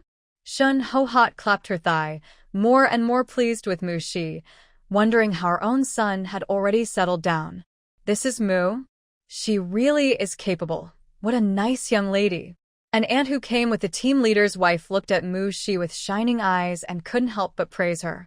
Mushi looked at the unfamiliar aunt, feeling a bit puzzled, but still politely nodded. Just call her Aunt Shufan. Her husband is Yang Hongbing, and he's been fixing up your house these past few days, Shun Ho-Hot introduced Mushi. Mushi quickly called out, Aunt Shufan, hello. Mu Jiqing, no need to be polite. Just get to work. I won't disturb you. I have to hurry to my own tasks, Aunt Shufan said, and hurried off to her field. Aunt Shufan heard that you work efficiently, so she came to see you, Shun Ho-Hot explained to Mushi. These women loved to gather and chat when they had free time. They were curious about the new youth, and hearing that Mushi was a good worker made her even more interesting, especially since they were well aware of how the youth had performed over the years. Wow, Auntie is so friendly, Mushi replied. Well, people in Northeast China are known for their warmth. It's in our nature. You'll understand more if you stay here longer. Yes, I've heard about it before, but seeing it in person is truly impressive. Shun Ho-Hot said, Mu Jiqing, you truly are educated. Your words reflect that. Even though this era often suppressed intellectuals, for the common people, education was always valued. If not, why would factories in the city require at least a middle school or high school education? For society to develop, talented individuals in various fields are essential. Common folks might not think that far, but historically, Educated people have always held a high status, and that remains true today. When they see someone knowledgeable and hear their impressive words, they can't help but feel respect. Mushi felt a bit embarrassed by the praise. She didn't think her words were particularly cultured. They just came out naturally. For the rest of the time, the two focused on their own work. Mushi had only a small portion left, and she finished it all in an hour. Afterward, she called the team leader to check her work, and after it was approved, she received her work points. The team leader couldn't help but ask curiously Mu Jiqing, "Is this really your first time doing farm work?" It was hard to believe someone could do farm work so quickly and well on their first try. In all his years as a team leader, he had never encountered someone like Mu Jiqing. "Yes," Mushi nodded. "You're really impressive." Other new youth have their own challenges. Just finishing their tasks before the end of the day is already quite good. The tasks for the new youth were assigned based on previous summaries. With diligence, they could all complete them, though it would be tiring, especially on the first day. Mushi didn't chat much with him. Today, she earned a total of 6 work points after working for 5 hours. Usually, female workers can earn 8 work points a day, and the very capable ones can earn 10 full points. Most male workers earn 10 points. The family relies on these work points, so they have to work hard. Mushi received fewer tasks, but with her ability, earning 10 points wouldn't be a problem. After finishing her own tasks, Mushi turned to help the team leader's wife. Shun Ho-hot quickly said, "Oh, Mu Ziking, that's not necessary. I can do it myself. There's not much left, and I'll finish quickly. You've worked all day, so go rest. It's fine. There's not much left, and we can finish faster together. If you hadn't taught me this morning, I wouldn't have been able to catch on so quickly. So please, don't be polite," Mushi replied while continuing to work. Shun Ho-hot didn't say anything more, just smiled wider. Who wouldn't like a grateful girl like Mushi? With her help, Shun Ho-hot finished her tasks over 2 hours early. She quickly called the team leader to check. "Wow, sister-in-law, you're fast today. It's just a little past 3, and you're done?" The team leader, though a small leader, still had to work and hadn't noticed them. Shun Ho-hot smiled brightly. "It's because Mu Ziking helped me. Otherwise, it wouldn't have been this quick." The team leader looked at Mu Shi with admiration. "All right, everything looks good. Sister-in-law, Mu Ziking, you can leave now." With approval, Shun Ho-hot proudly took Mushi away from the fields and headed toward the village. On the way, they met many people asking about their progress, and Shun Ho-hot generously praised Mushi, making it seem like she was her own daughter. This made several women envious, especially those who were assigned to guide new workers, who couldn't help but think about why they weren't assigned Mu Ziking. Sometimes, it's not so bad to lose something yourself, but it's even more frustrating when others gain something. Just like now, a few of them were quite upset. Shun Ho-hot didn't care what they thought. She was happy and boasted about Mu Shi all the way back, her smile never fading. Mu Shi just smiled back, her face starting to feel a bit stiff. Finally separating from the team leader's wife, Mu Shi couldn't help but rub her face. The social interactions in the Northeast can be quite overwhelming. She just couldn't handle it. Seeing that it was still early, Mushi didn't head straight back to the youth station but decided to go to the house at the foot of the mountain. After a whole day yesterday, plus the time spent this morning and noon, the house repairs were now complete, except for the bathroom that Mushi specifically requested. Mushi planned to do a thorough cleaning. Later, when everyone finished work, she would visit the carpenter's house to buy some furniture and cabinets. Without hesitation, she got to work, cleaning every corner of the house from top to bottom. She made sure that every surface she could clean was shining bright. However, the walls made Mushi frown. This house wasn't made of bricks, so the walls were covered with newspaper, which looked quite flashy, and she found it hard to accept. But most houses in this era were like that. In fact, having newspapers was a good thing. Some families didn't even have that, and their walls were just bare earth that sometimes crumbled. Thinking about it this way, Mushi felt she should be grateful. This was the downside of renting. But to move out and live alone sooner, building a new house was not an option. Well, you have to give up something to gain something. After finishing the cleaning inside and out, it was about time. Mushi stepped outside and headed toward the carpenter's house, which she had inquired about earlier from the team leader's wife. On the way, she occasionally met a few members who finished work early. Mushi greeted them with a nod, and everyone was very friendly toward her. The reason was simple. Mushi's achievements had already spread. On her first day of work, she had completed her tasks ahead of time. Not only that, but she also helped the team leader's wife for half a day. The members of the second team had already formed a favorable impression of Mushi. After all, before this, they had looked down on the youth, thinking they were all delicate and slow, complaining about being tired after a little work. In their minds, youth were not cut out for hard labor. Even the older youth were just barely acceptable. Then suddenly, someone like Mushi appeared, and everyone was curious, wondering where she got her strength, especially since she looked delicate too. As Mushi walked, she found it strange. What was going on with these members? They weren't this enthusiastic during the morning meeting. She couldn't figure it out, but she pushed the thought aside. If she couldn't understand it, she wouldn't dwell on it. She never made things difficult for herself. On the other side, after finishing his tasks an hour early, Su Guanglin planned to find Mushi to help her with her work. He didn't want to miss the chance to impress her. He thought that if he swooped in to help her when she was overwhelmed, he would easily win her favor. Then, by encouraging and comforting her for a couple of days, he believed she would become very fond of him. However, when he learned where Mushi was working, he found she was not there. The field was completely cleared of weeds. Su Guanglin frowned, thinking, did someone else get there first? He hoped he wouldn't find out who it was. Just then, Lin Weining approached him. Normally, she finished her tasks early to help him, but today she noticed he had already completed his work. After asking around, she finally found him. Nothing, just go back, Su Guanglin replied dismissively and started to walk away. Lin Weining quickly followed him.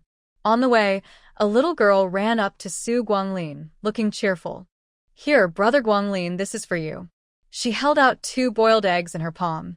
Su Guanglin said, thank you, little Hua, but I can't take these. You should keep them. Brother Guanglin, why are you being polite? Just take them. I have to go now. The girl happily shoved the eggs into his hands and ran off. Lin Weining, who witnessed the whole thing, stomped her foot in frustration. Guanglin, you can't be swayed by that little girl. She's just a village girl and doesn't deserve you.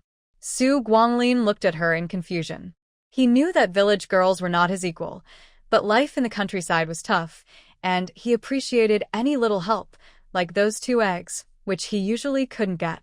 He often enjoyed good food because he was open to opportunities. There were several other thoughtful girls like little Hua in the village. Feeling a bit proud, Su Guanglin thought that being good-looking could indeed be an advantage. He had known this since he was young and had learned to use it to his benefit. Guanglin, speak up. We are from the city and have higher education. These village girls just don't understand. Lin Weining, seeing him silent, grew anxious and started to criticize.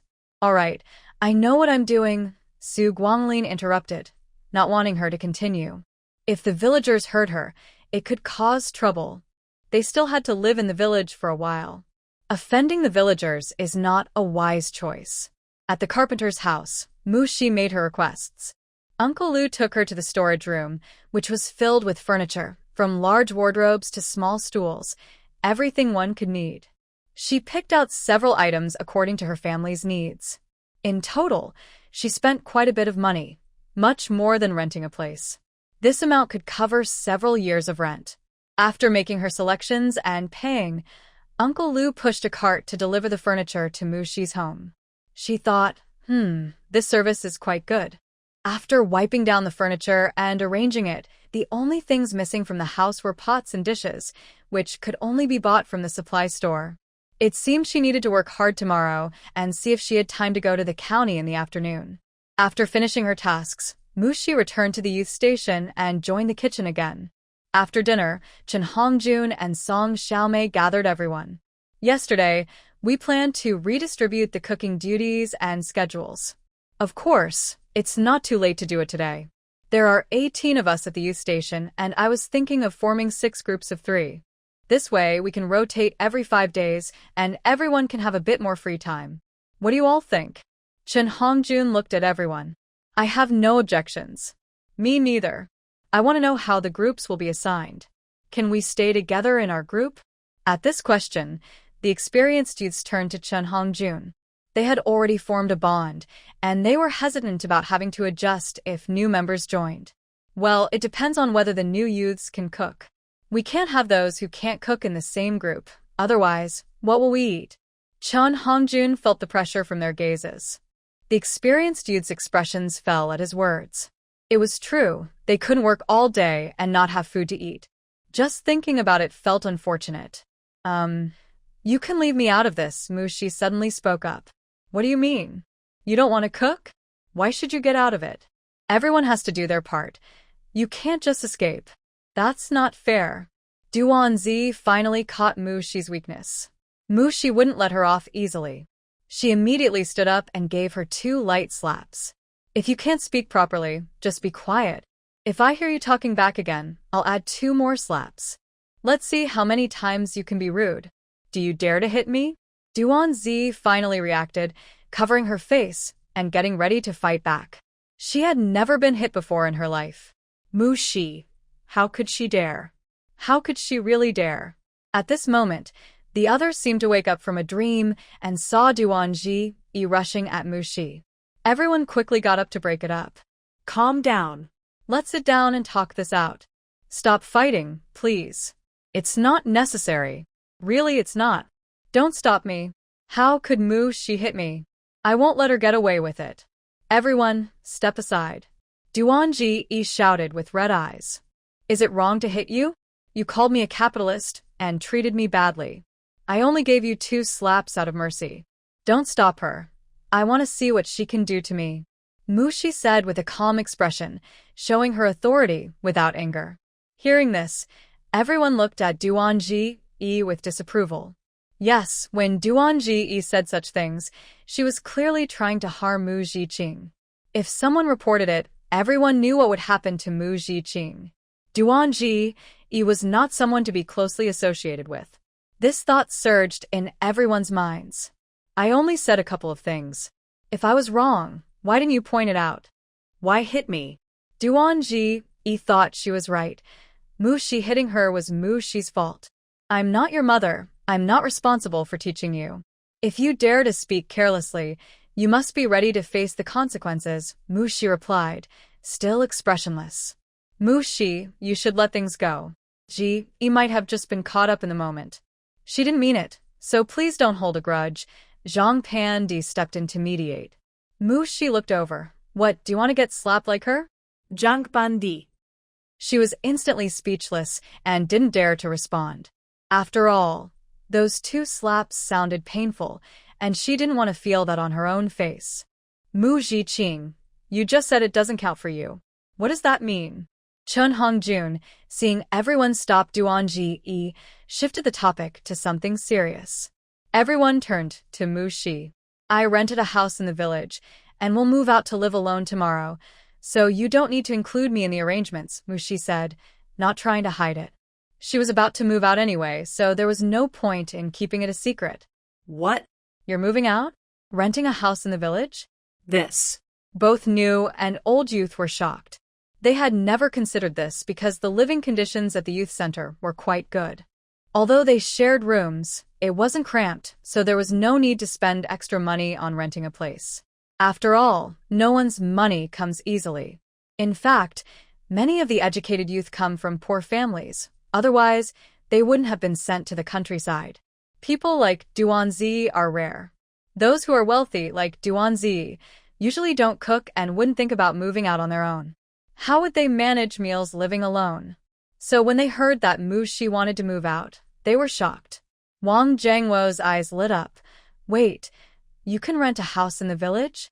It was like opening the door to a new world. Xiao Wenqin was also quite surprised. They didn't have financial constraints, and if possible, moving out seemed like a good option. With more people, there are more conflicts. Xiao Wenqin was a bit of a loner, After being there for 2 or 3 days, he was hardly seen except during mealtimes. Wang Jiangwo was cheerful, but he also didn't like living with others due to constant small arguments, which he found annoying.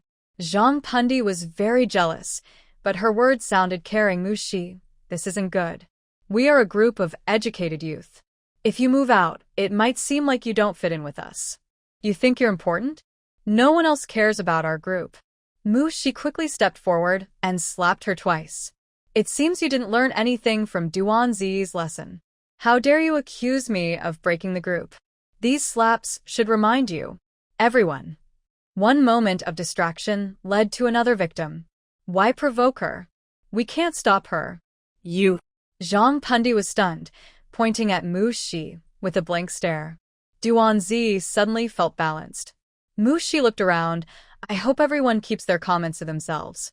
I usually don't bother others, but if someone bothers me, I will take action. It's best not to cross me. The educated youth felt a chill.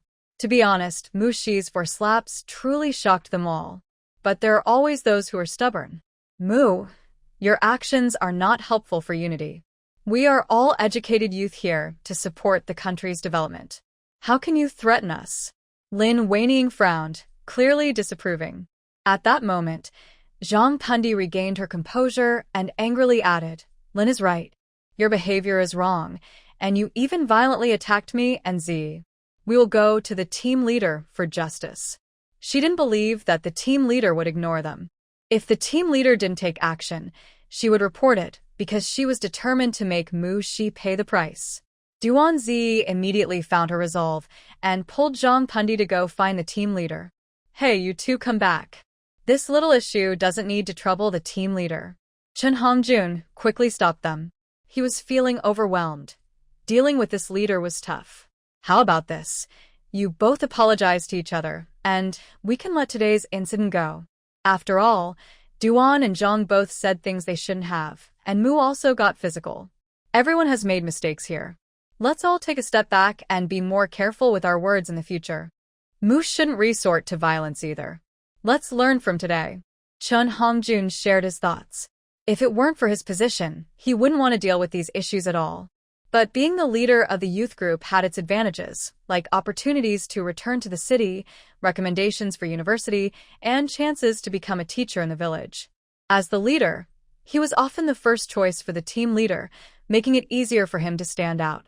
For these opportunities, he had to diligently resolve the various matters and conflicts within the youth group. There was no choice, he had to stick to the path he chose. Why should we? If we said something wrong, she could argue back, but resorting to violence is her fault. Zhang Pundi disagreed with Chen Hongjuan's solution.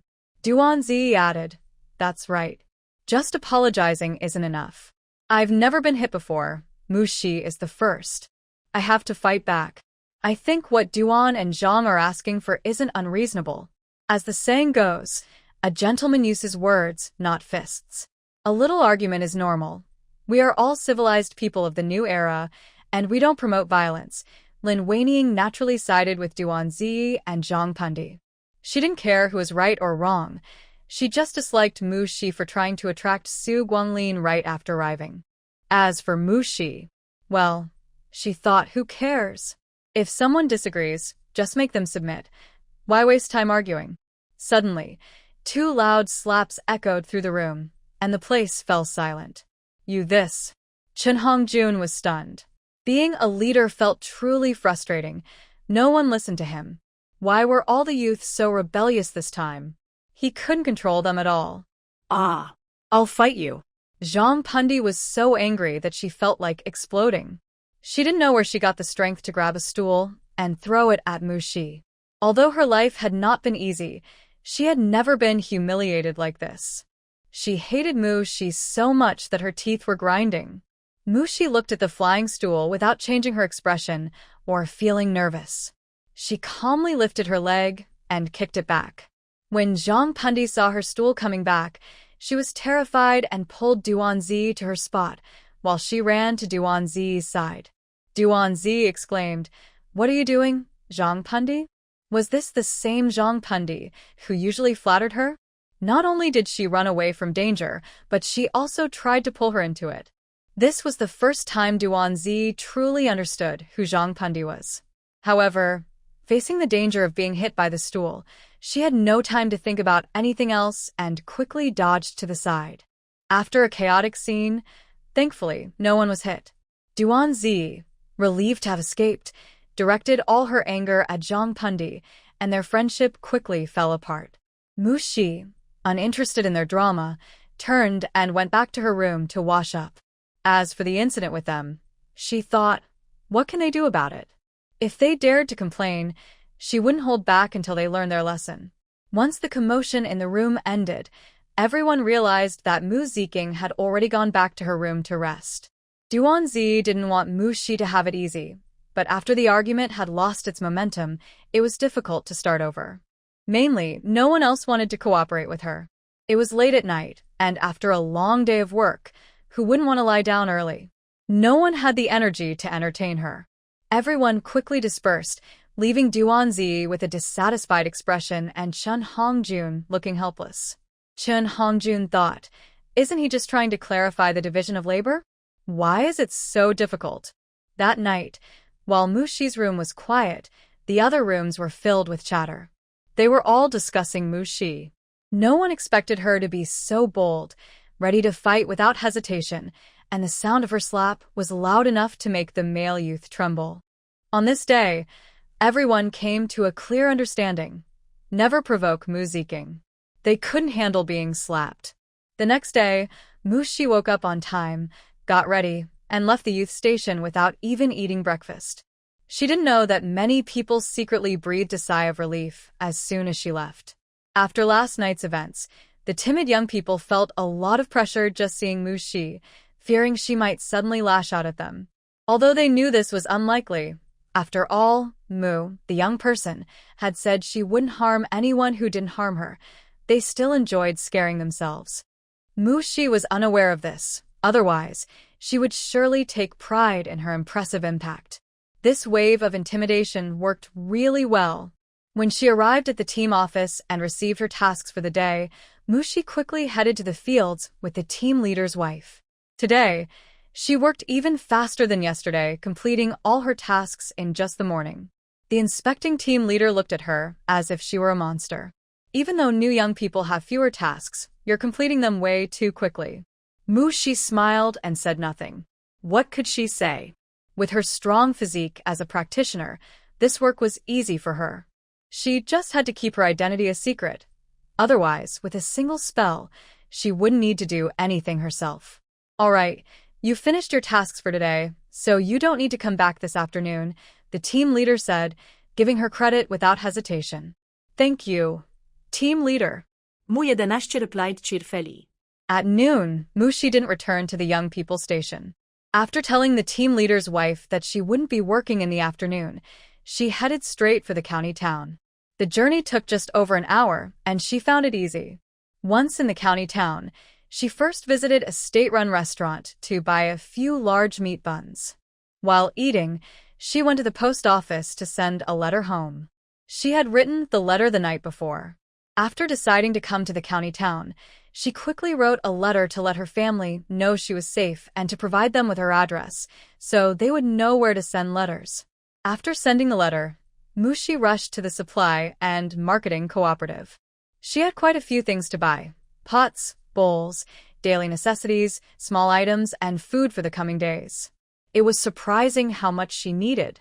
By the time she left the cooperative, she was carrying a shoulder pole with 2 large baskets filled with items, all covered with cloth. If she hadn't covered them, everyone in the village would know what she bought as soon as she entered. After the shopping trip, she had used up more than half of the national tickets she brought. She spent quite a bit of money, but it was all necessary. At least for a long time after this, she shouldn't need to spend a lot of money. When she returned to the village, it was just 3 o'clock. Mu Shi delivered her things to the house at the foot of the mountain and then locked it up. She had bought several locks because she heard that in this period, rural areas often left their doors unlocked at night, but she didn't want to gamble on anyone's honesty. Once she showed her ability to spend money, she didn't believe things would always be safe. After that, Mushi went back to the youth station, organized her luggage, and brought it into the house. Then she spent some time arranging everything. Once everything was in order, she placed her hands on her hips, looked at the house she had set up, and nodded in satisfaction. She was really looking forward to the days ahead. At the youth station, after work, the young people living in the East Wing immediately noticed that Mushi's things were gone. Everyone quickly understood that Mushi had really moved out. At that moment, everyone felt quite complicated emotions. There was envy, jealousy, and of course some resentment, like from Duanzi, Zhang Pundi, and Lin Weining. It was quite surprising that in just a few days in the countryside, Mushi had already made 3 enemies. As for Lin Weining, it was indeed her own issue. If Duanzi and Zhang Pundi had been a bit more tactful, perhaps they wouldn't have ended up in such a confrontational state with Mushi. But then again, why should Mushi be tactful? As a strong survivor from a harsh world, she didn't know what it meant to be tactful. In her previous life, anyone who crossed her would be dealt with directly. Now, in this lawful society, her ability to refrain from violence was already a sign of restraint. She never compromised in her past life, so she certainly wouldn't do so here.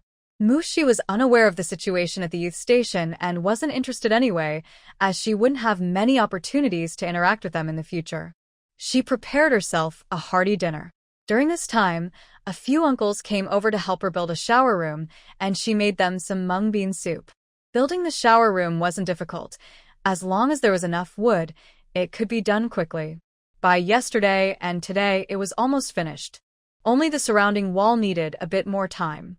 Earlier, when she was working, she mentioned to the team leader's wife that she wanted to rebuild the wall and learned that the team had a batch of old bricks available. Mushi quickly reserved them. She had already paid for them. With this batch of bricks, given the size of Mushi's yard, she could build a wall about 2 meters high. She was quite satisfied with this. A 2-meter-high wall meant that it would be difficult for others to see into her yard without assistance. This was exactly the result she wanted. When the time comes, I'll put glass shards on the wall and let the roses climb all over it. Just thinking about it is beautiful. I can also plant the old poplar tree in the yard, perfect for shade in the summer. As for dropping leaves, can an old poplar tree that has transformed not control itself? If it dares to drop a leaf, I want it to look good. The old poplar tree in the contract space suddenly felt a chill down its spine. A wonderful day has passed. The next day, Mushi arrived at work on time, but today she was given a task worth 10 work points. The team leader noticed that she worked quickly and well, so they increased her workload. Mushi was momentarily speechless. Actually, she preferred the previous arrangement of working half a day and resting the other half, which allowed her to do what she wanted in the afternoon. So, when she started work, she mentioned her thoughts to the captain's wife. This is the benefit of being part of the inner circle. Shun Hohat was very surprised. She didn't expect Mushi to be so capable, yet not want to work more. It seemed like a waste of her abilities. In their village, many people would love to have extra hands to earn more work points. But then she thought about it. Mushi was a young intellectual and had said she didn't need to rely on work to support herself. Her family would provide for her. If her family had that kind of support, who would want to suffer through hard work? If it were her, she wouldn't want it either. With that in mind, she understood Mushi better. Okay, when we get back, I'll talk to your uncle. You can continue working as you have, but we need to agree that you can't do this during busy farming seasons. Of course, when it's busy, I will definitely work full days, Mushi replied with a nod. Good, then no one can say anything about you. Shun Hohat genuinely liked Mushi, which is why she thought ahead for her. After all, people's hearts are hard to read. If others see her working so easily every day, who knows what negative thoughts might arise? Mushi naturally remembered this kindness. In the afternoon, Mushi didn't go to work again. Today, she earned 6 work points without much effort. From now on, it would be like this, and Mushi was very satisfied. Among the other young intellectuals who came with her, only Wang Jiangwo and Xie Wenqin managed to barely complete their tasks. For Duanzi and the others, getting 3 or 4 work points in a day was already quite good, and they were exhausted.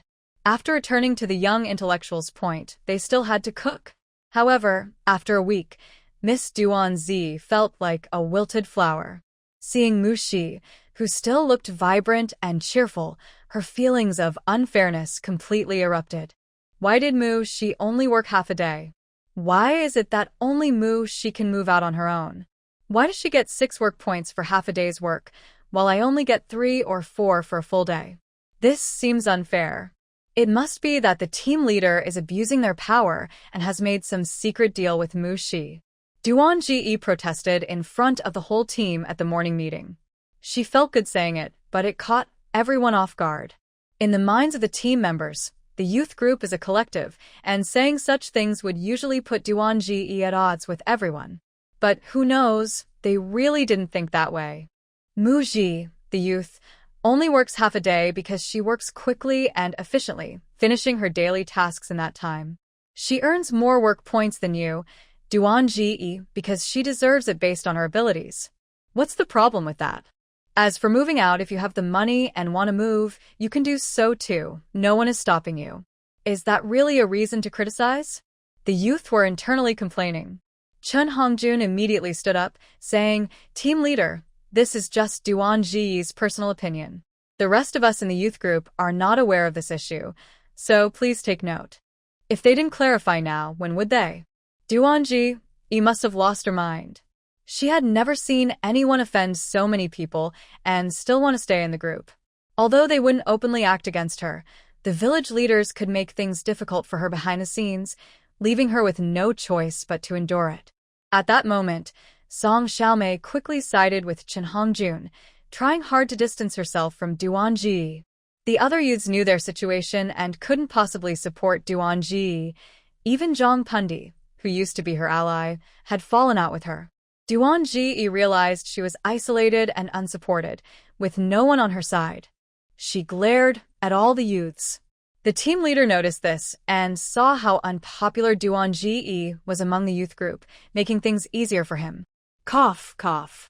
I think Duan-ji should reflect on herself regarding her protest. Mu-ji only works half a day because she finishes her tasks in that time. If you can also complete your assigned tasks in half a day, then you can work for half a day too. As for the work points, the tasks assigned to you are worth 6 points. You should know how well you've done. As for Mu Zheng moving out of the youth station, if Duan Zheng wants to, they can rent a house from the brigade office. We still have 2 empty houses in our team, and all the youth can come to discuss it. It's first come, first served. If Duan Zheng has any objections, they can report it to the commune, but I hope they can handle the consequences of making false reports. The same goes for everyone present. Our brigade is not afraid of reports because everything can stand up to scrutiny. The brigade leader's words were strong and clear. Mu-shi knew this was directed at the youth. Ordinary people don't randomly report things. Not to mention whether they have the ability. If the reported issues are exposed, how can that family stay in the village? Who can get along peacefully with someone who likes to report others? They would probably want to avoid them. Only the youth, with a bit of education, like to meddle in things. There's a saying, bad people aren't scary. What's scary is when bad people are educated. Mu-shi understood, but didn't react. It didn't concern her anyway. She was now playing with the ants and had been pulled into the brigade leader's wife's circle of friends. Every day, she listened to gossip while working and went up the mountain after work. Life was enjoyable and carefree. Duan-ji's commotion ended with a whimper. After that, neither the youth nor the members wanted to interact with her much. Everyone felt she was not trustworthy and not very smart. Duan-ji was furious and ultimately resorted to using things to pave her way in life. Surprisingly, this tactic worked well since everyone was poor and such opportunities to get free things were rare. They just needed to flatter her a bit, and they were willing to do it. In the blink of an eye, it had been half a month since arriving in the countryside. Mu-shi's wall was also built, a sturdy 2-meter-high courtyard wall that looked very secure, with a new set of wooden doors that were quite solid. One day, Mu-shi went to the mountains and pretended to dig up a few rose bushes, but in reality, she had released Wei from her space. In just a few days, the roses climbed all over the courtyard wall. From the outside, It looked like a beautiful display of flowers. Inside the yard, the old poplar tree was also doing its job. As an important source of shade, the old poplar tree worked diligently. Mushi set up a lounge chair under the tree. When she had free time, she would relax in the chair, swaying gently as a light breeze brushed her face. She had never experienced such comfort during the apocalypse. Today, Mushi received a package sent from home. 2 very large packages. When she returned to the village carrying the packages that almost overwhelmed her, she looked like a monkey in a zoo. Everyone in the village came to watch. Mushi smiled slightly. It seems that enjoying a spectacle is a human nature. She hurried home with the packages. Once home, she finally breathed a sigh of relief. Opening the packages, she found they contained even more items than she had prepared at home. In addition to the blankets and winter clothes she had hurriedly packed, Jong-yun had also included 2 more sets, along with bed sheets, pillowcases, and various snacks from this era. Milk candies, brown sugar, canned goods, malt extract. There was also a letter tucked inside. Mushi felt it was thicker than expected, and when she opened it, she saw money and tickets inside. At that moment, her heart, which had become numb from surviving in a harsh world, was touched. The love from her parents filled her with warmth. Mushi took out the letter and read it carefully, noting the items prepared for her and the amounts of money and tickets. It also included some daily reminders, telling her to take good care of herself, not to hesitate to spend the money, and to write home if she ran low. She was advised to call or send a telegram immediately if anything happened. Every word was filled with her parents' concern from afar. Mushi felt a deep love in those words. Her eyes began to warm. She quickly looked up and wiped her eyes. This feeling was unfamiliar to her, but she found she liked it. Outside, the news of Mushi returning with the 2 large packages spread through the village like wildfire in just a few minutes. Oh, you should have seen it. Mu Jiqing's 2 packages were huge. Her family really spoils her. It hasn't been long since she arrived in our brigade, and they already sent her things. You just realized her family spoils her? Look at how she only does 6 work points. That should tell you. Speaking of which, Mu Jiqing is quite capable. She earned 6 work points in half a day. If she worked all day, she could easily get 10 points. Who can argue with that? But Mu Jiqing doesn't rely on work points for her meals. She does as much as she wants. It's really something we can't compare to. Who wouldn't envy that?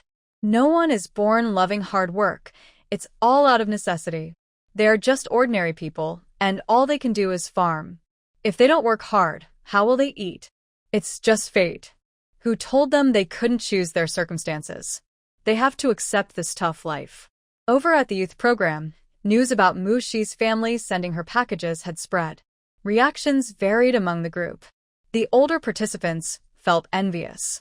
After spending several years in the countryside, those with better family conditions received packages and money at first, but as time passed, it became less frequent. Relationships fade when people don't see each other for a long time, especially when there are other siblings at home. Without them, parents have other children to care for, which naturally reduces their attention over time. Some participants came from families with poor conditions, or faced gender bias, or simply didn't receive much affection due to having many siblings. For various reasons, they had not received any packages since moving to the countryside. Initially, they felt envious when seeing others receive packages, but now they had learned to be indifferent. As for the new participants, the 2 male members didn't mind much since they had brought enough money with them, and they didn't need many supplies. Notably, Wang Jiangwo and Xia Wenqin had moved out of the youth program location. They rented a place together mainly because Xia Wenqin couldn't cook. With Wang Jiangwo around, he wouldn't starve or accidentally harm himself. So, the 2 started living together. Xia Wenqin paid the rent, while Wang Jiangwo took care of cooking, and they shared the cost of ingredients. Although they still shared a living space, it was a big difference compared to living with a larger group. Their personalities matched well. Xia Wenqin was usually quiet, while Wang Jiangwo was talkative but not troublesome, and he had a good nature. Now, back to the main point. The most affected by Mushi's family sending packages was Duan Ziyi. She had always been the pampered princess at home, and to win people over, she generously gave things away, which confirmed her status. However, no matter how well off her family was, they couldn't let her spend without limits. Moreover, with both parents working in the system, they faced many restrictions and had political rivals watching for any mistakes. Therefore, the money they sent her was limited and would not exceed their income. Since moving to the countryside, her family hadn't sent her anything because they had already given her a considerable amount of money and supplies at the start, so they wouldn't be sending more anytime soon. Hearing about Mushi's package made Duan-zi feel overshadowed, which upset her. Upon returning to the youth program, she started throwing things around in frustration. The roommate couldn't stand her, but during this time, she had received quite a few things from her, so she just rolled her eyes and left the room, letting her vent alone. Since Zhang Pundi had a falling out with Duan-zi, she moved into the room that Mushi had lived in before. Hearing the noise from Duan-zi's room, she couldn't help but scoff. Some people just think too highly of themselves, believing others are beneath them. She was clearly showing her disdain. Her mockery was not only because of their previous conflict, but also because Duan-zi had managed to win over everyone at the youth station, leaving her out. All the good things had gone to others. How could she not be angry? Now that she had a chance to vent, she aimed for the jugular. You should say less. If she hears you, it will start another fight. A fellow youth pulled at Zhang Pundi. Zhang Pundi snorted. If I dare to say it, I want her to hear it. What can she do besides get angry? Her family spoils her, yet they never send her any packages. Maybe those things she has are all her family gave her. She deliberately raised her voice. Sure enough, Duan-zi came over and the other girls in the room with Zhang Pundi were worried. They couldn't leave without getting involved, but they were afraid of getting hurt by these two crazy women. It was truly a case of trouble coming from within the home. Zhang Pundi, what do you mean? Duan-zi stormed into the room. I mean nothing. I'm just speaking the truth. Is it now forbidden to speak the truth at our youth station? Zhang Pundi was unafraid. She had intentionally let Duan-zi hear her. She loved making her feel hurt. Duan-zi had always acted superior, relying on her family background. Now she was getting a taste of her own medicine. Look at Mushi, who was always low-key and never boasted about her family, except for moving out. Zhang Pundi regretted not befriending Mushi when she had the chance on the train. Now it felt like all her efforts were in vain. Duan-zi laughed in anger. What truth are you talking about? My family is not for you to comment on. No matter what, they are much better than yours. One should recognize their own strengths and not spend all day gossiping about others. It's better to reflect on oneself first. If your family is withholding your allowance, you shouldn't have the time to meddle in others' affairs. You really have a lot of nerve. Mutual harm is something they have come to understand. Zhang Pundi was indeed caught off guard by Duan-zi's words. The more you care, the easier it is to be hurt. Furious, she pointed at Duan-zi and said, My family may not be great, but I am not as hypocritical as you. Do you think that's why people like you? Once you give away everything you have, I want to see how many people will still surround you. That was a painful remark. Duan-zi was so angry her chest was heaving. She knew why people praised her. It was simply because they wanted the benefits she provided. She understood it was wrong, but she couldn't give up that attention.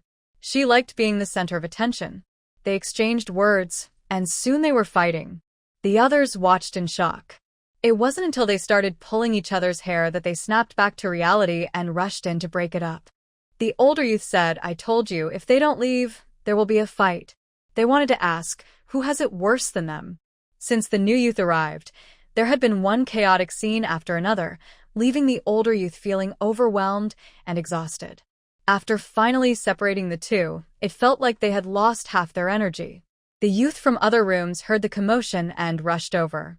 Upon learning the reason for the fight, they all rolled their eyes. Wow, even with Muji moving out, these two still managed to fight? What can you say?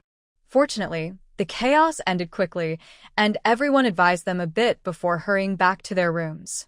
Over the past half-month, through one drama after another, everyone got to know these two well.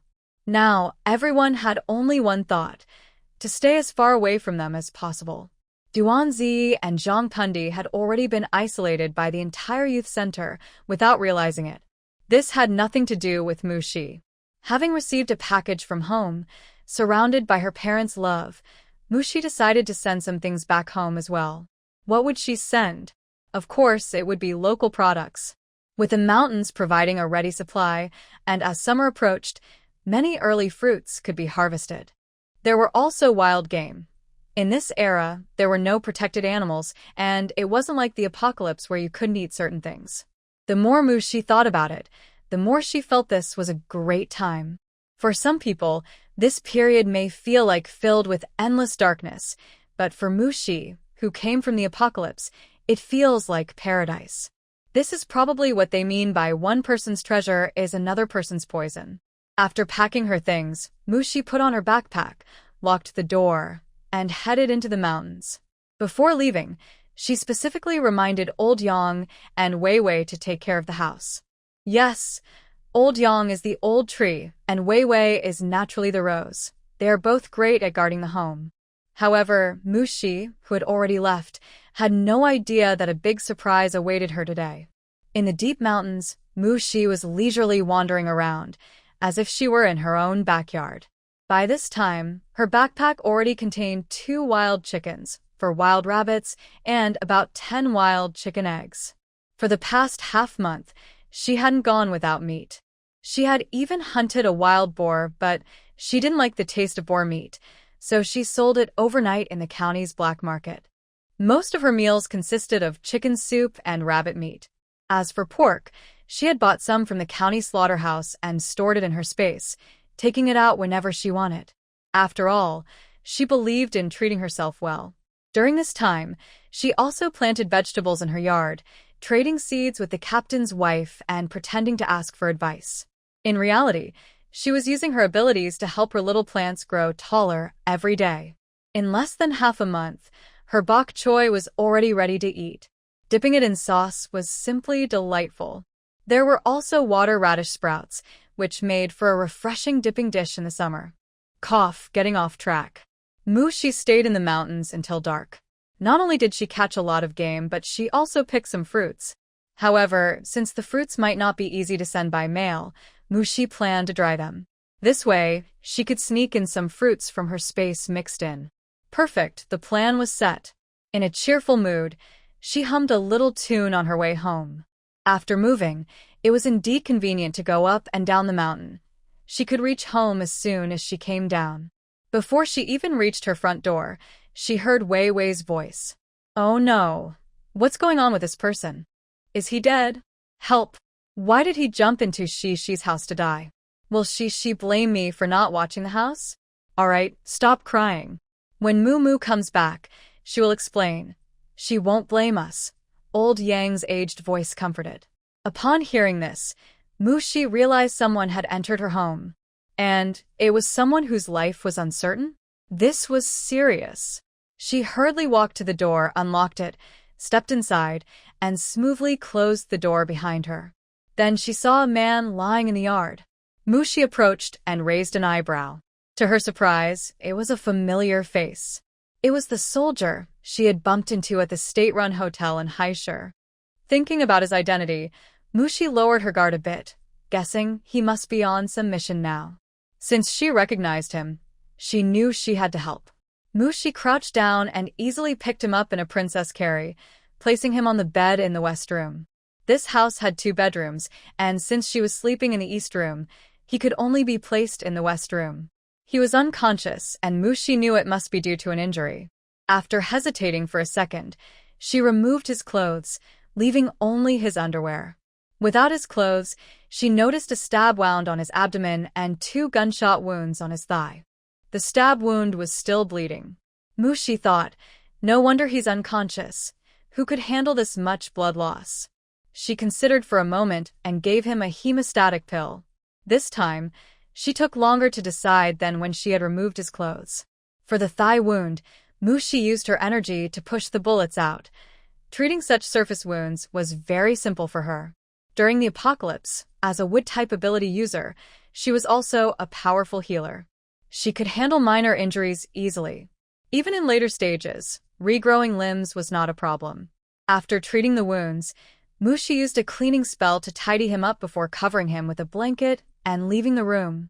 Given his current condition, he should wake up soon.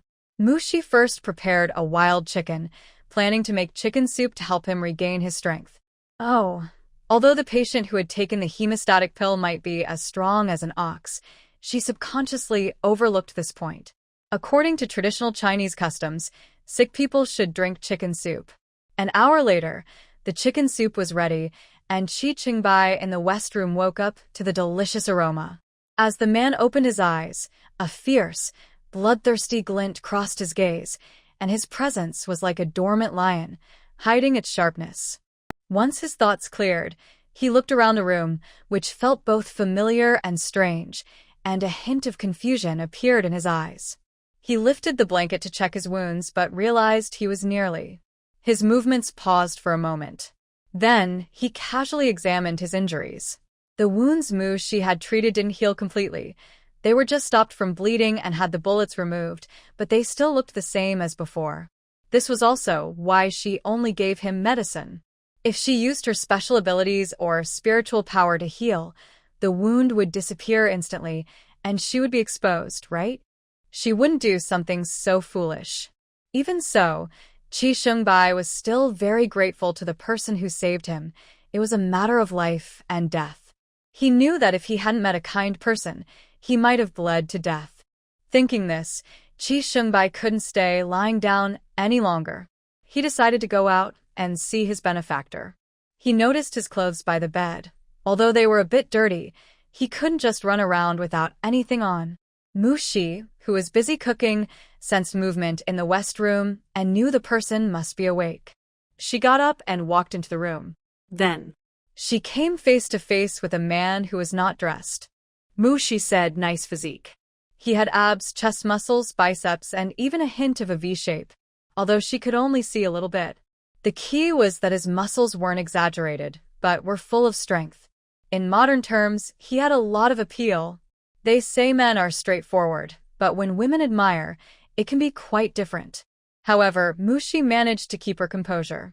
Just appreciating was enough. Staring too long would be a bit rude. Qi Shengbai was stunned by her words. Are women nowadays this bold? He didn't understand and was greatly shocked. He was so surprised that he forgot he was still undressed and didn't think to grab any clothes or a blanket. Mushi noticed he was in a daze and reflected on herself. She seemed to have gone a bit too far and thought she might have embarrassed this tough guy. Since you're awake, let's eat. Should I bring it in, or do you want to eat outside? She had to ease the awkward atmosphere she created. I'll eat outside, Qi Shengbai quickly replied. Okay, then you can get ready. After Mushi said this, she slipped away. From now on, she wouldn't be so direct in complimenting someone's physique. This era didn't encourage such behavior. This incident was a lesson for her. In the apocalypse, she was a top-tier fighter and did as she pleased. But here, there was still order, and she couldn't be too carefree. In the novel she read, it was mentioned that in this era, being inappropriate could lead to punishment, even public humiliation. If one thought about it, her earlier comment could be seen as inappropriate, and if she had whistled, it would have been even worse. TSK in the room, after Mushi left, Qi Shengbai's face began to turn red. He has grown up without ever being complimented face-to-face by someone of the opposite. It's a bit embarrassing, but he feels an indescribable emotion inside. On the battlefield, Qi Shengbai was as calm as a machine, but a single sentence from Mushi suddenly made him feel like a young boy. It's simply unbelievable. But that's how it happened. Qi Shengbai desperately told himself to stay calm. He let out a deep breath to calm his racing heart. He quickly got dressed and walked out of the West Room. Mushi, who was serving dishes, saw him and said, "Come eat. I made chicken soup for you. Drink it to replenish your energy since you've lost so much blood." A large bowl of chicken soup was in the center of the table, and Mushi served a bowl to Qi Shengbai. "Thank you." Qi Shengbai sat down. He sat up straight. Even with his injuries, his inherent demeanor remained unaffected. Mu Shi sat across from him and served herself a bowl of soup. The chicken soup, which had been simmering for over an hour, smelled wonderful. On the table, besides the chicken soup, there were two stir-fried dishes, stir-fried potato shreds and stir-fried cabbage with meat, along with a minced meat egg custard. The simple dishes were all very flavorful. Qi Shengbai was pleasantly surprised by the meal. The two of them quietly finished their dinner. Qi Shengbai stood up to help clean up, but Mu Shi stopped him. Injured people should know to rest. Just sit and relax. Hearing this, Qi Shengbai had to obediently sit back down. However, his eyes were still busy exploring the room. He slowly walked around, looking here and there. The vegetables in your garden are growing well, right? I think so too. Tomorrow, I'll let you try some of the vegetables I personally planted, Mu Shi replied with a smile. I'm looking forward to it. A faint smile appeared on Qi Shengbai's face. By the way, I still don't know your name. My surname is Qi, and my first name is Shengbai. What about you? Qi Shengbai turned to look at Mu Shi. I'm Mu 11. Mu. Shi. Qi Shengbai repeated the name. Alright, it's getting late. You should wash up and go to bed. Mu Shi washed the dishes, tidied up the kitchen, and then brought him new toiletries for his wash. Looking at the new toiletries, Qi Shengbai felt a bit moved and couldn't help but glance at Mu Shi again. After washing up, he was sent back to the west room by Mu Shi. Thinking about the day's experiences, Qi Shengbai couldn't help but smile slightly. He thought he might be in trouble this time, but unexpectedly, after facing many obstacles, he found a way out. This house was his childhood home, and at the end of his life, he stumbled back here. By a twist of fate, he was saved. Fate can be quite mysterious sometimes. When his parents passed away unexpectedly, he joined the military. To avoid reminders of his past, he rarely returned home, leaving the house to the team. This time, the mission was nearby. He chased after his target into the mountains, only to fall into an ambush. He fought hard to escape and made it out of the mountains. Lying in the room where he had slept since childhood, Qi Shengbai soon fell into a deep sleep. This time, he slept very well, unlike his usual restless nights during missions. The next morning, Mu Shi woke up to find the west room empty. The bedding was neatly folded, and there was a note nearby. Mu Shi glanced at it. It said that the person had quietly left, thanking her for saving him but needing to take care of some matters. He promised to repay her kindness when he had the chance. Mu Shi smirked. It was just a casual act of saving him, so it was fine if he left. She turned to cook, thinking that no matter what, a meal was the most important thing. A brief encounter wouldn't affect her mood. After eating, she went to work. After earning her share of work points in the morning, she spent the afternoon at home preparing wild game and fruits. The game was marinated and dried, and the fruits were sliced and sun-dried. In the summer sun, it only took 2 days to finish. 2 days later, she went to the county town to send a large package home. After taking care of that, Mu Shi felt light and decided to wander around. There wasn't much to see in this era, just state-run restaurants, supply and marketing cooperatives, and department stores. The county town didn't even have a department store. She would have to go to the city. Suddenly, Mu Shi's eyes lit up. She remembered a place that the protagonists in her favorite novels loved to visit. She had almost forgotten about it. The recycling station. This was a great place for treasure hunting. When she read those novels, she often wondered if others were foolish. How could they not see the gold hidden in table legs or jewelry in vases? Only the protagonists could find them effortlessly. Was it all left for the protagonists? Now that she was here, she was eager to see what it was all about. With newfound excitement, Mu Shi headed straight for the recycling station. A lady was sitting at the entrance and noticed Mu Shi approaching without looking up. "What do you want?" "Ma'am, I want to find some scrap paper to use for wall covering. Is that okay?" "Scrap paper is 10 cents a pound. You can go inside." "Thank you, ma'am." Mu Shi smiled and took out 2 big white rabbit milk candies from her pocket and handed them to the lady. The lady was surprised by her gesture and looked up at Mu Shi. But when she did, Her pupils widened, and her expression became excited. "Young lady, what is your name?" the lady asked eagerly. She frowned slightly, sensing something was off with the lady. "I just want to find some scrap paper. I don't think I need to introduce myself, right?" She replied, looking at the lady with confusion. She realized the lady's reaction was due to her appearance, but she didn't want to address it directly until the lady spoke about it. The lady noticed her own unusual behavior and calmed down a bit, but she still looked at Shi with enthusiasm. "I'm sorry, I was just surprised because you look so much like someone I know. Please don't take it the wrong way." "Who do I resemble?" Shi asked, maintaining her composure. Could her background be different? It wasn't impossible, considering her inherited space was a treasured item of the Ji family from thousands of years ago. She initially thought the space was left by her mother.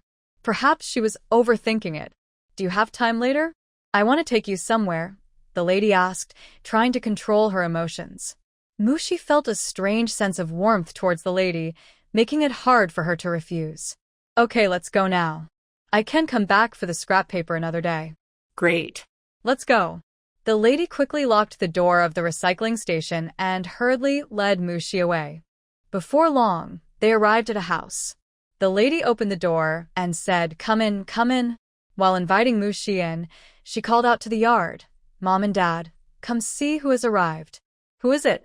An elderly man with white hair, but looking quite energetic, came out of the house. When he saw Shi, his emotions surged, and his hand holding the cane trembled uncontrollably. "You. What's wrong? Who is it?" An elderly woman with similarly gray hair followed closely behind. At that moment, all of Shi's confusion was cleared up. She looked so much like the old man, at least 60 or 70%, perhaps even more like him when he was young.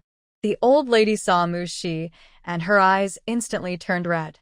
She quickly walked up to Shi and asked, "You, dear child, can you tell Grandma your father's name?"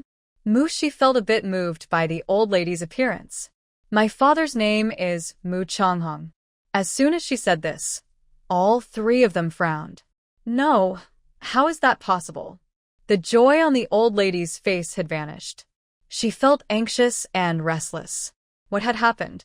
How was her son now? Why was her granddaughter's father's name wrong? Her mind was in a whirl. But one thing she was certain of, the little girl in front of her was definitely her real granddaughter. She looked just like her when she was young, almost as if they were carved from the same mold. The old man and the woman who brought Shi were hesitant, wanting to ask something but not daring to.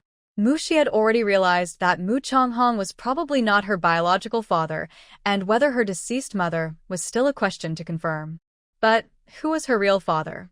Why was she born into the Mu family, and who passed on the inheritance space to her?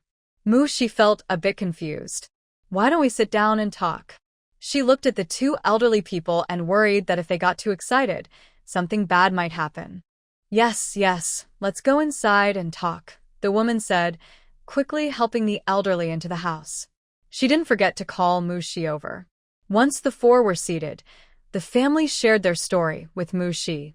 It turned out that both elderly people were old revolutionaries who participated in the resistance during the war. This was a typical story from that era. The old lady was brave and fought on the front lines, even during her pregnancy and childbirth. Shi's father was born amidst the chaos of war. Unable to take him along to fight the enemy, the old lady had no choice but to leave her child with a local family for safekeeping. After giving birth, she returned to the front lines to bravely fight the enemy. They fought tirelessly until 1949 when they finally drove out the enemy and celebrated their victory. When they hurried back to their village after the war, they found it destroyed, with only a few villagers having escaped, and they were nowhere to be found. In that time, communication was poor, and finding people was like searching for a needle in a haystack. They searched for over 20 years. By now, her son is already 36 years old, but she has only seen him once when he was born, and his father has never seen him at all. When the old lady was young, she worked too hard, which caused health issues that prevented her from having more children afterward. The aunt is the eldest daughter of the couple, making her Shi's aunt. She married years ago, but her husband, who was also a soldier, died on the battlefield. After that, she never remarried and stayed to take care of her parents. They live here because the village where the old lady entrusted her child is nearby. They thought being close might bring some news. The organization understood their feelings and arranged for them to stay comfortably, providing a special car and security. After all, these two old heroes have remarkable achievements and both hold high ranks, so they deserve such arrangements. Additionally, they found a job for the aunt as a guard at a recycling station. Although it seems like she deals with junk all day, there are actually good benefits, and it's a job that most people can't get. After hearing all this, Mushi felt it was quite unbelievable. It was just like a storybook world, where such strange backgrounds could happen. So, could she suspect that her own background was also arranged by the author as a special advantage? In the book, the main character receives a precious bead and gains access to a special space. Will she also receive help from her grandparents because of the bead? That would help the main character enter a higher social circle. After all, her grandparents are both high-ranking officials and national heroes. With such support, wouldn't the main character soar to great heights? Once the three finished explaining, they all looked at Mu-Shi with anticipation. She then shared her own story. I don't know much else, but since I was born, my father has been Mu Changhong, and my mother passed away when I was 10. My father remarried later, but my stepmother treats me very well. She also has a daughter, who is 2 years older than me. My stepmother has always treated us equally, supporting us through high school and buying us clothes. Whatever my sister has, I have too, and vice versa.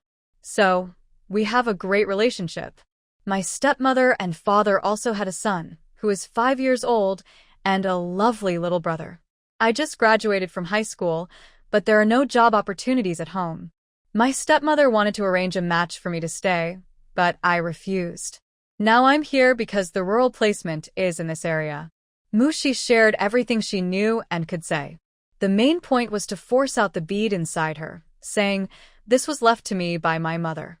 She wanted to see their reactions.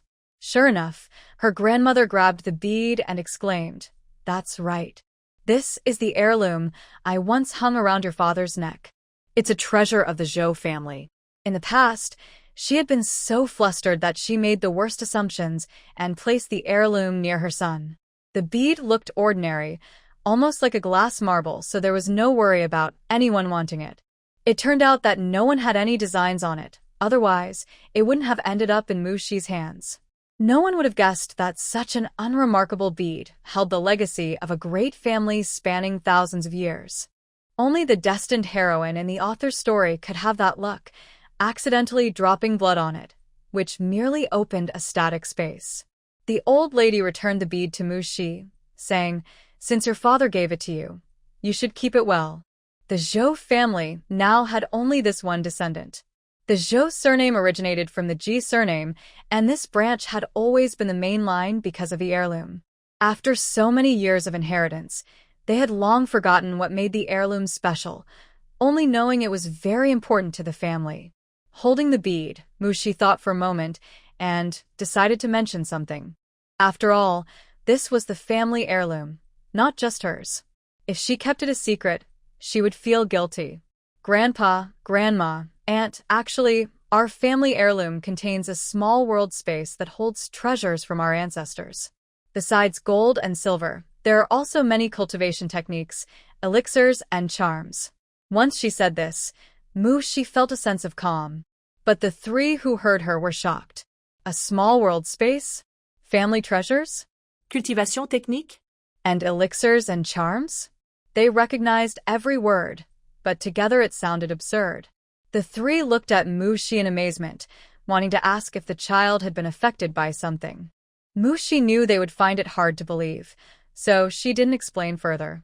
Instead, she waved her hand and made a teacup from the table disappear into the space, then brought it back. Collect. Release. Collect. Release. Okay, that's enough.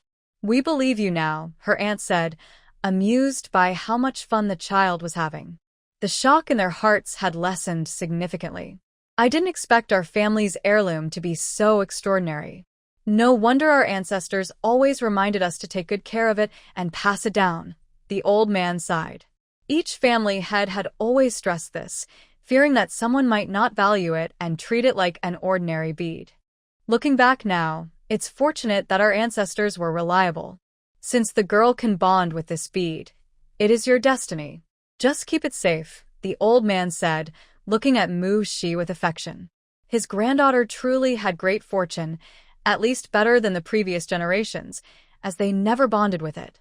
I understand, Grandpa Mu Shi smiled. But should Grandpa, Grandma, and Aunt pick a few cultivation techniques to practice? Let's skip that. We're too old for cultivation, the old man replied, thinking they were too advanced in age for such things. After all, isn't it said that one should start young? Those who practice martial arts usually begin as children. We need to test your spiritual roots first to see what your potential is. Even if age affects things, as long as you can start, your physical abilities can improve significantly. We're not aiming for the highest levels of cultivation. It's just for health, Mu Shi said, genuinely wanting her elders to live long and well. She admired those who selflessly served their country and people, just like the strong who fought during tough times to give everyone a chance to breathe. She once bore such a responsibility herself. Now, in this world, her family had done similar things, and Mu Shi felt proud and connected to them. She is right. Let's not dismiss ourselves just yet. We should at least test our potential before deciding whether to cultivate, the grandmother said, smiling and supporting her granddaughter. The aunt nodded in agreement, still a bit confused. Who would have thought that at their age, they would have a chance for cultivation? Life is indeed unpredictable. All right, let's test it, the old man agreed, seeing everyone on the same page. He didn't want to seem unsupportive of his granddaughter. Mu Shi took out the testing stone and checked each of their spiritual roots. Unfortunately, the results showed that none of them had spiritual roots. In this era of magic, those with spiritual roots are truly rare.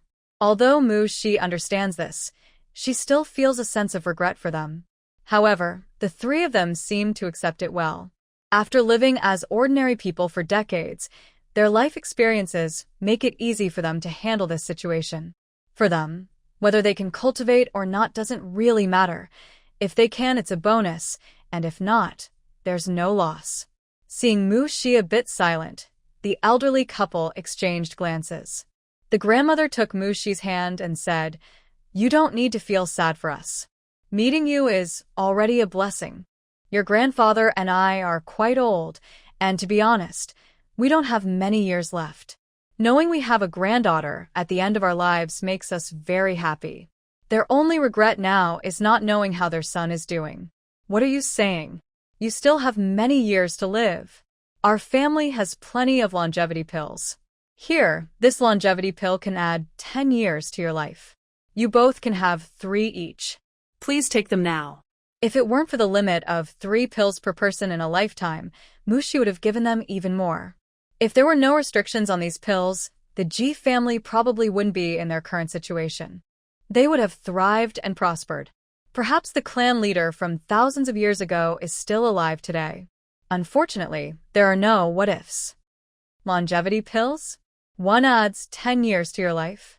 The old man held the pill, feeling dazed.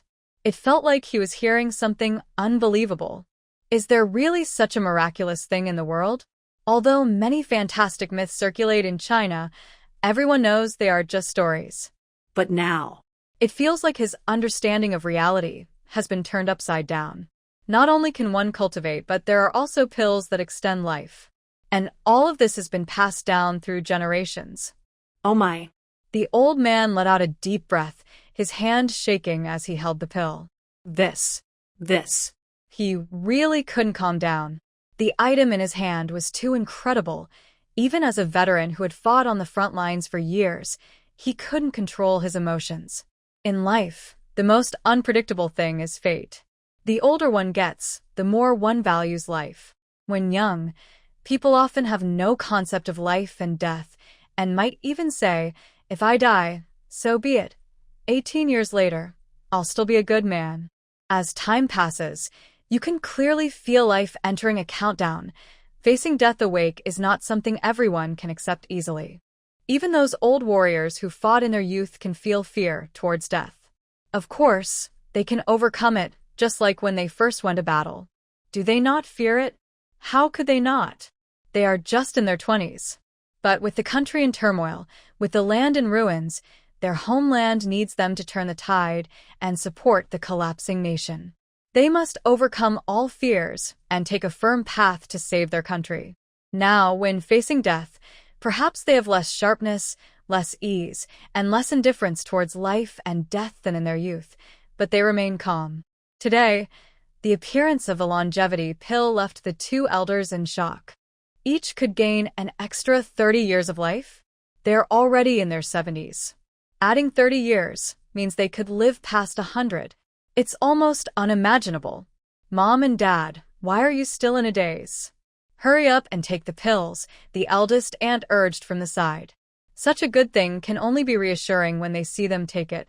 The two elders finally snapped back to reality, but looking at the pills in their hands, they exchanged glances and hesitated to speak. Mushi raised an eyebrow. Grandpa and Grandma, if you have something to say, just say it. The old man sighed. It's like this. Both leaders are not in good health. They have lingering illnesses from the battlefield, and now they are working tirelessly for the country, with no time to rest, which causes their conditions to worsen. But the country is in dire need of them, and they cannot be neglected. This vicious cycle worries both your grandmother and me. We wonder if this longevity pill can help them? Many high-ranking officials are their old comrades, including the two leaders, who are like brothers from the same trench. Now, seeing them suffering from illnesses makes him and his wife very sad. Many old friends have already passed away. Each loss feels like a personal wound. Even they have their own health issues, and sometimes they joke about not knowing when they might join those old friends below. If it weren't for Mushi's arrival, they wouldn't have many years left to live. In the story setting, the two elders indeed belong to the female leads network. After bringing her to the capital, they integrated into the elite circles, but soon after, they passed away. The female lead then thrived using the connections from the two elders. Well, back to the main topic.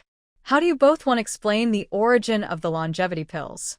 Mushi did not oppose giving the pills to the leaders and old comrades. The old comrades of the two elderly men were all national heroes, each having fought through countless battles. For the country, they risked their lives without hesitation. Mushi felt it was an honor to help such heroes extend their lives. But how could she reasonably present these miraculous pills to them? Don't think too much, just give them directly, the old man said straightforwardly. Mój 11. Ha ha ha, my grandfather's old comrades are all brothers in life and death. As long as I don't say anything, they won't ask more questions. If it's something that can be said, there's no need to ask. If it can't be said, asking is pointless. They understand this well. Instead of worrying about where the pills come from, it's better to eat them quickly and gain the actual benefits. This was said with great openness. But thinking about it, it made sense. Why worry about where the pills came from?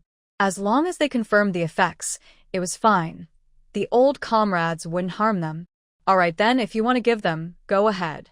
After all, this is something passed down from our ancestors, and you certainly have the right to decide. Speaking of which, Grandpa is the head of the family. She just happened to have recognized the space as her own. However, it can't be said that way. This pearl has been passed down for so many generations, and I've never heard of anyone opening it. It can only be said that this is your opportunity, so everything inside naturally belongs to you, the old lady said lovingly, holding Mu-Shi's hand. Your grandmother is right. Just agreeing to this matter makes Grandpa very grateful. I'll also make it clear that this is a one-time thing. I won't make it difficult for you again in the future. Mu-Shi replied, I don't feel it's difficult. I'm just worried that in this era, it might be hard to explain if this kind of thing gets exposed. Since Grandpa already understands, I have no objections. On the contrary, I hope to make things better for the heroes. After all, without the older generation, there would be no establishment of New Huaxia, and no subsequent prosperity. All right. No wonder you're a child of the Zhou family. The old man smiled happily, his eyes squinting with joy. Let's have these few pills for now, and I'll get you more bottles to give to others. Oh, and let's make sure to include Aunt too. Since others received them, family members certainly shouldn't be left out. As for not giving any to Mu Changhong and the others, when Mu Shi first arrived, she soon went to the countryside, and Jiang Yun was her stepmother. At that time, she thought the pearl was a family heirloom from her mother's side, so she naturally had concerns. She thought she would talk about it later. Mainly Mu Changhong and Jiang Yun were still young, and they didn't really need the longevity pills right now. She also considered taking them along for cultivation in the future, but there was no rush. I'll pass on it. Saving a bit is good, said her aunt, waving her hand. She felt that such extraordinary items shouldn't be taken lightly, so it was better to leave them for those who truly needed them. Aunt, don't worry about it. If we run out, I can learn to make them myself. The ancient texts say that wood-type spiritual roots are best for alchemy, and I happen to have a wood-type spiritual root. In the cultivation era, her single spiritual root was called a heavenly spiritual root, second only to mutated roots, making it quite remarkable. Especially since it was a wood root, it was practically made for alchemy. Huh. Her aunt looked confused. Wow, this niece was impressive. She could even make pills herself. Did that mean that what they thought was a rare pill was actually unlimited? This gave them an oddly rich feeling. After their shock, all three of them took 3 pills from Mu Shi. Each person gained an additional 30 years of life. I don't feel anything, the old man said, smacking his lips. The pill tasted quite sweet. The old lady shot him a glance. These are longevity pills, not youth-restoring pills. What do you expect to feel? That's not it. I just haven't tried it before, so I was just saying, the old man replied cheerfully, not upset at all. You have plenty of things you haven't tried, the old lady scoffed. Yes, yes, yes. Mu Shi found it amusing. Grandpa wants to be young again? I still have beauty pills and youth-preserving pills. The beauty pill can slightly adjust your appearance to make you more perfect, while the youth-preserving pill can keep you forever young. Would you and Grandma, or Aunt, like to try one? Forever young? The old lady waved her hand. No way, I don't want to be seen as an old witch, suddenly returning to youth at her age. What else could she be called? Your grandma is right. We are fine as we are. People need to accept the fact that they grow older every day. The old man thought it felt strange to want to be young again. At their age, pursuing looks was something they couldn't afford to care about. Give it to your aunt, the old man said, looking at his eldest daughter, sighing inwardly. His daughter had a tough life, too. Since her son-in-law died in battle, she returned to be with them and has been taking care of them for over 10 years now. They don't have any children, so what will happen when they grow old? Before, he and his wife weren't worried, but seeing their daughter's firm attitude, they tried to persuade her a few times and then gave up. They decided to leave her more money, so she wouldn't have to worry in her later years. However, looking at their granddaughter sitting beside them, they suddenly felt at ease. Even if one day they were gone, the aunt and niece could rely on each other. I don't want it either. At my age, it would be strange to suddenly become young. The elder aunt quickly shook her head in refusal. Mu Shi smiled slightly, realizing that everyone's perspective on things is different, leading to different choices. Since they didn't want it, she didn't insist. Appearance is external and doesn't matter much, but everyone should take the health-boosting pills. After all, they aren't young anymore, and the 2 elders still have health issues from their youth. Mu Shi provided them with the right pills to clear their ailments, and with the health-boosting pills, the old man felt like he was back in his prime. Yes, very good. If I were on the battlefield now, I could take on 100. The old man declared with fighting spirit. Don't brag, the old lady replied. If you could take on 100, why not fly to the sky? It's getting late. I'm going to cook. Mu Shi, tell your aunt what you like to eat, and she will make it for you. Mu Shi glanced outside and saw the sun was indeed setting. No need, aunt. I should head back quickly. Next time I have time, I'll come over for dinner and let you cooking. What? It's almost dark. Why not leave tomorrow morning? The aunt said, worried. Aunt, I've already started my training. You don't need to worry about me. If anyone bothers me, they'll regret it. Mu 11 left. She has already reached the 5th level of chi refinement. Over the past half-month, even with her daily work and various tasks, she never neglected her training. After all, she knows that her own strength is her greatest confidence. No matter what, she must keep up with her training. Mu Shi's words made the three of them laugh, but they still had their worries. Grandpa will take you home, the old man said as he stood up. Mu Shi quickly stopped him. No, really, I can go back by myself. She couldn't let the old man do that for her. It just wouldn't do. However, the old man, feeling young again, couldn't sit still and wanted to run a few laps. He was frustrated that he finally had a chance to take his granddaughter out but couldn't make it happen. Mu Shi said this. She, just go home. Don't worry about him. He's an adult and shouldn't rely on his granddaughter. Doesn't he have any shame? The old lady glanced disapprovingly at her husband.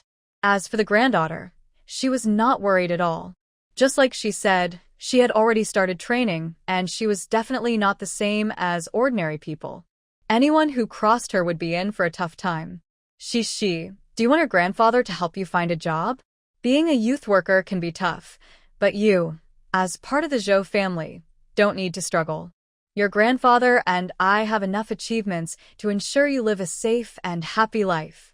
Do you want to work here, or would you prefer to go to the capital? We can arrange it for you. What do you think?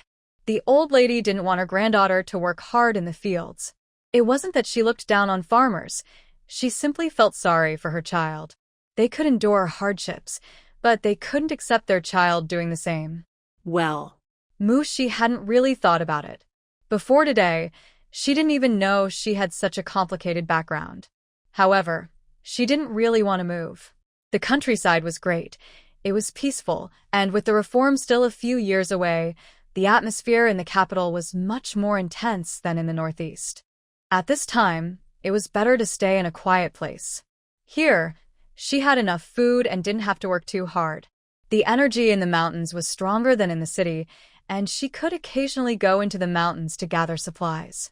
She felt fulfilled every day.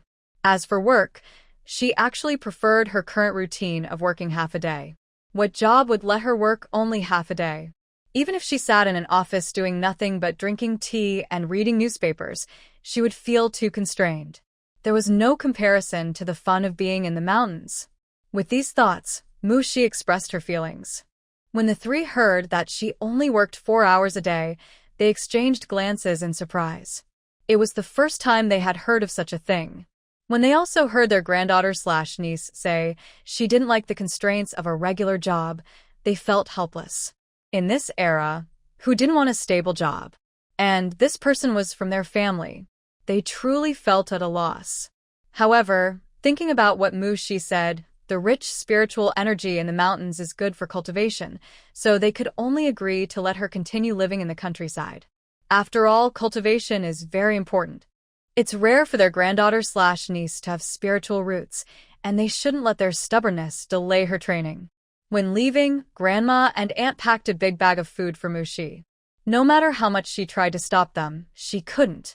Instead, the old man pulled her aside to have tea. Let them pack. We didn't know about you before, and for the past 18 years, we owe you. Your grandma wants to make up for it, so don't stop her. Otherwise, she won't be able to sleep tonight. With that said, what could Mu Shi say? She could only accept the heavy love from the elders. Carrying the package, Mu Shi walked quickly towards the Hongxing Brigade. After saying goodbye to her grandparents and aunt, she noticed their teary eyes, which affected her mood. She kept walking until, Mu Jiqing, why are you back so late? You must not do this again. We were all worried about you. Mu Shi frowned and looked up, and sure enough, she saw Su Guangling's face. She didn't want to respond and brushed past him. Hey, Mu Jiqing, wait a minute. I was waiting for you here. You must not have eaten yet, so here are 2 boiled eggs I saved just for you. Su Guangling caught up with her. He felt a pang in his heart but kept a perfect smile on his face. He kept telling himself, you can't catch a wolf without letting go of the child. It was just 2 eggs, If he could win Mu Shi over, he would have endless good things in the future. What were 2 eggs compared to that? Especially when he saw Mu Shi carrying a big package, his determination grew stronger. A good dog doesn't stand in the way. Stay away. Just as he imagined his good days with Mu Shi, he heard her cold voice calling him a dog. Su Guanglin was furious. He forced a smile. Mu Jiqing, I'm just worried you might be hungry. Please eat these eggs. At least they'll fill your stomach. Once someone accepts a favor, they can't easily escape. As long as Mu Shi ate his eggs, she wouldn't be able to get away. Mu Shi didn't even give him a glance. No need. You can eat them yourself. After all, they were given to you by a girl.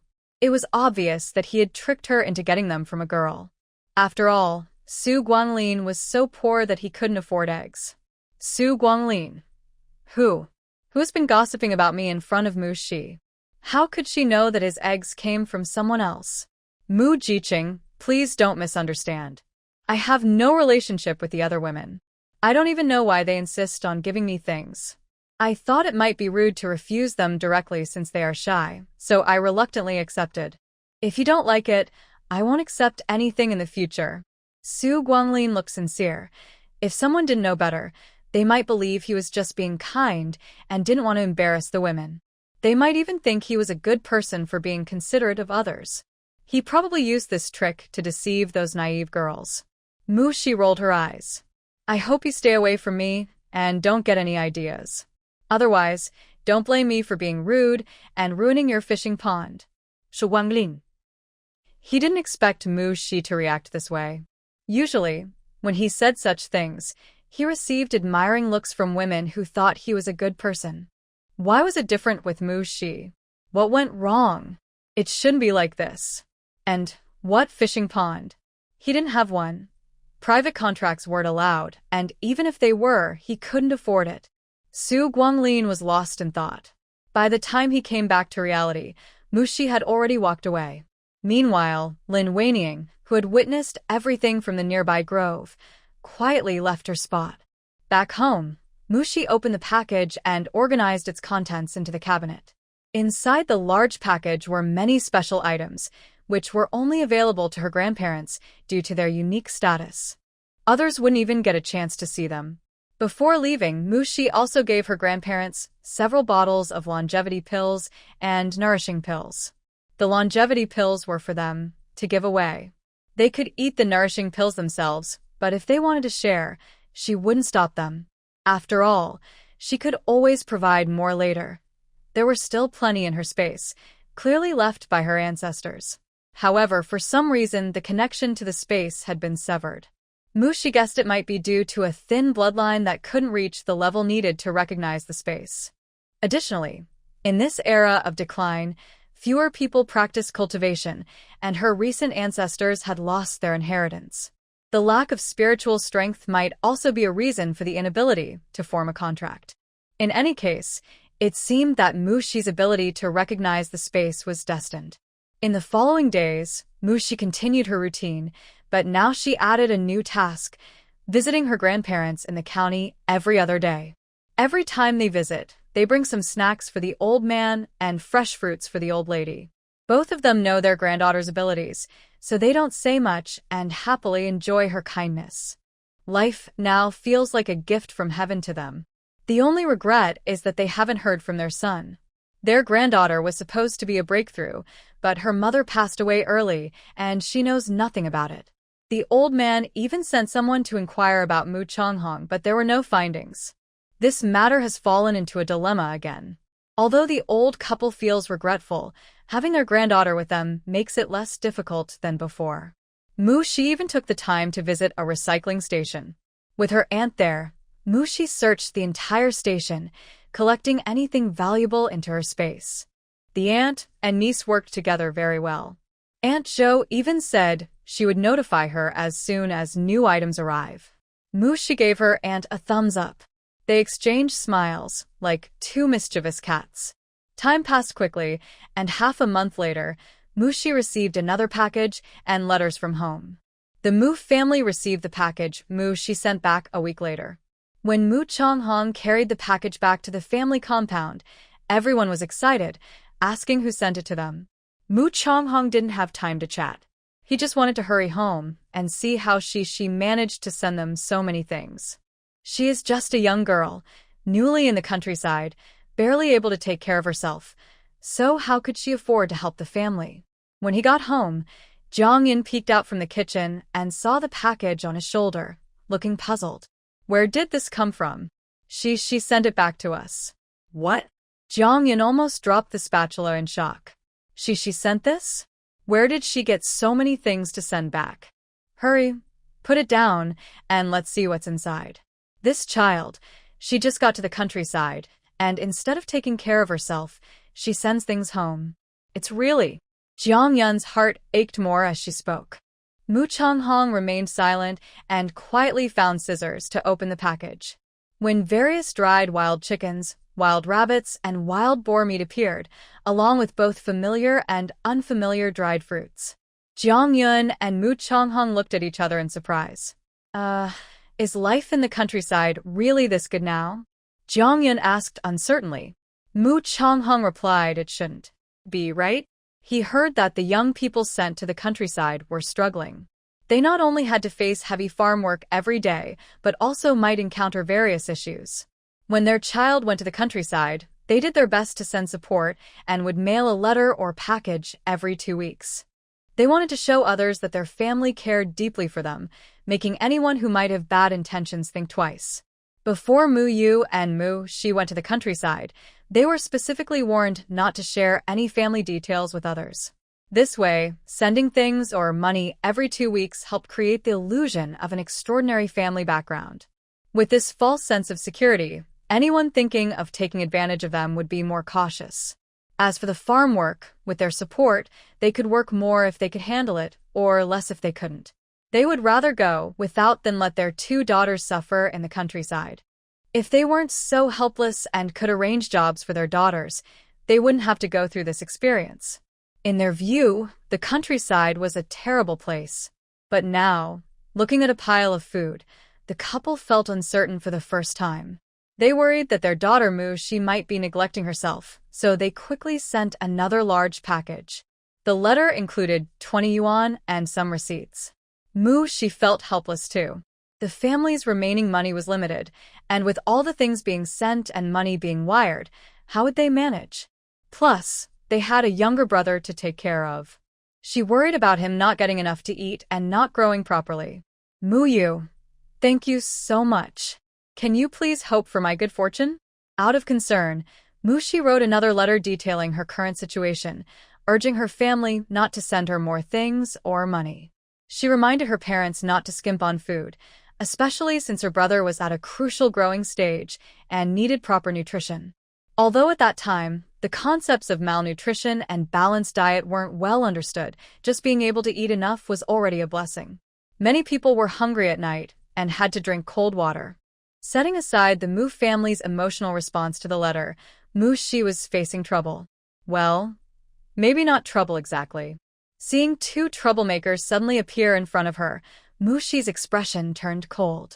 She knew that in the original story, the main character had fallen victim to such delinquents. She found these guys extremely unpleasant. Hey, you must be Mu Jiqing. You're even more beautiful than the rumors say. One person looked at Mu Shi with shining eyes, scanning her from head to toe. What a coincidence to meet you here at night. Why don't you keep us company, just the 3 of us? Oh, sure. Mu Shi replied with a blank expression. The 2 exchanged glances, feeling something was off, but then thought, it's just 1 girl and 2 guys. What do they have to fear? So they grinned and approached Mu Shi. Before they could get close, Mu Shi made her move. Without even moving from her spot, she waved her hand, and the 2 of them fell to the ground. Ugh. What the? Who's messing around? Come out now. They were caught off guard and found themselves on the ground, starting to feel paranoid and looking around nervously. Dog, do you think? Is there someone here? The younger one stammered, creeping behind the older one. Dog didn't dare look back and gave him a shove. If you can't speak properly, then don't say anything. What is there, or isn't there? The 2, scared out of their wits, completely forgot about Mu Shi. They didn't even think about their original purpose. She watched with interest. They say if you have a clear conscience, you won't fear ghosts knocking at your door.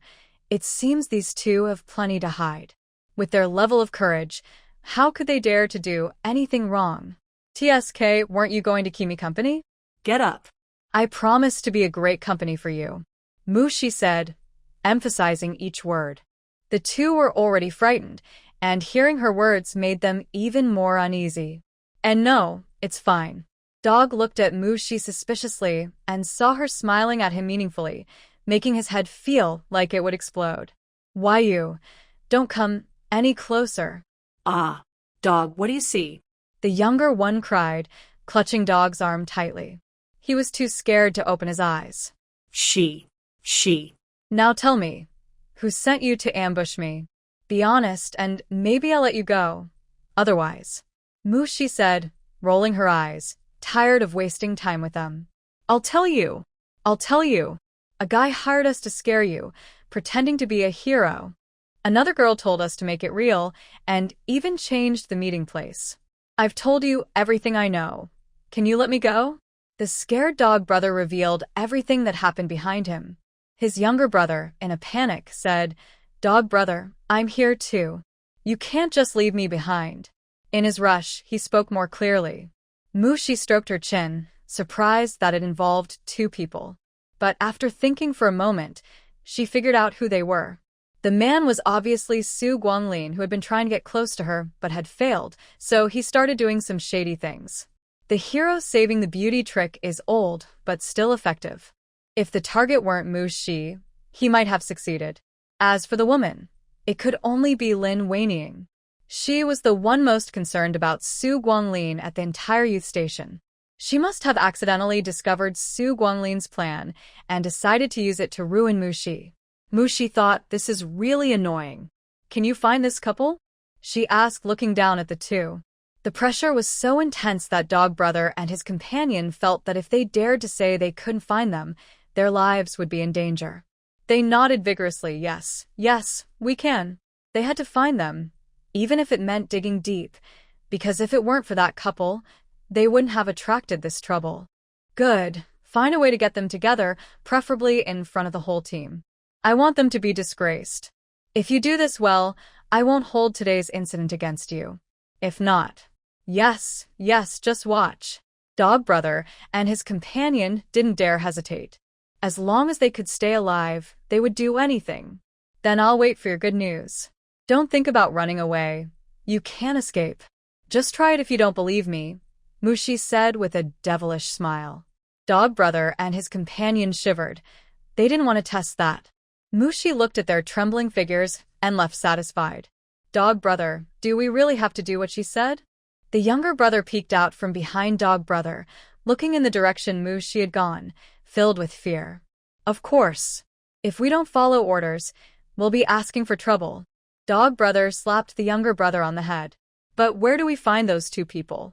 The younger brother asked timidly, covering his head. He didn't know what had happened, but if Dog Brother was scared, he was scared too. However, this task seemed really difficult. How can you be so stupid? Look at their clothes and appearance, plus who they are targeting.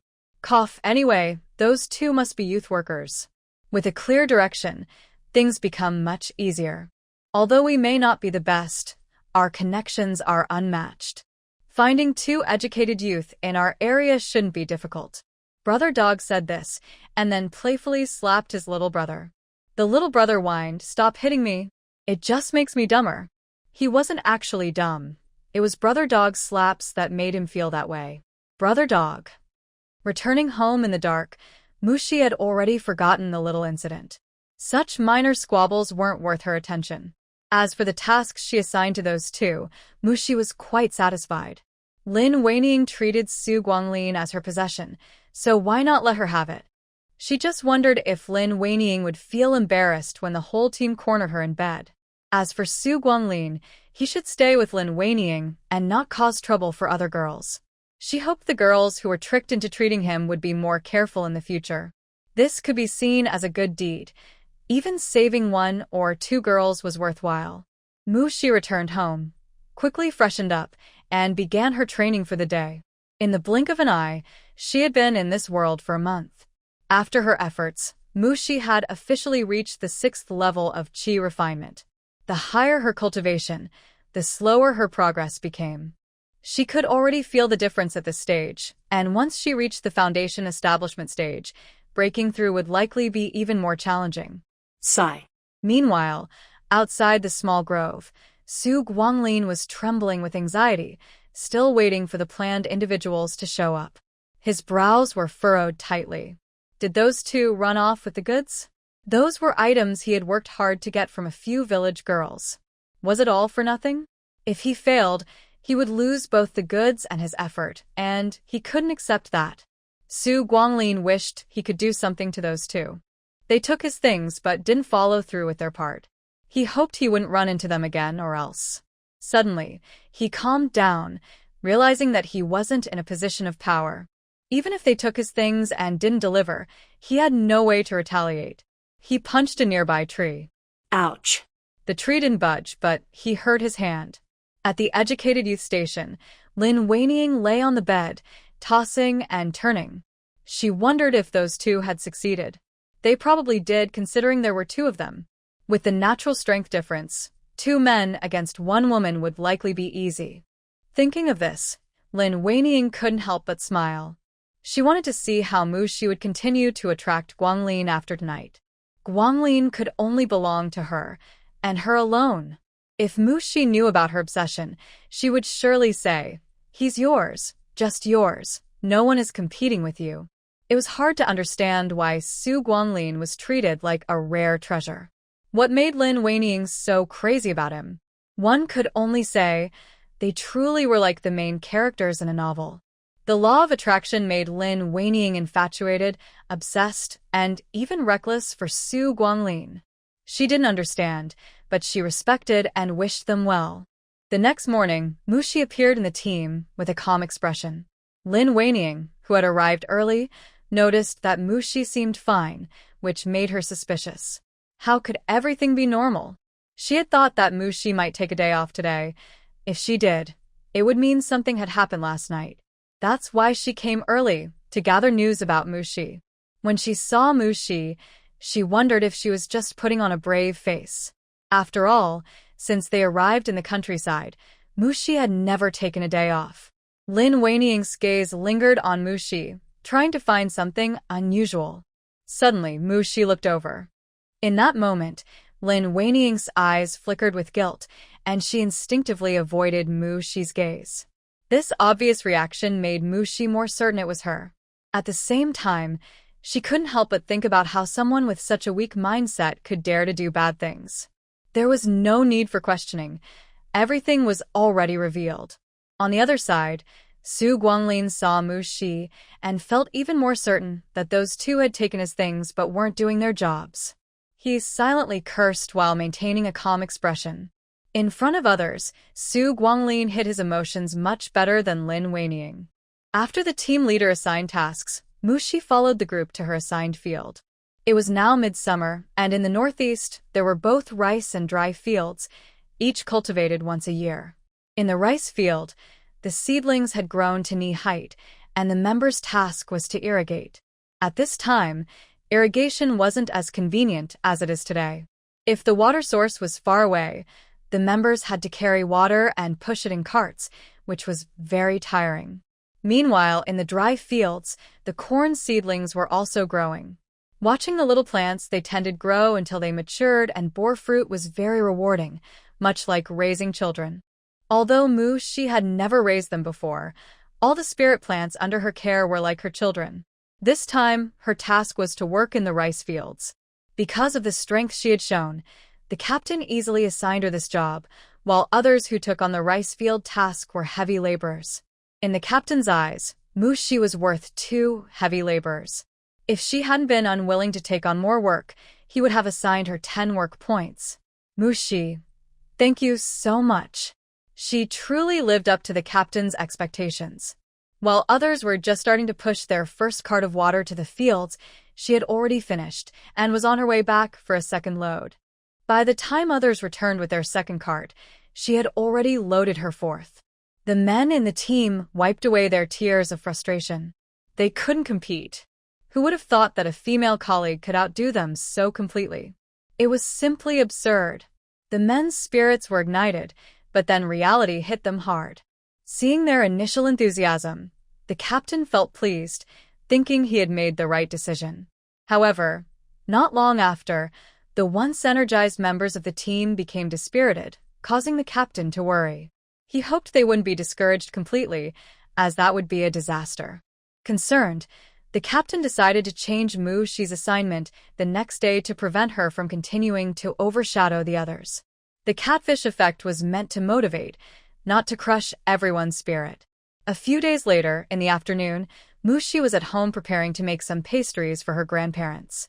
Suddenly, she heard a commotion in the village. The noise reached her, indicating that something significant had happened. Although Mu Shi wasn't particularly interested, she had a natural curiosity about gossip, just varying in intensity. Following the sound, she quickly found the source of the commotion. It was a haystack, surrounded by a crowd. The situation was simple. Lin Weiniang and Su Guanglin were caught in a compromising situation, and passing villagers noticed, leading to more people gathering to watch. Naturally, it was instigated by Dog Brother and the two of them. With just a little bit of distraction, they had completely lost themselves in the moment. Despite the large crowd, they seemed oblivious to the attention, while onlookers were too busy commenting. "Oh no, I can't bear to watch this. Doing such disgraceful things in broad daylight. Tisk, I haven't heard that Sue and Lin are dating. They must be up to no good. We need to catch them and hold them accountable. We can't let them lead our young people astray." "That's true. Let's catch them. They say educated youth are cultured, but it seems like this is how they behave. It's a good thing we aren't cultured. Otherwise, we'd be embarrassed. Stop making sarcastic comments and hurry to bring them back. It's too shocking to see. Oh no, I can't help out. What if they blame me? Let the educated youth handle it." The educated youth just want to say, "Don't see us. Don't see us. What is going on here?" Having these two in their group is truly bad luck. As the members discussed, they all turned against Su Guanglin and Lin Weiniang. It's like two bad apples spoiled the whole bunch. Soon, the team leader walked into the crowd with a stern expression. "What are you all doing here? Shouldn't you be working? Don't you want your credits?" The team leader scolded. With such an incident happening in their team, it's no surprise the leader was upset, and the crowd's curiosity only made it worse. At the mention of work credits, everyone quickly dispersed. It's fine to watch, but if it affects their credits, they'd rather not see it. Get a few of you to take them back. The team leader assigned the task to Chun Hongjun, since he was from the educated youth group. Chun Hongjun wished they weren't from that group. With a resigned expression, he called the educated youth to take the two back. Mu Shi watched the commotion from behind and turned to go home, satisfied. Those two were quick. In just a few days, they found Su Guanglin and Lin Weiniang and even managed to set them up. Now Lin Weiniang must be happy to be with her beloved Guanglin. "Oh, I really am a good person," Mu Shi thought to himself. Not far down the hill, Dog Brother and his sidekick Huang Mao were hiding in the grass.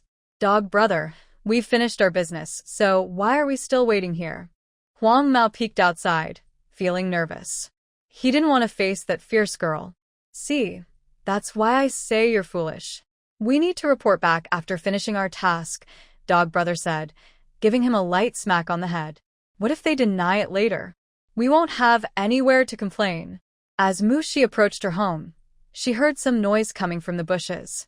She quietly moved closer to listen to the conversation between two people. Who won't take responsibility afterward? The sudden voice startled Dog Brother and Huang Mao, nearly scaring them to death, with Huang Mao even rolling his eyes. Mu 11. She couldn't help but think that with such little courage, they dared to do something wrong. It was probably something trivial. Curious, she asked, "So, what kind of jobs do you usually take?" Ah? They didn't expect her to ask that, but Dog Brother quickly replied, "This is Our first job." So, they were newcomers.